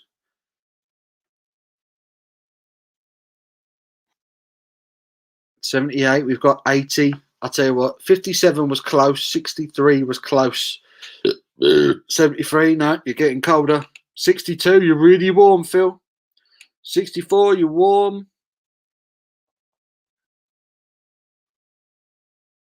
1066 says Neil Morgan. I'm sure something else kicked off that year, didn't it? 63, close. Phil Smith, 61. You're so close. You're so close. First person to get the right answer gets clicked. 1960. There we go. Mark Muldoon. Did I miss it, Mark? Did you write it already? You did it. You got it earlier. Well done, mate. Well done, Mark. I missed that one. 1960. That was the year the first episode of Coronation Street was played. That's mental. Mental. Right, who's up for another round? Yes or no? In the comments right now. Who's up for another quiz round?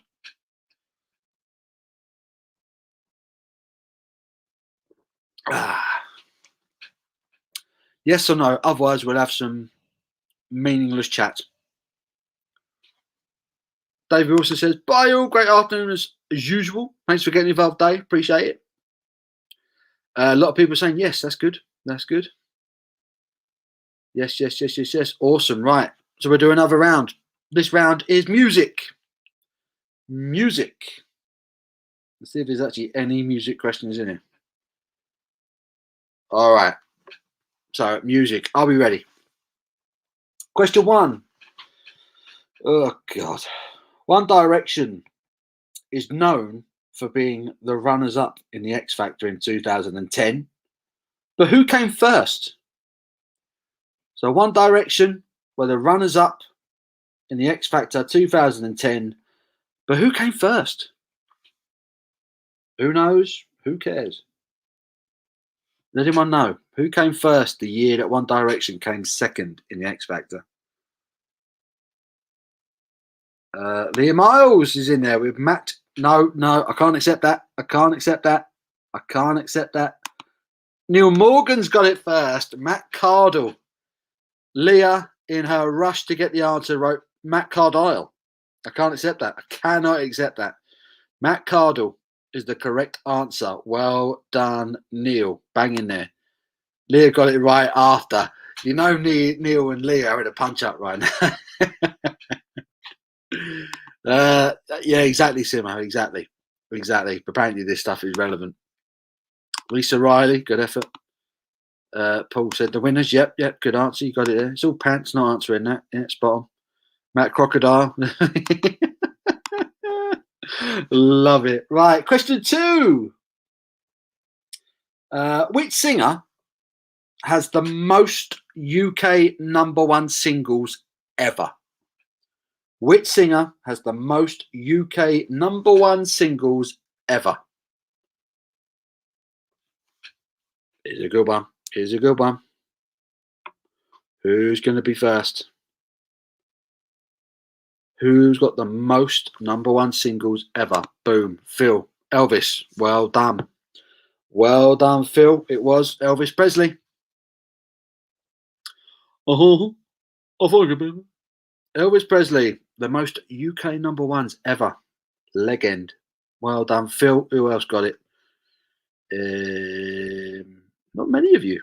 Not many of you. Gold Drake got it. Elvis Presley. Well done, mate. Good old Elvis. Dave Mustaine. Yeah. Liam Miles went for Kylie Minogue. Hope Mark B went for Madonna. Neil Morgan went for Michael Jackson.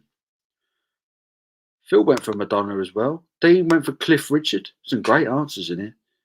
King went for Tom Jones. Alan went for Val Dunican.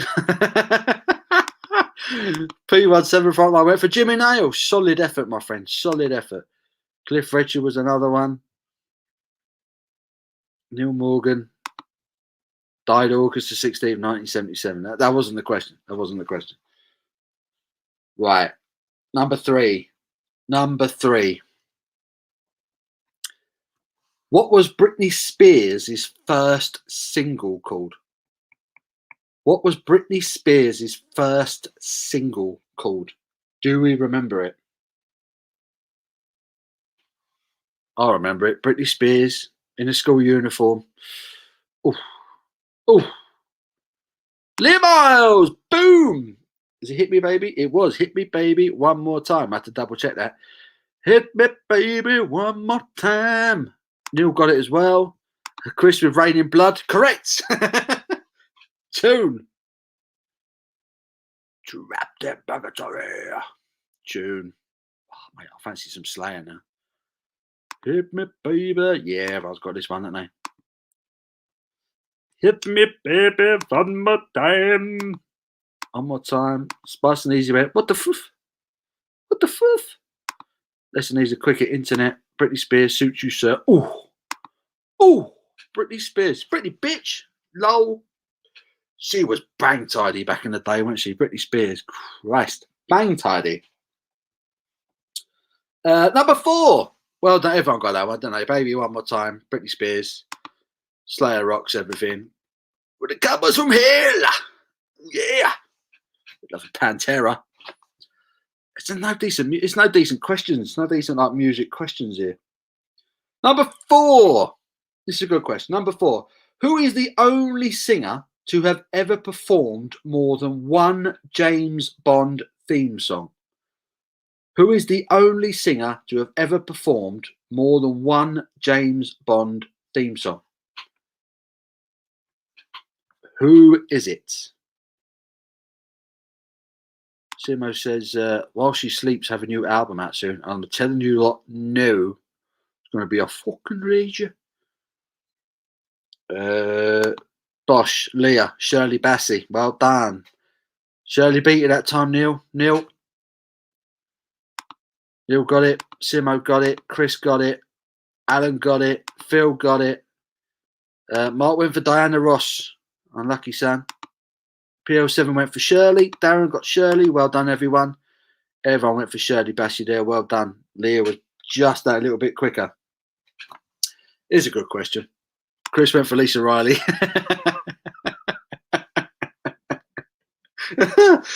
Oh, dear. Is she the bird of Emmerdale, Lisa Riley? If she is, isn't she? Has she ever done a song? That'd be brilliant. Oh, dear. At Liam Miles says, as I hit enter, your comment popped up and I was cursing you. I love it. It's like, who's got the quickest internet? You got to be so quick. Right. Next question. Number 5. This is a well tricky question, this one.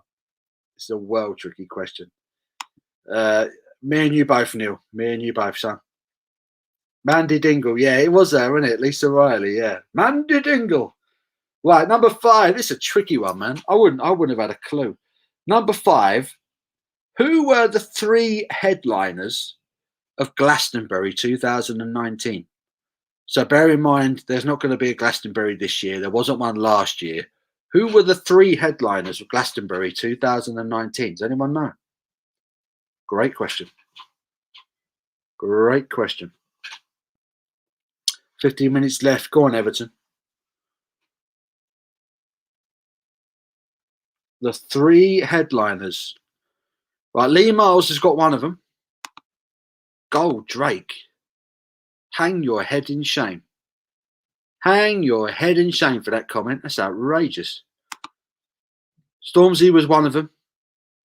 Alan, I'm telling you, Val Dunican wasn't one of them. Black Sabbath weren't there. Rotting Christ. Impaled. Nazarene and Manowar weren't there either. Yeah, Stormzy was one. We've come to that conclusion. Ed Sheeran wasn't there, neither was Dolly Parton. Stormzy is one of them. Stormzy was one of the headliners. Who were the other 2? Not Foo Fighters.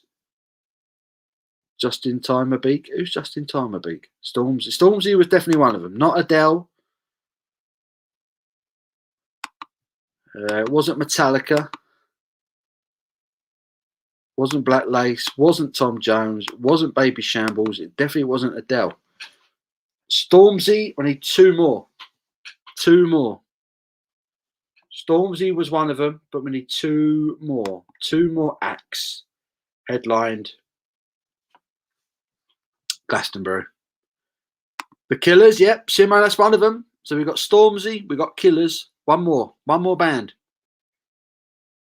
One more band. I think 80s. Jimmy Mallet. Taylor Swift. Christ, no. Bloody hell. Kylie Minogue, no. Oasis, no. Come on, 80s. 80s. Dolly Parton, no. I think someone's going to have to get the old Google doodah out. I got mixed up with Kaiser Chiefs. Both sound the same. Obituary, definitely not Obituary. Wasn't ELO. It wasn't the Pet Shop Boys. It wasn't Duran Duran. Got all of you stumped on this one. It wasn't REO Speedwagon. It wasn't Spandau Ballet. They were a bit dark. No, not Spandau Ballet. Not ABBA. Not the Jam. Mamma Mia band. It wasn't Rush. It was The Cure. Phil Smith. Well done, son. Straight in there. The Cure. So the 3 headliners between a lot of you. Well done. You can all give yourselves a pat on the back for that one. The Cure, The Killers, and Stormzy were the 3 headliners of Glastonbury. That's why I don't watch Glastonbury. Fucking hell. Jesus. Who would watch that shit? Right. Number 6. Who is the only musician ever to have been awarded the Nobel Prize for Literature? Who is the only musician ever to have been awarded the Nobel Prize for Literature?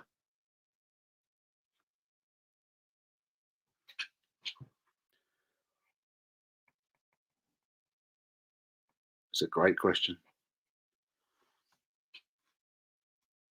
Cliff Richard's coming in again. Bowie, no. Mike Oldfield, no. John Lennon, no.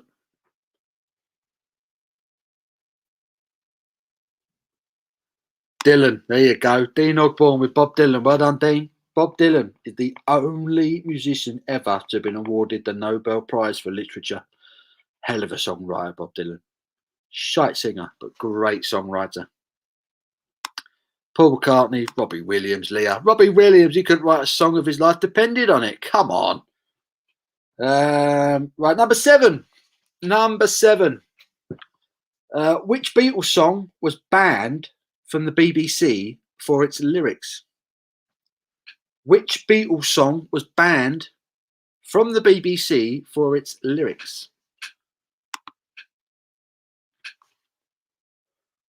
Which Beatles song banned from the BBC for its lyrics?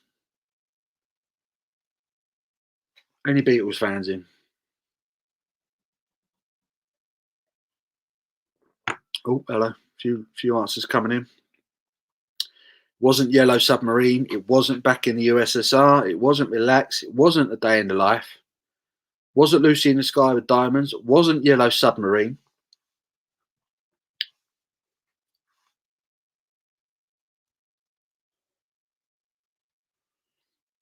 Oh, a bit controversial. Dave Huston, I Am the Walrus. Well done, mate. Straight in there. Top man. I Am the Walrus was banned from the BBC because of its lyrics. What lyrics? You are here, we are all together. I am the Eggman. I am the Walrus. Yep, that was the correct answer. Penalty, Everton. Go on the Toffees. Liverpool getting relegated. Right. Number 8. Who was the first female artist to achieve a UK #1 with a self-written song? Great question. Who was the first female artist to achieve a UK #1 with a self-written song?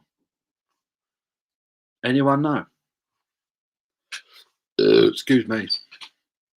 Oh yeah, you. It wasn't Adele. Music started before the 21st century. Wasn't Madonna.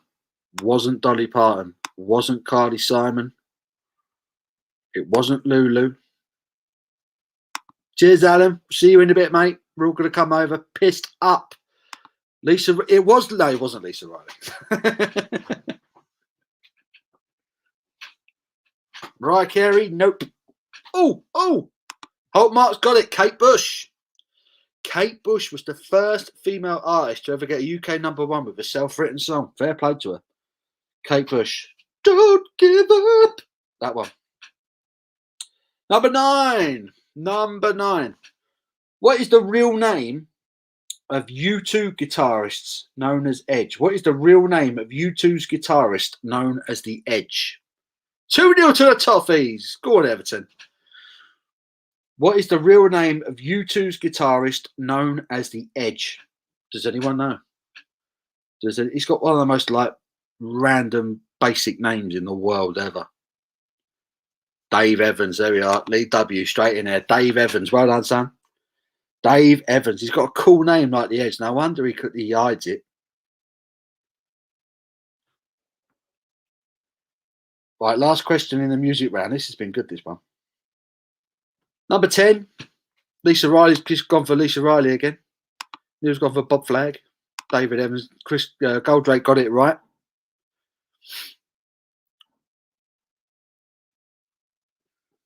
Noises outside my house. Right, last question of the music round. Number 10. What is David Bowie's real name?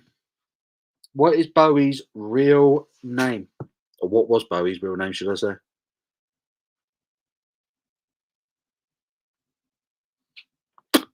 What was David Bowie's real name?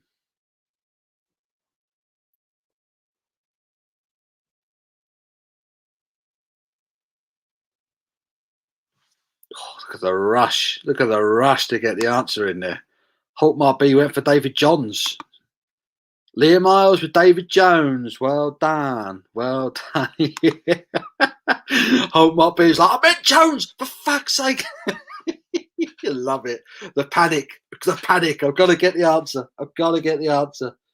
Oh, dear. I love it. Right. Who's up for another round?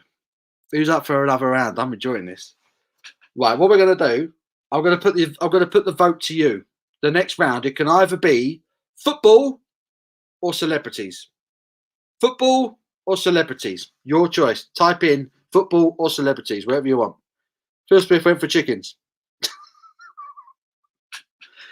In the next category, football or celebrities. What do we fancy? Itchy nose. Liam Miles is like, celebs! Neil says celebs as well. Blimey, you two are peas in a pod, aren't you? Everyone's going for celebrities. Blimey, I didn't expect that. All right. Celebrities. Celebrities it is. Celebrities it is. Are we ready? Do we need a drink break? Do we need a pee break? Is everyone ready? Yes or no? I'm good. If you're good, we'll crack on.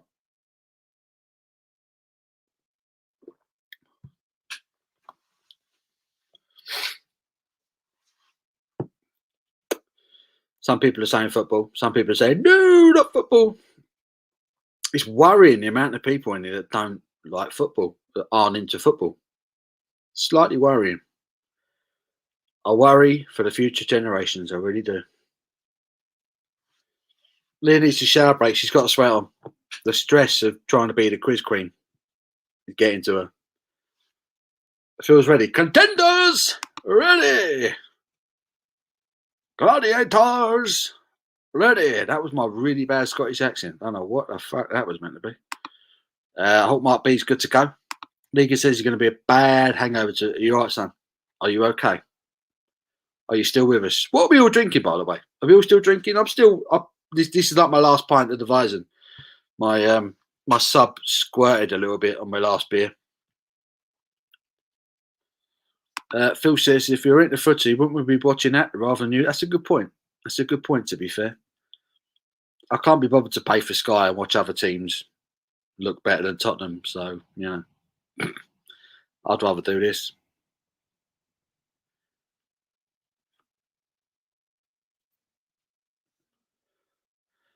Chris is off for dinner, or as the Northerners might say, breakfast. Love it. Love it. Dear. It's dinner, mate. It is dinner. I need some grub and all. I need to eat some food. Right, here we go. Celebrity round. Everyone on it. Let's go. Question number 1. Which singer was known, amongst other things, as the king of pop? Which singer was known as the king of pop? I'll leave the amongst other things out because that's a dig. I've got no time for bitchy little comments like that, frankly. Which singer was known as the king of pop? Michael Jackson. There we go. Phil Smith straight in there. Boom! Oh, Liam Miles got it as well. Wow, okay. There we go. Michael Jackson's flooding in all over the place. Well done, guys. Yeah, Phil Smith got it. Neil Morgan got it. Goldrake got it. Holtmark B got it. Lee W got it. Dean got it. King Paul got it. Well done, guys. Excellent. Right, number 2. Question number 2. God, this is a good one. I've never heard of it. Question number 2. What is Cher's last name? What is Cher's last name? I never knew that. I genuinely never knew that. If I didn't have the answers in front of me, I would be baffled. If you believe in love after love. What is Cher's last name? It's not Cher Lloyd. It's not Cher Jones. It's not Cher Listen. It's definitely not Cher Lloyd. It's not Cher Smith. It's still not Chickens, Phil. I'm sorry, mate. I know you're sticking with that answer all evening. It hasn't really worked out for you. Definitely not Cher Lloyd. Beer 11. Sobieski still going strong. Vocation Monomania. 5.7% American Pale. It's fantastic, though. I have to admit, I'm hammered. Go on, Sobieski. We're right behind you, son. Don't make yourself ill, though, mate. Don't make yourself ill. Phil says, and Cher alike. Does she have one? Apparently so. It's not Cher Singh. It's not Papadopoulos. It's not Pac. Yeah, we're with you. Don't make yourself sick, Sobieski, but if you're all right, mate, keep going.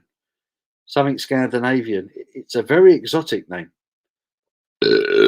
Yeah, Simo. Do we give up? Are we giving up? Share as in Sunny. Yeah, share. The share, not, share. The share, the famous share. Is there any other shares?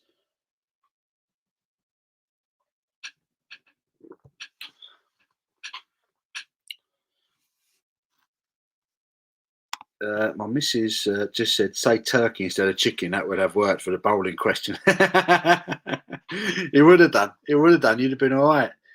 Yeah, it's a pass from Neil. Neil, it's not Papadopoulos. It's not Greek. It's not beer. It's not Cher Muldoon. The answer was Cher Sarkissian. I had no idea. Sarkissian is her name. Apparently her full name is Sherilyn Sarkissian. Spelt Sarkissian. Sarkissian. No clue. Yeah, King's just written Sarkissian. Phil did Google it, but he got it. I had no idea either. No idea. That is a belter of a question. A belter. Right, here we go. Number three. Oh, God. What is the name of Kim Kardashian's eldest child? What is the name of Kim Kardashian's eldest child? Twat or something like that. Kim Kardashian's eldest child. What's its name?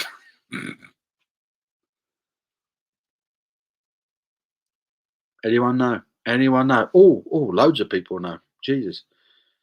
It's worrying. Liam Miles is in there again. Northwest. Who calls their kid Northwest? What kind of weirdo calls their kid Northwest? Fucking selfish idiots.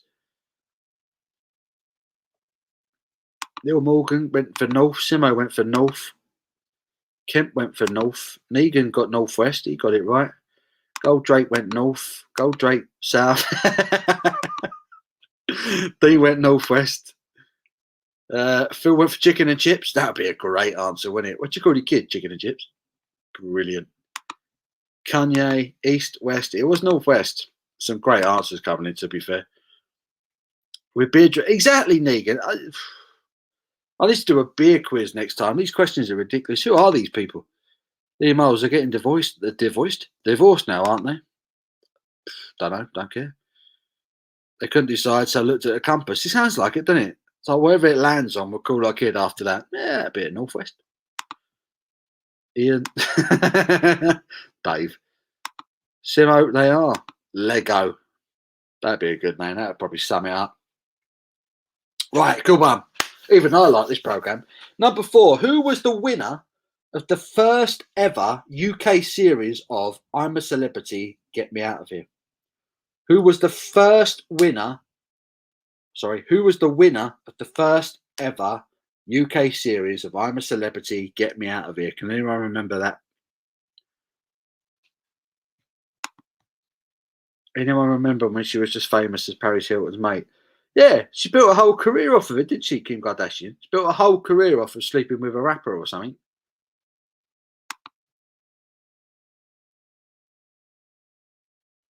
Boy named Sue, great name. Rest in peace, Johnny Cash, legend. Who was the first ever winner of UK's I'm a Celebrity, Get Me Out of Here? I'll give you a clue. It was a DJ. Very famous DJ. Andre Phil Tufnell. Wasn't the Builder guy. Too far back to remember. It wasn't the Queen. There's some poor kid out there called Stairwell or something. Yeah. Fucking, I've had a kid. I'm going to call him Banana. Tony Blackburn. There you go. Tony Blackburn. Straight in there. Well done. Well done, Kemp. Great answer. Dean doesn't watch it. Alessio, Peter Andre. No. Neil Morgan got it. Darren kind of got it. Barry Bollocks got it wrong. I can never remember his name. That's a cop-out. Yeah, it was Tony Blackburn. The legend that is Tony Blackburn. My sentiments exactly. Who the hell cares? Right, number 5. Great question. Which English supermodel was born in Streatham in May 1970? Which English supermodel was born in Streatham in May 1970? Absolutely beautiful woman.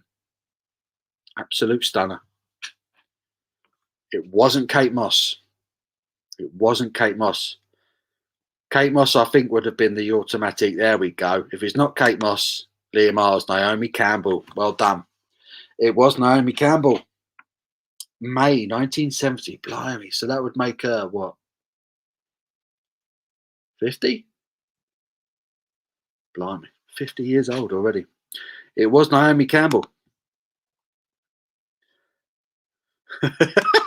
Tony Blackburn. Supermodel. Twiggy. Kate Moss. Claudia Schiffer. Twiggy. Yep. Naomi Campbell. Mark got it. Nate Smith Campbell. How many beers you had, Lee? Oh dear. And it's over. Was it 2-0 to the Toffees, Negan? What a result that is. Twiggy, 1970. Blimey. How old's Twiggy? She must be about 70 by now, surely. Blimey. 8 Moss, did you? Did you? Number 6. Number 6. This has got to be an easy. At least it wasn't Lisa Riley, Darren. Sorry, mate. It definitely wasn't Lisa Riley. Number 6. Oh, actually, it wasn't that easy. Number 6. Which footballer has the most Instagram followers in the world as of 2020? Which footballer has the most Instagram followers in the world? Who's it going to be? You basically got a choice of 3, haven't you, really?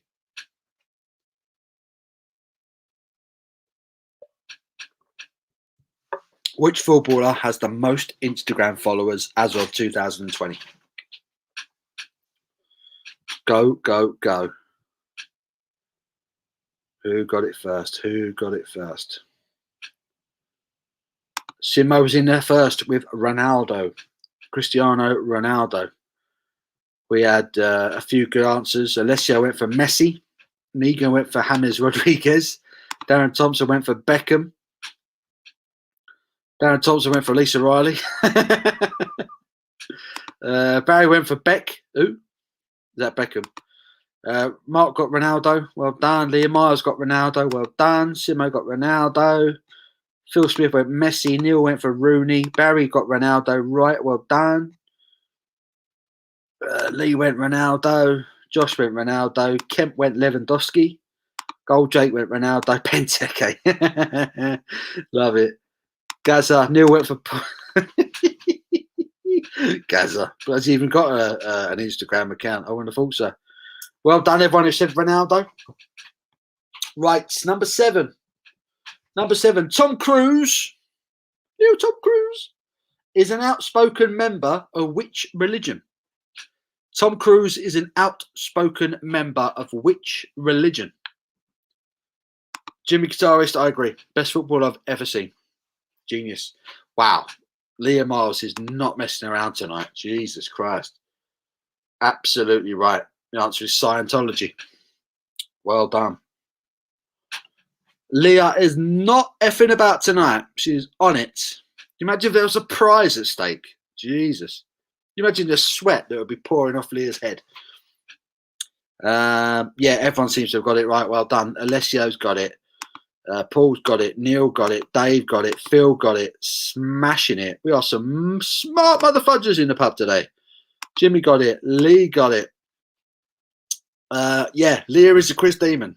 She lives for this shit. Lives for this shit. Right, number 8. Number 8. Who is Dolly Parton married to? It's not Lisa Riley.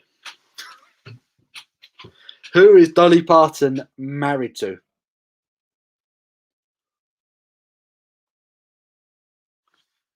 It's not Scientology. But you were right with the last answer, Brammy. Well done. It's not Kenny Rogers.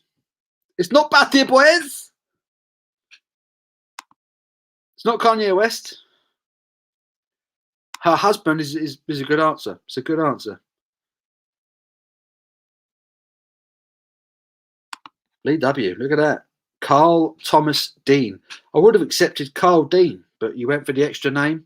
because you're showing off. I appreciate that. Carl Dean is Dolly Parton's husband. Well done, Lee. Well done. I bet he's a boo man. He's got to be, isn't he? Dolly Parton's got boos for days, that girl. Nick from DIY SOS. That would have been a better answer, wouldn't it? That would have been a much better answer. Oh, dear. Right. Here's a good one. Here's a good one. Question number 9. Question number 9. American singer Stefani Joanne Angelina Germanotta. How many names has this bird got? American singer Stefani Joanne Angelina Germanotta is best known by which stage name? For God's sake.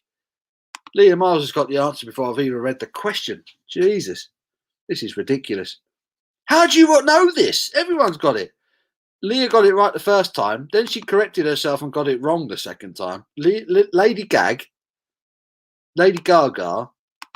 Gwen Stefani, Lady Gaga. How do you know this?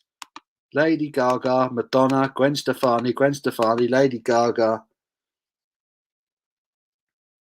That Stefani bit was probably has thrown off a few people in it. Phil Smith's gone for chickens. You absolutely spot on. Absolutely spot on, Phil. You got it right. Chickens.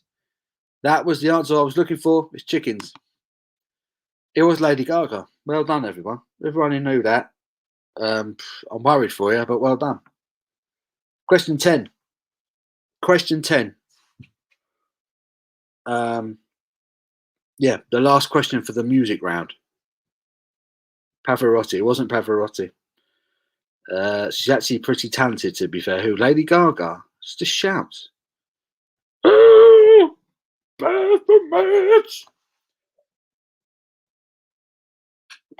see, anyone see that film that she did? What was that film that she was in? The one with the geezer from The Hangover. I forgot what it's called now. She was a singer. He was a singer. Star is Born. Leah, thank God you're listening. Anyone see that film?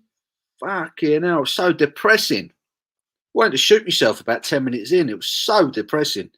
Absolute garbage. Number 10. Here we go. Last question of the round. Taylor Swift. I'm so sorry, everyone. I'm so sorry. Taylor Swift grew up on what type of farm? I mean, fucking hell. A dildo farm. What type of farm did Taylor Swift grow up on? Anyone know?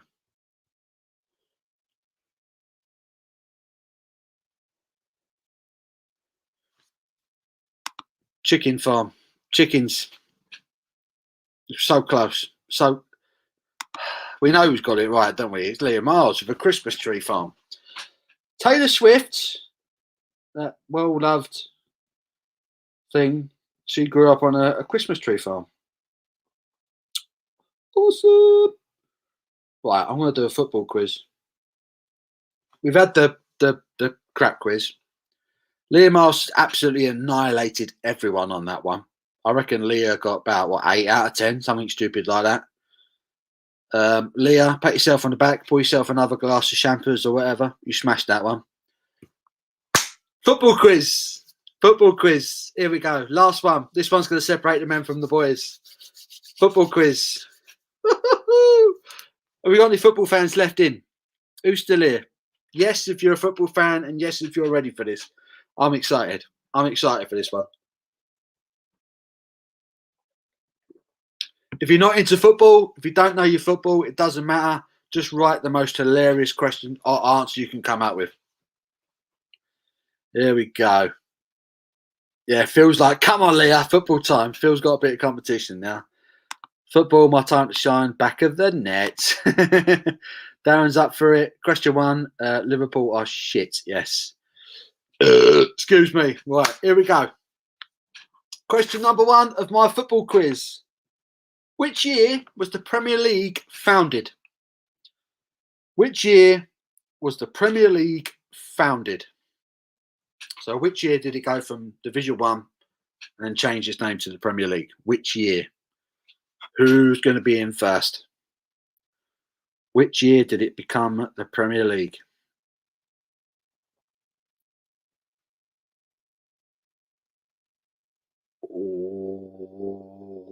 Rich 21 with 1992. Well done. Well done, Rich. Negan also got it. Paul Hewlett got it. Darren Thompson got it. Kemp got it. Who else got it? Who else got it? Revelier says. Who else? Simo got it. Lee W got it. Well done, everyone who said 92. Cracking starts. Number two. Real Madrid won the first 5 European Cups. But which club was the second to win Europe's elite competition? So Real Madrid won the first 5. Who were the second club to get their hands on the European Cup? Who were the second club to win? Or who were the first club apart from Real Madrid to win the European Cup?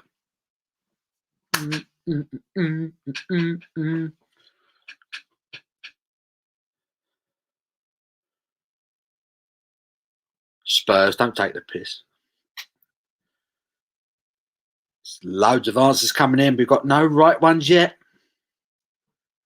Burnley, Ajax, AC Milan, Walsall, no. Barcelona, no. Liverpool, no. Forest, no. Inter Milan, no. Simo, Benfica, well done. Benfica were the second team to win the European Cup after Real Madrid decided to share it. Well done, Simo. Beneficial. Yeah, it's all coming in now. All coming in now, Benfica. Everyone's Googled it. Simo was first, Benfica. Well done. Right. Oh, this is a good one. This is a good one. Number 3. Who holds the record for most consecutive Premier League appearances? Who holds the record for the most consecutive Premier League appearances? And it was 310, in case you're wondering. Someone made 310 consecutive Premier League appearances. Who was it? Who was it? Wow, Negan, Friedel, well done. Brad Friedel. American goalkeeper Brad Friedel made 310 consecutive Premier League appearances. Well done. Great answer, mate. Well done. Gareth Barry, yeah, that would have been a good answer. But not right. David James, that would have been a good answer as well. Totally get the logic behind them ones. Some cracking answers. Barry, James. But yeah, Brad Friedel is apparently the record holder. 310 consecutive Premier League appearances. Brad Friedel, legend. Number 4. Who won the 2017 UEFA Super Cup? Who won the 2017 UEFA Super Cup? So think, who won the Champions League and who won the Europa League the previous season? Who won the 2017 UEFA Super Cup? It's a club competition, so I can't accept Portugal. Paul Hewlett, Real Madrid, well done. We got Barca, Madrid. He got it right. Well done, Kemp. Kenny Paul went for Man United. Jimmy went for Liverpool. Simo got Real. Well done. Goldrake went for West Brom. That's a good guess, mate. I love that. Excellent. Yeah, Real Madrid. Well done, Lee. Phil went for Wimbledon. It's a good shout. Big Kev went for Villarreal. But yeah, Accrington Stanley, another good shout. Yeah, Real Madrid won that. Right. Oh, we got to know this one, right? Number 5. Right. Okay. This is a Manchester City question. Okay. So the challenge is, who can beat Simo to the answer of this one? Who can beat Simo to the answer of this one? Okay. Are we ready? Who was the manager of Manchester City when they won their first Premier League title? Who was Manchester City manager when they won their first Premier League title? Who can beat Simo? Oh.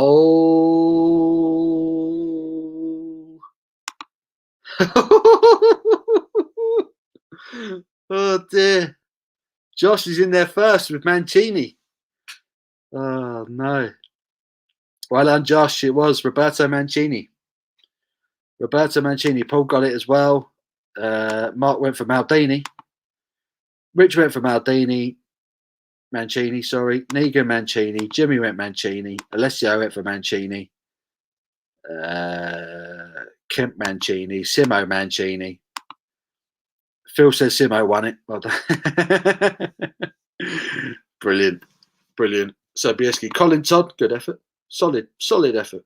Solid effort. Number 6. It's a good one. Here's a good one. Here's a good one. Who has scored more career goals? Cristiano Ronaldo or Lionel Messi? Who has scored more career goals? Cristiano Ronaldo or Lionel Messi? And this quiz was dated yesterday, so it's got to be accurate. Cristiano or Messi? Rich is in there straight away. Ronaldo, well done, Rich. Rich is on fire this evening. He's loving a football quiz. Well done, Rich. Boom. It was Cristiano. Negan got it right. Josh got it right. Alessio got it right. A lot of people gone for Messi. Mark got it right. Phil Smith got it right. Lee W got it right. And Rich just laughing. Yeah, I agree. I still think Messi's the better player. But Ronaldo has scored more career goals. Number 7. Which Dutch player was voted European Player of the Century in 1999? Which Dutch player was voted European Player of the Century in 1999?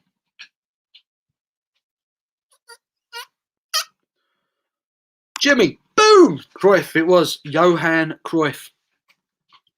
Well done. Well done. You was in well quick there. Johan Cruyff was voted European Player of the Century back in 1999. He was a player. He was a hell of a player. Alex Ferguson. Tony Blackburn. Supposed to say chickens, Phil. Come on, man. Chickens. Number 8. This is a good one. Who scored the first Premier League hat-trick? Who was the first player to score a hat-trick in the Premier League? Go, go, go, go, go. Who did it first?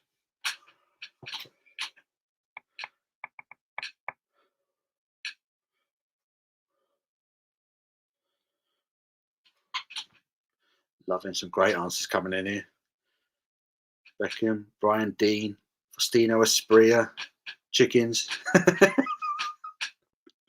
Shearer, Sheringham, Moore. Oh, Lee! There you are, Lee W. Eric Cantona.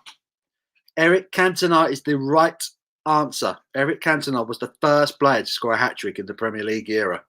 Well done, Lee W. Fair play. Some great answers in here, though. Ben Foster. Beckham, Ian Wright, Shearer, Phillips, Brian Dean, Ian Rush, Lisa Riley. Love it. It was Eric Cantona. Eric Cantona was the first to score a hat-trick in the Premier League. Number 9. Number 9. Which English referee officiated the 2010 World Cup final? Which English referee officiated the 2010 World Cup final? English referee. Who was it? As far as I'm concerned, he was on Manchester United's payroll. Yep, there it is straight away. Boom. Paul Hewlett. Howard Webb. Well done. Howard Webb officiated the 2010 World Cup. Last question. Last one. Number 10. Number 10. Are we ready? Is a good one. Wayne Rooney scored his Premier League first. That's just badly written. Wayne Rooney scored his first Premier League goal against which team? Against which team did Wayne Rooney score his first Premier League goal? Here's a clue. I hate them.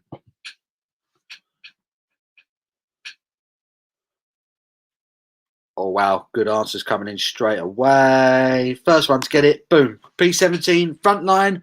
It was Arsenal. For Everton.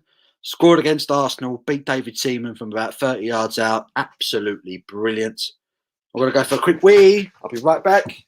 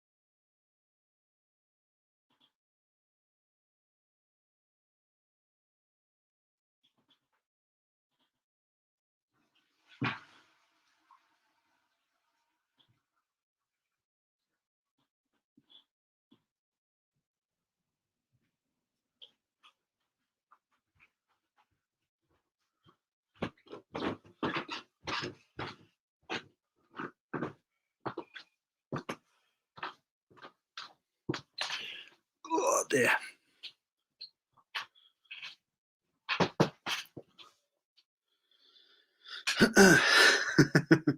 Yeah, lots of people with the right answer there. Oh, yeah, Alessia got it right. Paul got it right. Hulk Mark B. I don't know what that answer was. Mark got it right.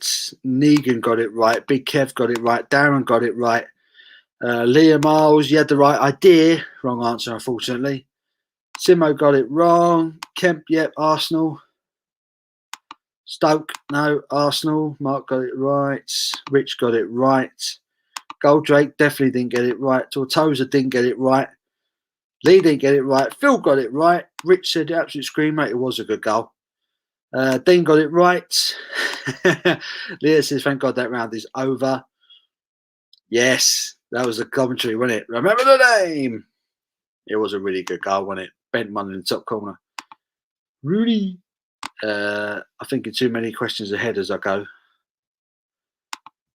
Big Kev says, Ronaldo died for probably 10% of his goals, which resulted in penalties. Messi every day of the week and twice on Sundays.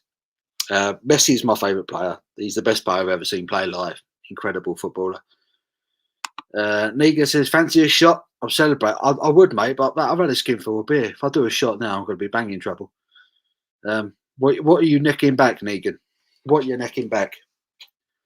Phil Smith says, chickens.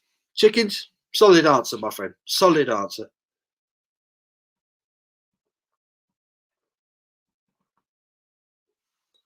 Oh no, I've run out of beer.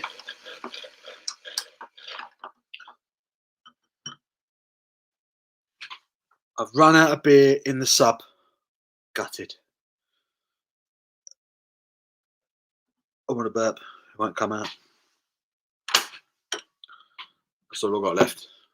A glass of foam. Leah says it's Wales versus England rugby next Saturday. Big game. Big game. Darren says he scored a few. He scored against a few grandmas. He did, didn't he? The dirty git. Dirty git. Negan's on the whiskey. I'll tell you what, I'll get I'll do a shot of a Jack Apple with you. I'll do a shot. Anyone else got any spirits who wants to do a shot with me and Negan?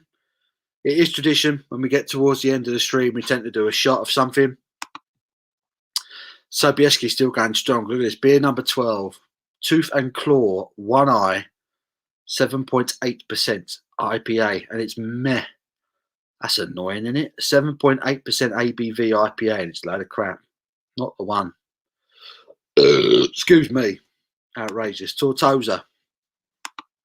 You should review that Rockshore Irish Lager. I do need to review that. I've never had that one. Never had it. Pardon me again. God, the gas. Dean says, I'll have a vodka with you, Negan. Good lad. Sobieski, you're a legend. Yes, you are. Yes, you are.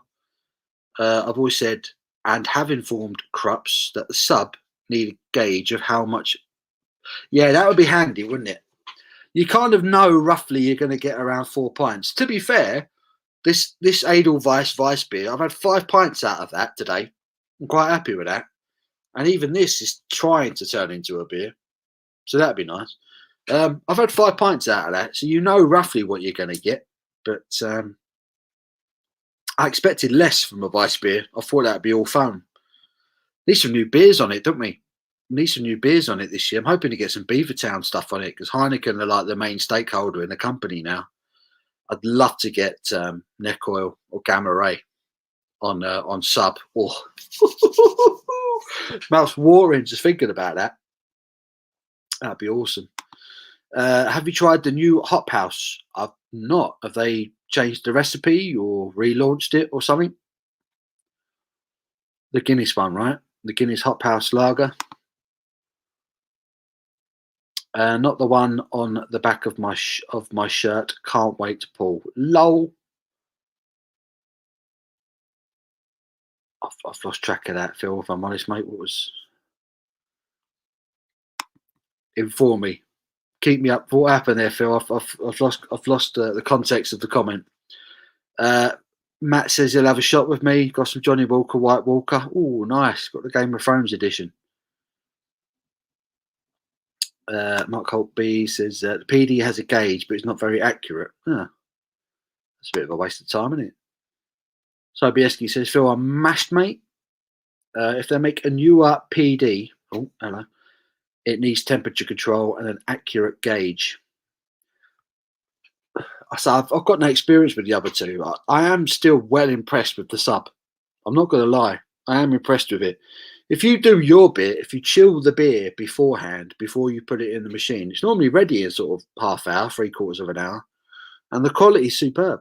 The quality of the beer you're getting out of it is really good. I've got no complaints with that at all. I think it's this Edelweiss Weizen, Austrian Weizen, hands down is the best Weizen I've had in ages. I've just thoroughly enjoyed drinking that sub this afternoon. Thoroughly enjoyed it. Really good. New recipe. I'll have to look out for that, Rich. I will look out for it. Phil says, good lad. Sobieski, yeah, he's doing well. Edelweiss beer in the week Richard Plummer died. It's fitting. Is he the geezer that sung it? Richard Plummer. Have you tried the 8.6% double neck? Or I haven't, if I'm honest. Do need to do a Beavertown order. Really do. Oh, for the t-shirts. For the t-shirts. Not the one. That's not the one. Yeah, we'll put it down the back of one of them. Leah Miles, I'm going to love you and leave you guys. Thanks for the quiz. Thanks for getting involved, Leah. Appreciate it. We're into the last few minutes. I'll get a shot. Everyone doing a shot? I'm going to have a shot with Negan.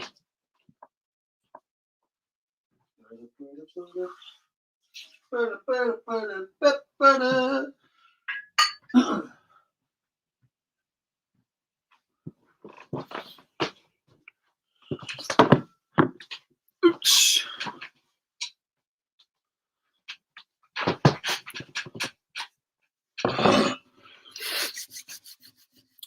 Dean's ready when you are, guys. Beavertown have lost their focus. I think it's all the investment, personally. I think it's all the investment from Heineken. that buyout. Well, I say buyout. They bought. What did they buy? Like 51% of the company or something a couple of years ago. I think I can understand why perhaps their focus has been sent elsewhere. If I'm honest. Simo says they're bringing out a bundle for 115 quid for the sub. Going to pick it up. Yeah, if you can get them, you got to be quick at the moment because they seem to be coming in and flying straight out again really quick because everyone's after these home beer machines at the moment. Yeah, I want some new beer on it this year. I'm going to do another order soon. I'm going to be doing some reviews, but I've loved this Edelweiss. It's been fantastic. Really nice Weizen. Darren says, I'll have a Kronbacher with you. Hawkmark B says, Simo, I thought about getting a PD2 at some point. Maybe I'll wait to see which one makes a beer machine with accurate gauge and temperature. So I fancy the PD. I think it's a nice looking. I'm not going to buy the blade. That thing's a monstrosity. Size of the bloody thing. Looks like something out of Star Trek, doesn't it? It's ridiculous. Fan of Warsteiner? Yeah, I like Warsteiner. I've always liked Warsteiner. I do enjoy it. PS, Paul for PM. God, they might be Prime Minister. Might be Prime Minister. They won't like it because I'll only do the right thing.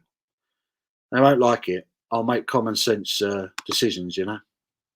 Phil says, take care, Leah. Nega says, shot. Right, I'm on the JD Apple. I like this stuff. It's nice. Do the shot. Danny Hatch, cheers everyone for getting involved. Danny Hatch.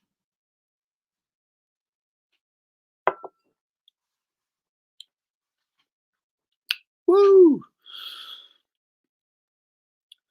Phil, I like Warsteiner. Heading off now. Take care, guys. Take care, Gold Drake. Thanks for getting involved again today, mate. Appreciate it. Phil Smith, subs are out of stock on Beowulf, but I will get one. I do recommend them. So I got mine for my birthday. It was a birthday present, and I got the sub with 4 Heineken Torps. I'm sure Abby says she paid like £100 for it, like a round one. That's not bad, really. That's not bad. I mean, just the on average, you're getting 4 pints in a tub. A sub. 4 pints in a sub. 4 pints of Heineken around here is going to cost you 20 quid. So technically, we've got 80 quid's worth of beer in beer prices round here and a machine. So it's bargain. Phil, on the hard stuff already. You got to toast the end of a stream, haven't you? I'm off to watch boxing. Cheers for good afternoon. Cheers, Paul. Well done, mate, with the football round. You were good there, mate. P17 top lad, Paul. Remember to like a sub. Yeah, if you haven't given the stream a thumbs up, I would appreciate it if you can be bothered. I appreciate that. Everton beat Liverpool 2-0. That's hilarious. Well done, Everton. Have you tried La Trappe Blonde? No, I haven't. It is one I need to do. La Trappe Blonde is definitely a beer I need to review. Is it the PD that the La Trappe Blonde has just gone on, or is it the Blade? I can't remember now. Cheers, Paul. White Walker poured with ice, so don't judge. That's all right. No judging here. Cheers, guys. Nice shot. Adios, amigos. Really great quiz by Paul. Thank you. Please do it again sometime. Yeah, we will do a quiz again, definitely. Be careful. I was sick on the apple stuff. Love the tennis ski fire, but prepare the fireball. Have you tried it? I have. I have very cinnamon strong, isn't it, that one? But it's okay. It's okay. I have a feeling just eat. I have cocked up my delivery again. I'm going to go apeshit. Uh-oh. Man needs his food after a few beers. You can't be ballsing that up. Joel, it's on the PD. I do fancy that. So that's the machine I want. That's the machine I really fancy next is the PD. I think it's actually a nice looking bit of machinery as well. It's actually a nice looking bit of keg. It won't look like an eyesore in the kitchen. Phil Smith said, take that back. The food is here. Blinding. Right. I've caught up with the comments. Everyone head over to Alan and Fiona's if you can be bothered to watch YouTube anymore and say everyone, right, Paul's beer review sent me here. let's cause absolute havoc on his live stream. Even if Alan and Fiona aren't very interesting, let's keep it interesting for them. I'm only joking. Yeah, I appreciate it this afternoon. You've all been fantastic. As ever, I love you very, very much. And I will see you next Saturday, 3 o'clock. I will put updates on Instagram and my YouTube page, and I will try and let you know what the theme's going to be, if there's a beer theme. And yeah, next week we'll have some fun. But until then, take care of yourselves. Keep healthy. Look after yourselves. Look after each other. And I'll see you very soon. Take care.